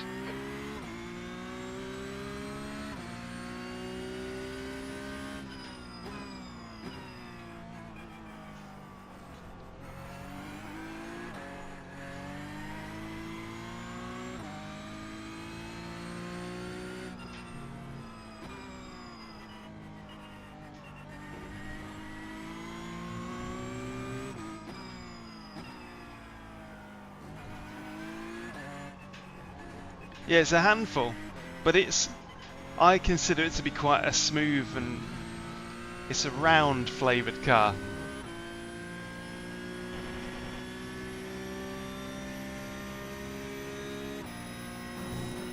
If that makes any sense. It drives like a ball. I realise that makes no sense, but that's what I'm going with.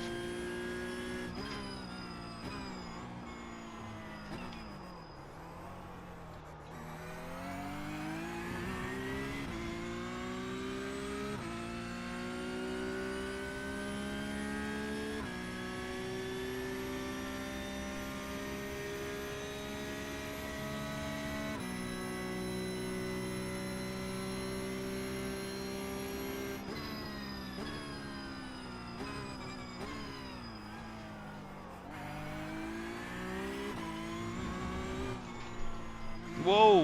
Whoa, whoa, whoa, whoa, whoa!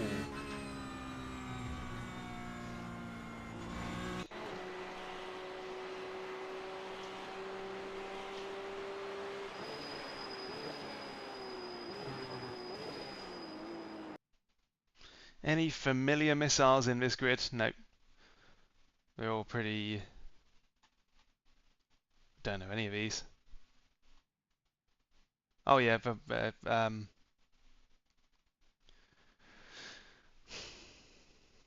yeah. Olivier was the guy that couldn't find first gear on the grid last race. Exit's clear. Don't cross the white line. We've got 2 laps to get the job done, mate.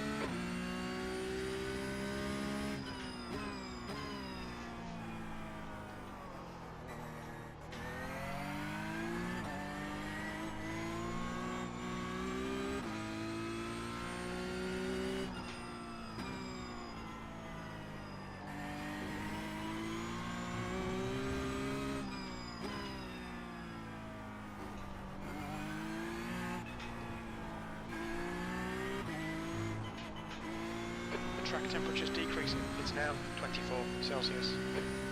If you're wondering why I'm driving this like an absolute spanner, it's because I need to get these tyres warmed up and activated.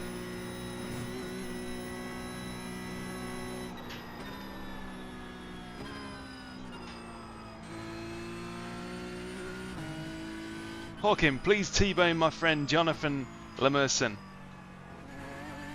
Don't worry, I will. I'd have done that without you asking.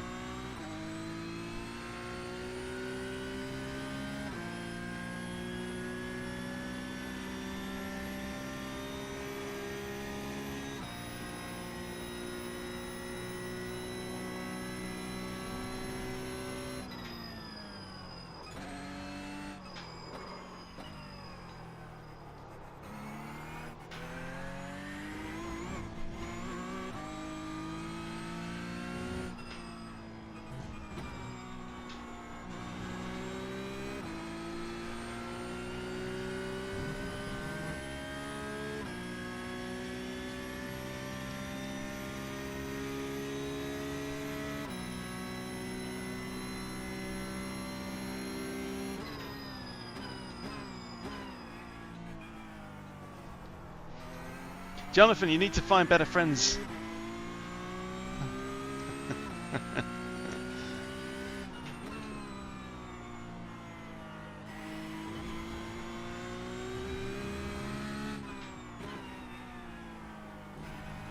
Alright, here we go.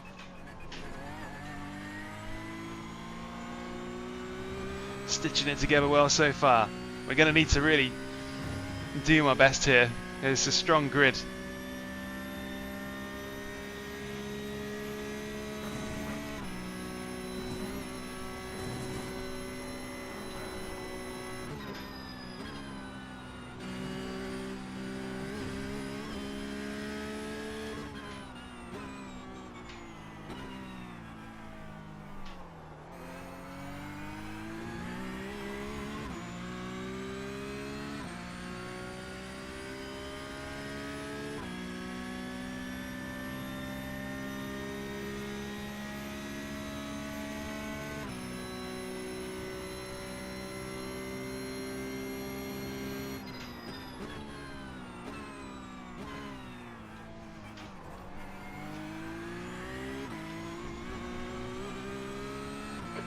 Just done at 146.8.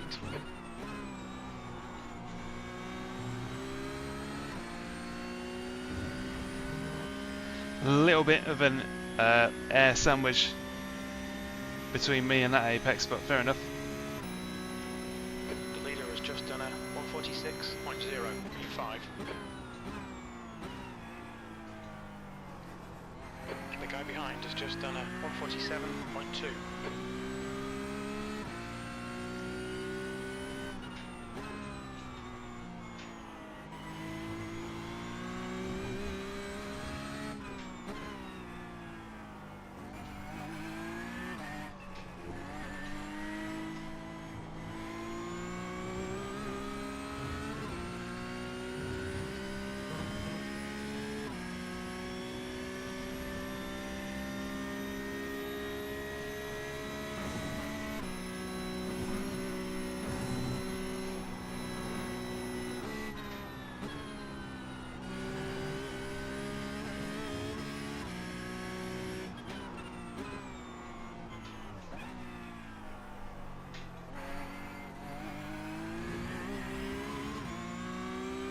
Two and a half temps up.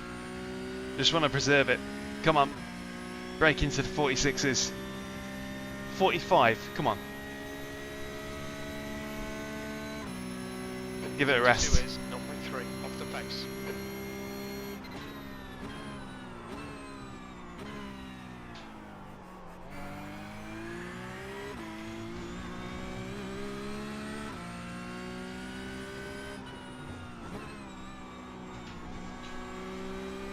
The guy in front has just done a 147.1. Right, it looks like I'll be able to Track leapfrog. temperature's increasing. It's now 26 Celsius. The leader Looks has like just it's a done 145.7. P5 narrowly.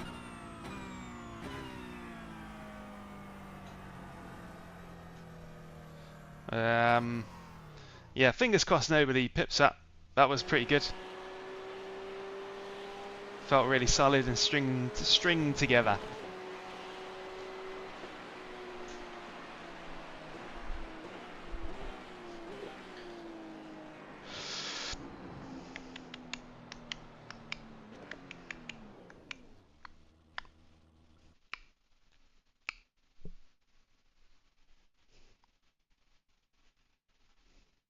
Cameraman.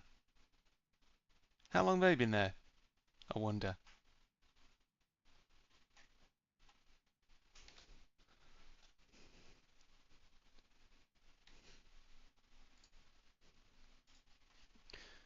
Still fifth. Still fifth in a minute. I'm really hopeful.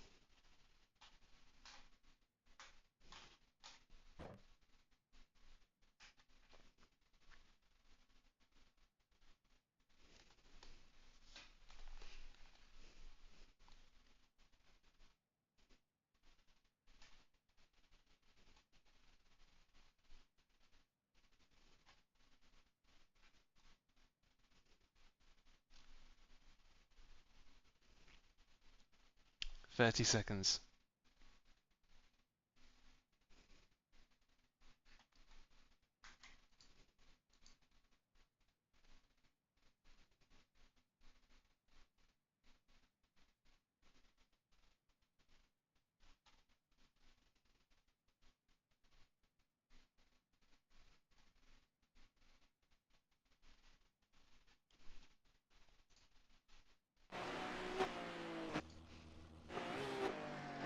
That's Yep, the end of the P5. session. Okay. P5. This will be, hopefully, this will be like a soothing ointment on my iRacing and safety racing. I reckon this will be a clean one.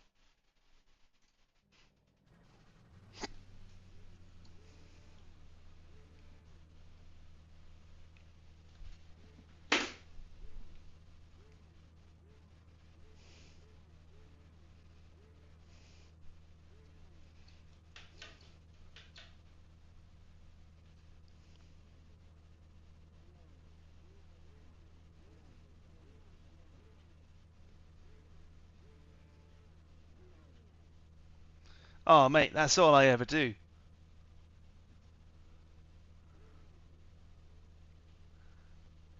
Right, I'm gonna make some letters with my brake pedal. It's supposed to be an N. U.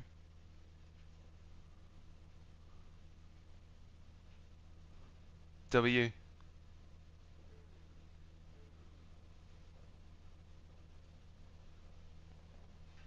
V.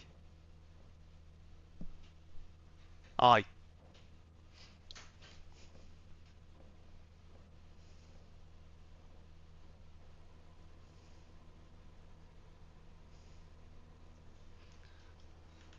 Good luck, Aiden. Yeah, we've crossed paths before, I remember. Best of luck to you. P5. The track temp is Here we go. 28 Celsius. Get ready. Go.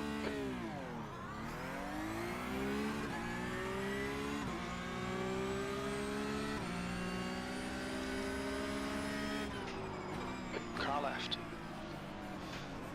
Still there. Still there.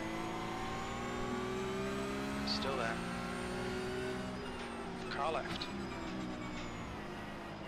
Hold your line. Clear left. Ah, no, couldn't do much about that.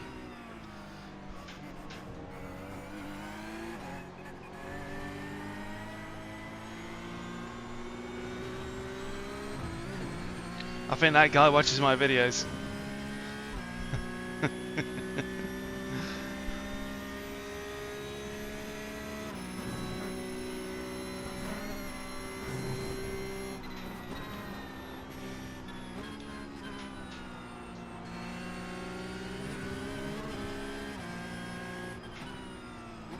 Left side.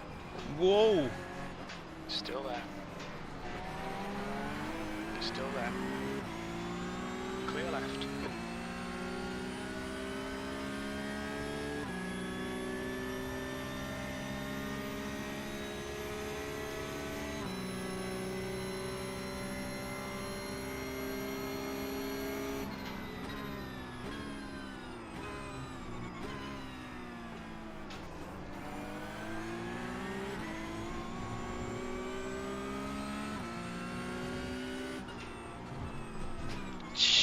Bit of a flipping snap oversteer then. Whoa! Yikes!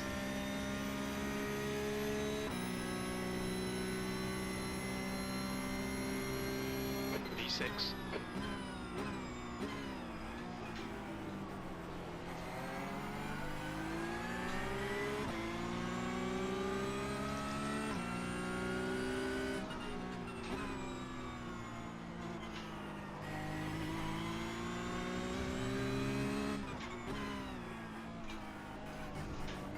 Mate, what the fuck is that? Come on.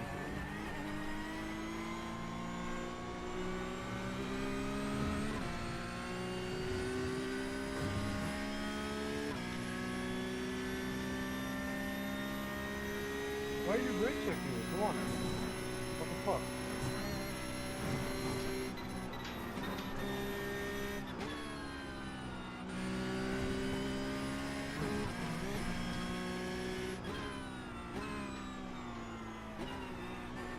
See ya. On your left. Clear left.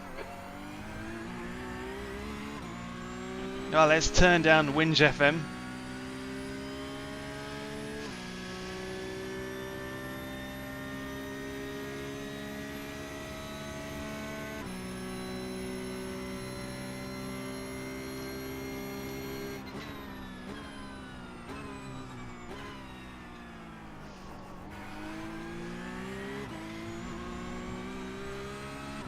The track temperature is falling. It's now 26 Celsius.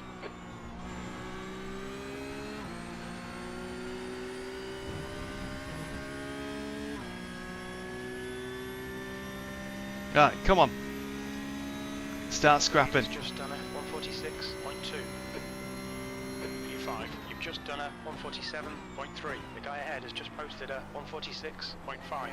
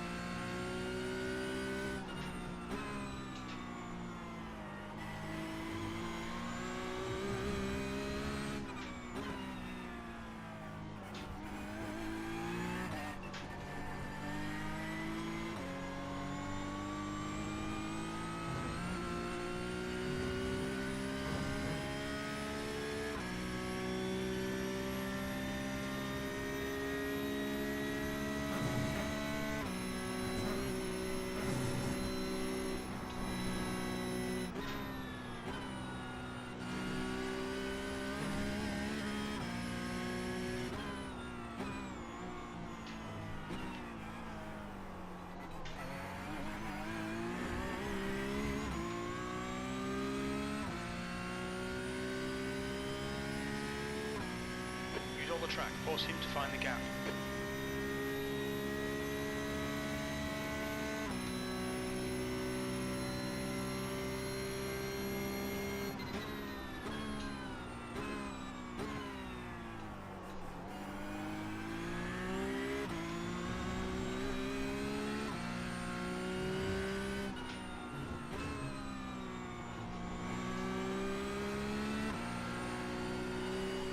Oh, need to look after that rear.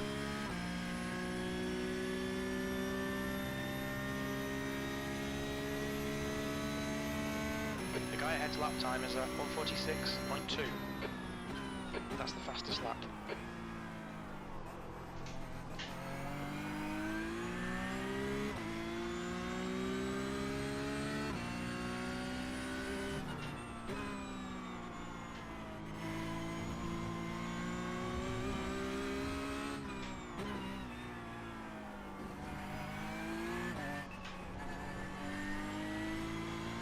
Okay, Daniel, the next car is Anderson.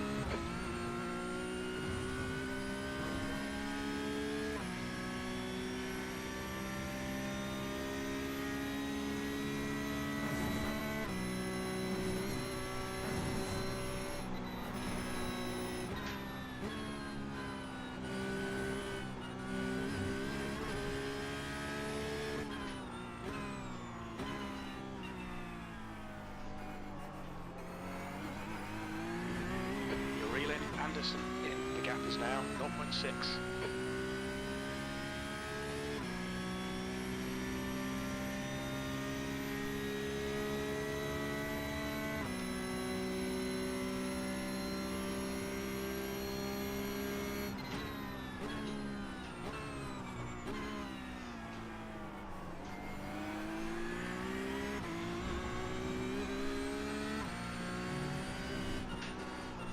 Whoa, whoa, whoa, whoa.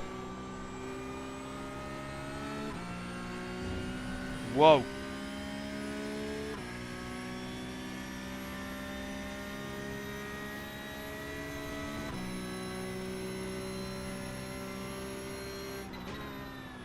Your last lap time was at 147.3.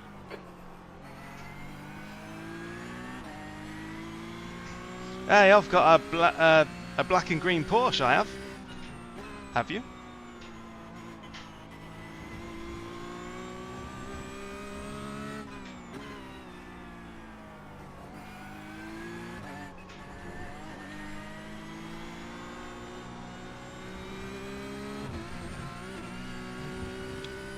Oh, you gotta be kidding me. Just cut the track. You need to slow down a bit if you don't want a penalty. The gap behind is now 0.7. That's a complete load of nonsense.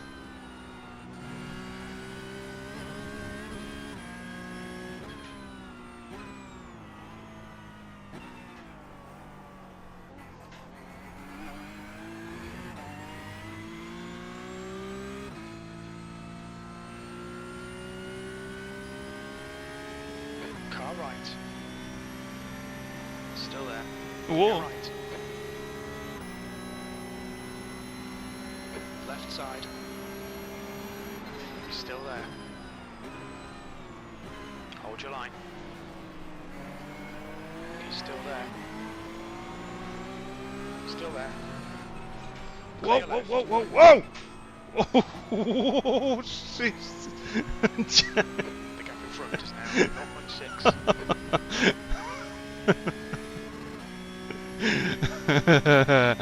Sorry about that.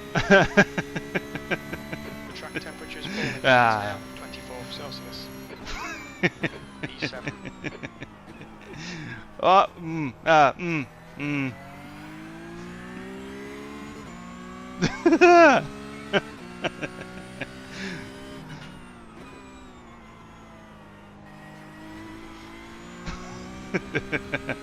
This car. This car.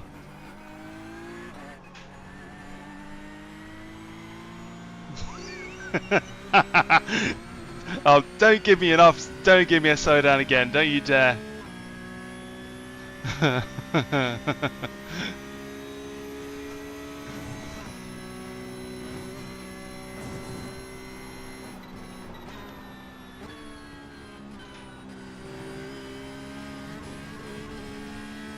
Come on, man. I'm going to be blooming A 1 point something in a sec.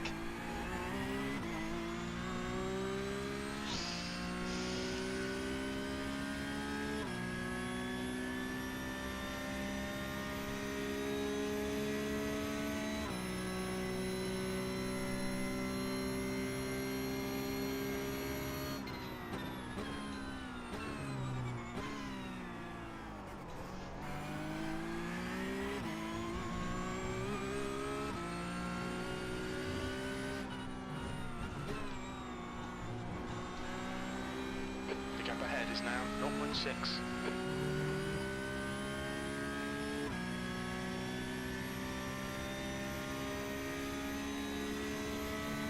Okay, Daniel, stay close. Wait for him to make a mistake. You've just done a 147.3.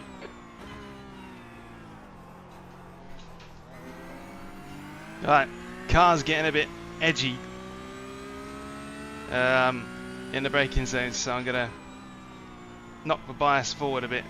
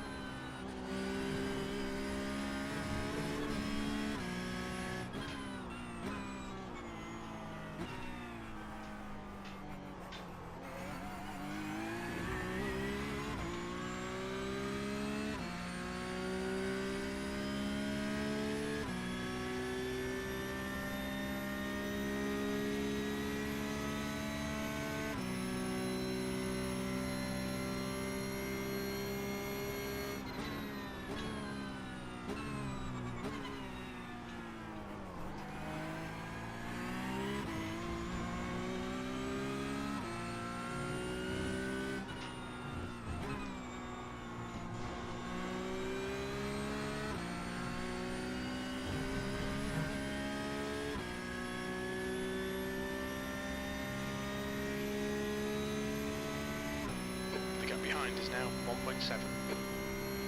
Alright Daniel, you're halfway home. Your fuel is fine. Good consistency. Keep them coming.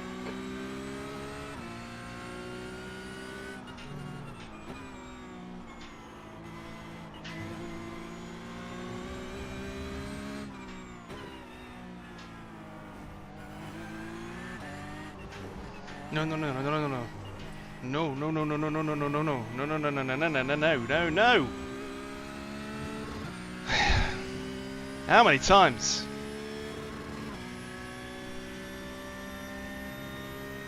I think that's an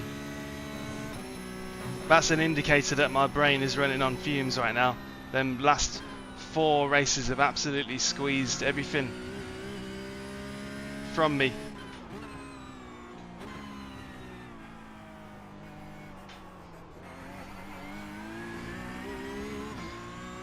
You know, I once did a 12-hour stint on the Nürburgring solo in a GT4, and that was fine. But 5 races in a Porsche Cup, Smooth, no mistakes. and I'm done.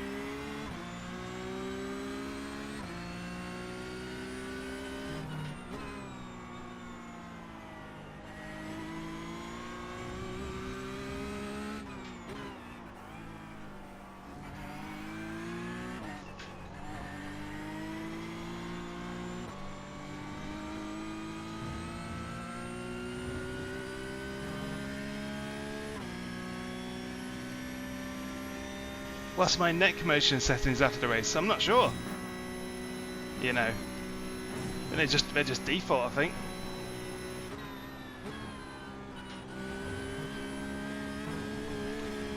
Whoa! Pedal to the metal, man. Stewards have warned us about track limits. Keep it between And the other lines. 90s cool guy slogans.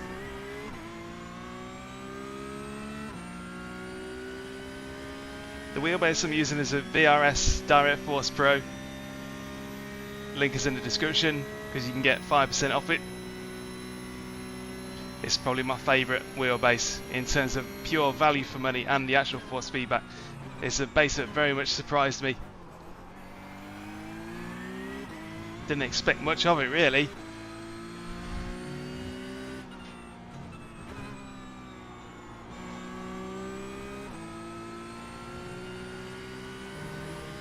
It's got its drawbacks, but on the whole it's absolutely brilliant.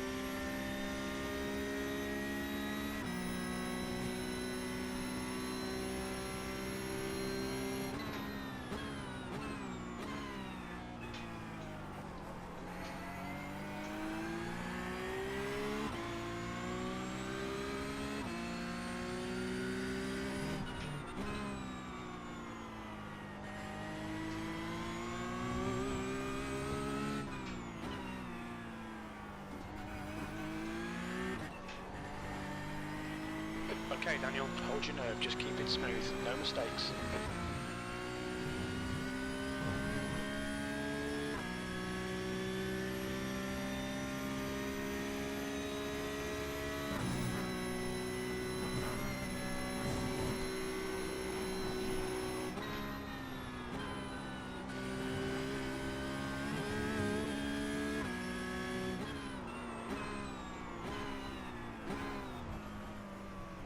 Car right. Right side's clear. You're gaining on this guy. The gap's now 0.2. Don't give up. Keep him under pressure. Well, there you go then. Yeah, my brain is cooked. Now I wish that the blooming race would end sooner rather than later. Left. Still there. Still Hold your line. Still there. Oh, I'm not going to get that. We'll be warned about track limits. Push, push, push, or we'll lose this place. Whoa! Whoa! Whoa! Whoa! Whoa!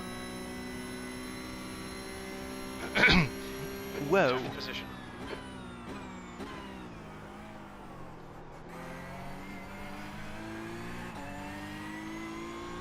This car turns me into a hooligan version of myself.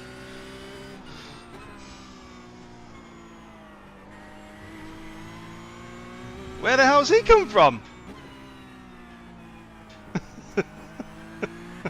Where's he just come from?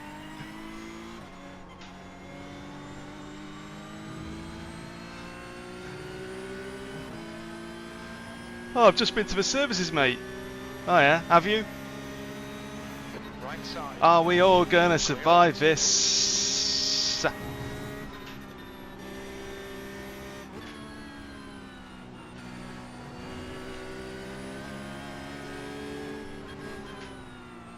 I don't think we are.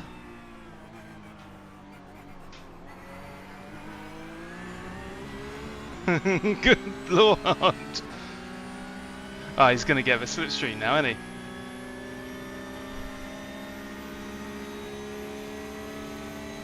Boo! Boring convoy people. Car right. Be still there. Still there. Clear right.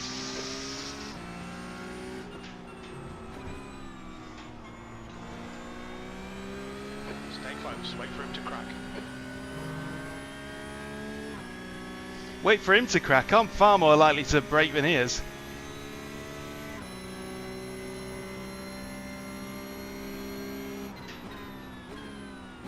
The guy behind has just done a 146.4. Oh! How is that even possible? If I go more than 10 miles an hour on this surface, I'm going to get disqualified.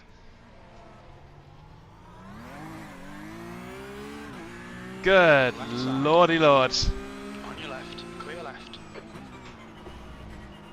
A sudden death now.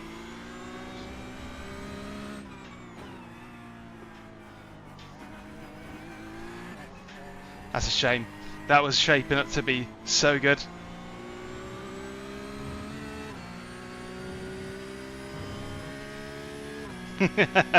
I cracked. That would have been so good. If we'd have been allowed to do that until the end, that would have been perfect.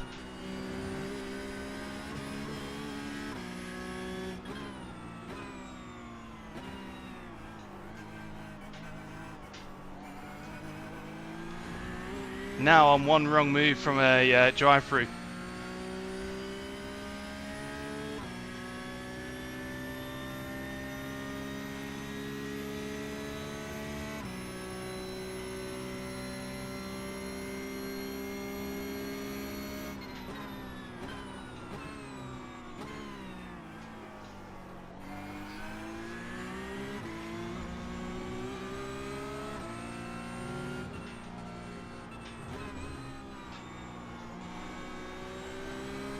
Okay, Daniel, keep right on the pressure. He'll make a mistake.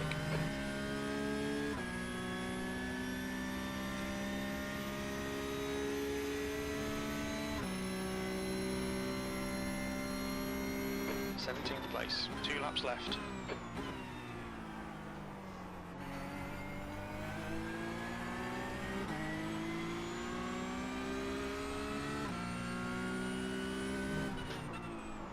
Oh! Oh! Whoa! Whoa! Whoa! Whoa! Whoa! Whoa! Whoa! Whoa! Whoa! Whoa!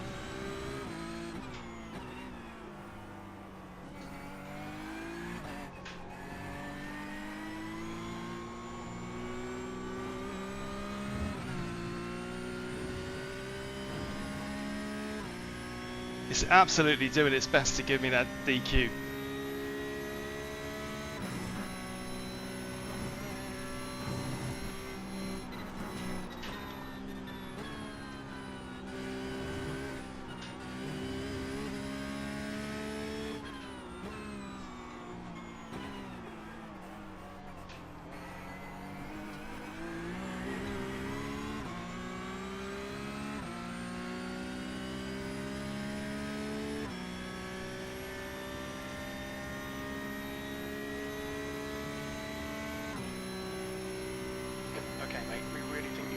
car.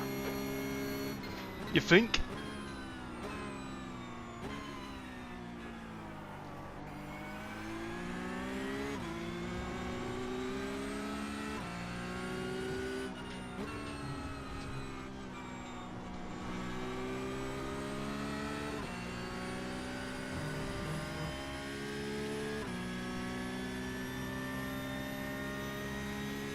Last lap.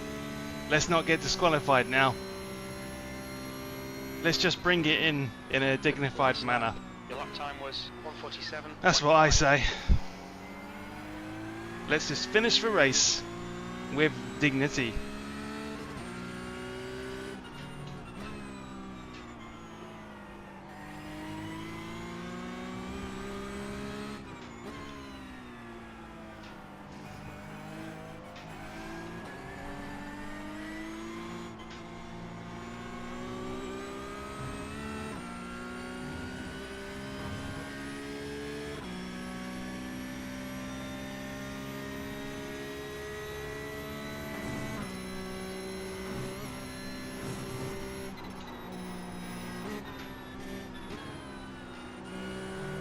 Dignity, schmignity, I'm going for that race.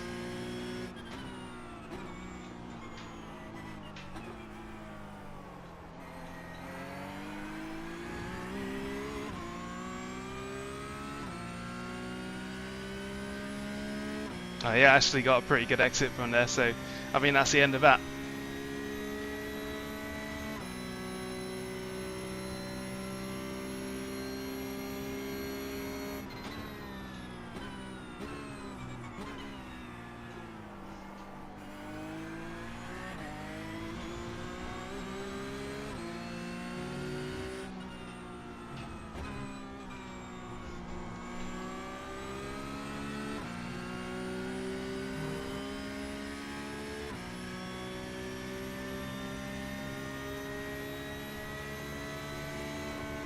Yellow flag.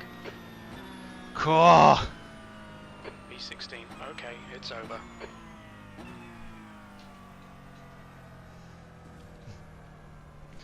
Well, there you go. That concludes probably one of the most entertaining streams from my perspective at least. Ah.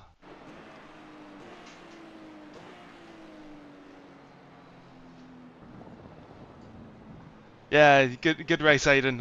I'm gutted I couldn't hang on to it for longer because that was shaping it to be a good one.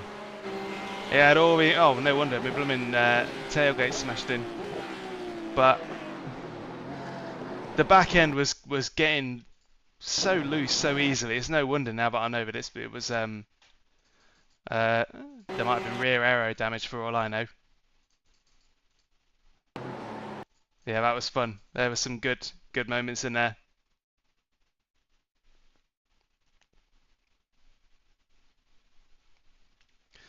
That definitely has to be one of the most raucous like sets of Porsche Cup races I've done in ages. So perfect. And now I'm taking my shoes off. I'm gonna get that kettle on. And I'm gonna bask in the excellence of 5 ridiculous races. Yeah, still on the VRS base. So the camera doesn't really go around, but VRS base, Acertic Invicta steering wheel. Reviews already done on that, so you know it's kind of like it's already kind of a known quantity. Decent wheel, but it could do with some better handles and shifter paddles because they feel the same as the Premium Forte do. So I love the screen, and that dashboard is the Turn Racing dashboard actually. Because it's SimHub compatible, you can use whatever dashboard you want with it. And it's doing the white button thing because it's in checkered flag mode. That is generally useful. But yeah, good wheel, but expensive for what it is. But if you're an Acertec fan, you'll love it. If you're die-hard Acertec, this is exactly what you would have been waiting for. So the VRS base, there's not a lot to see here really. other than the fact that it's got these massive industrial connectors for power and data.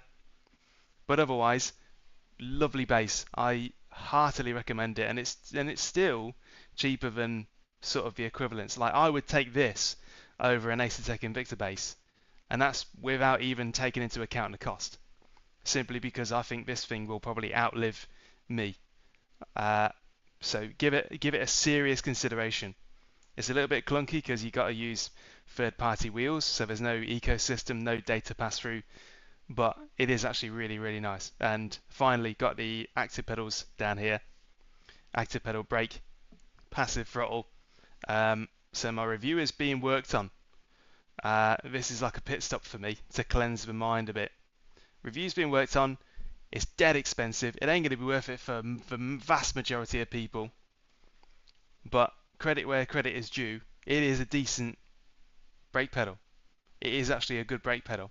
But because it costs so much, you know, the force feedback effects that the active pedal can do do not even come into effect on the Porsche Cup on iRacing, because you don't have ABS, you don't have traction control, you don't have any way to detect lockup.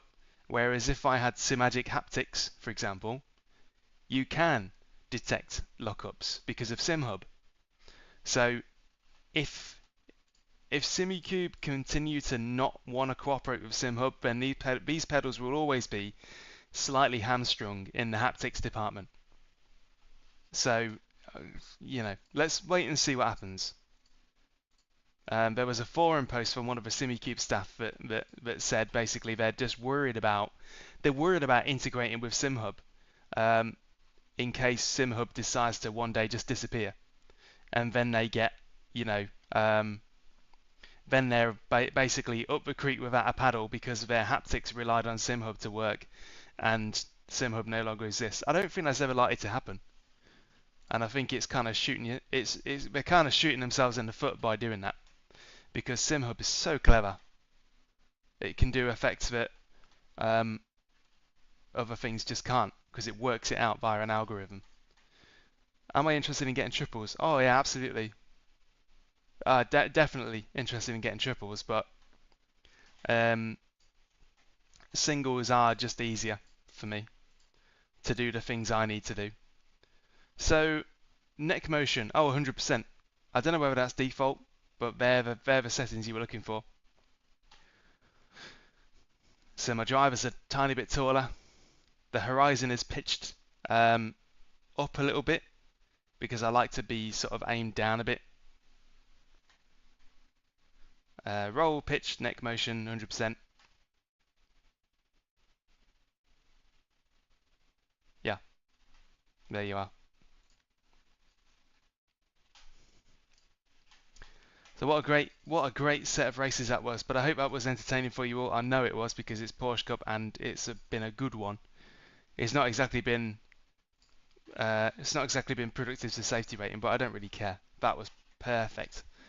Such action, exhilarating, exciting. It brought out the best / worst in me, as you said, Ed. Yeah, they can bring out the best and worst out of you at the same time.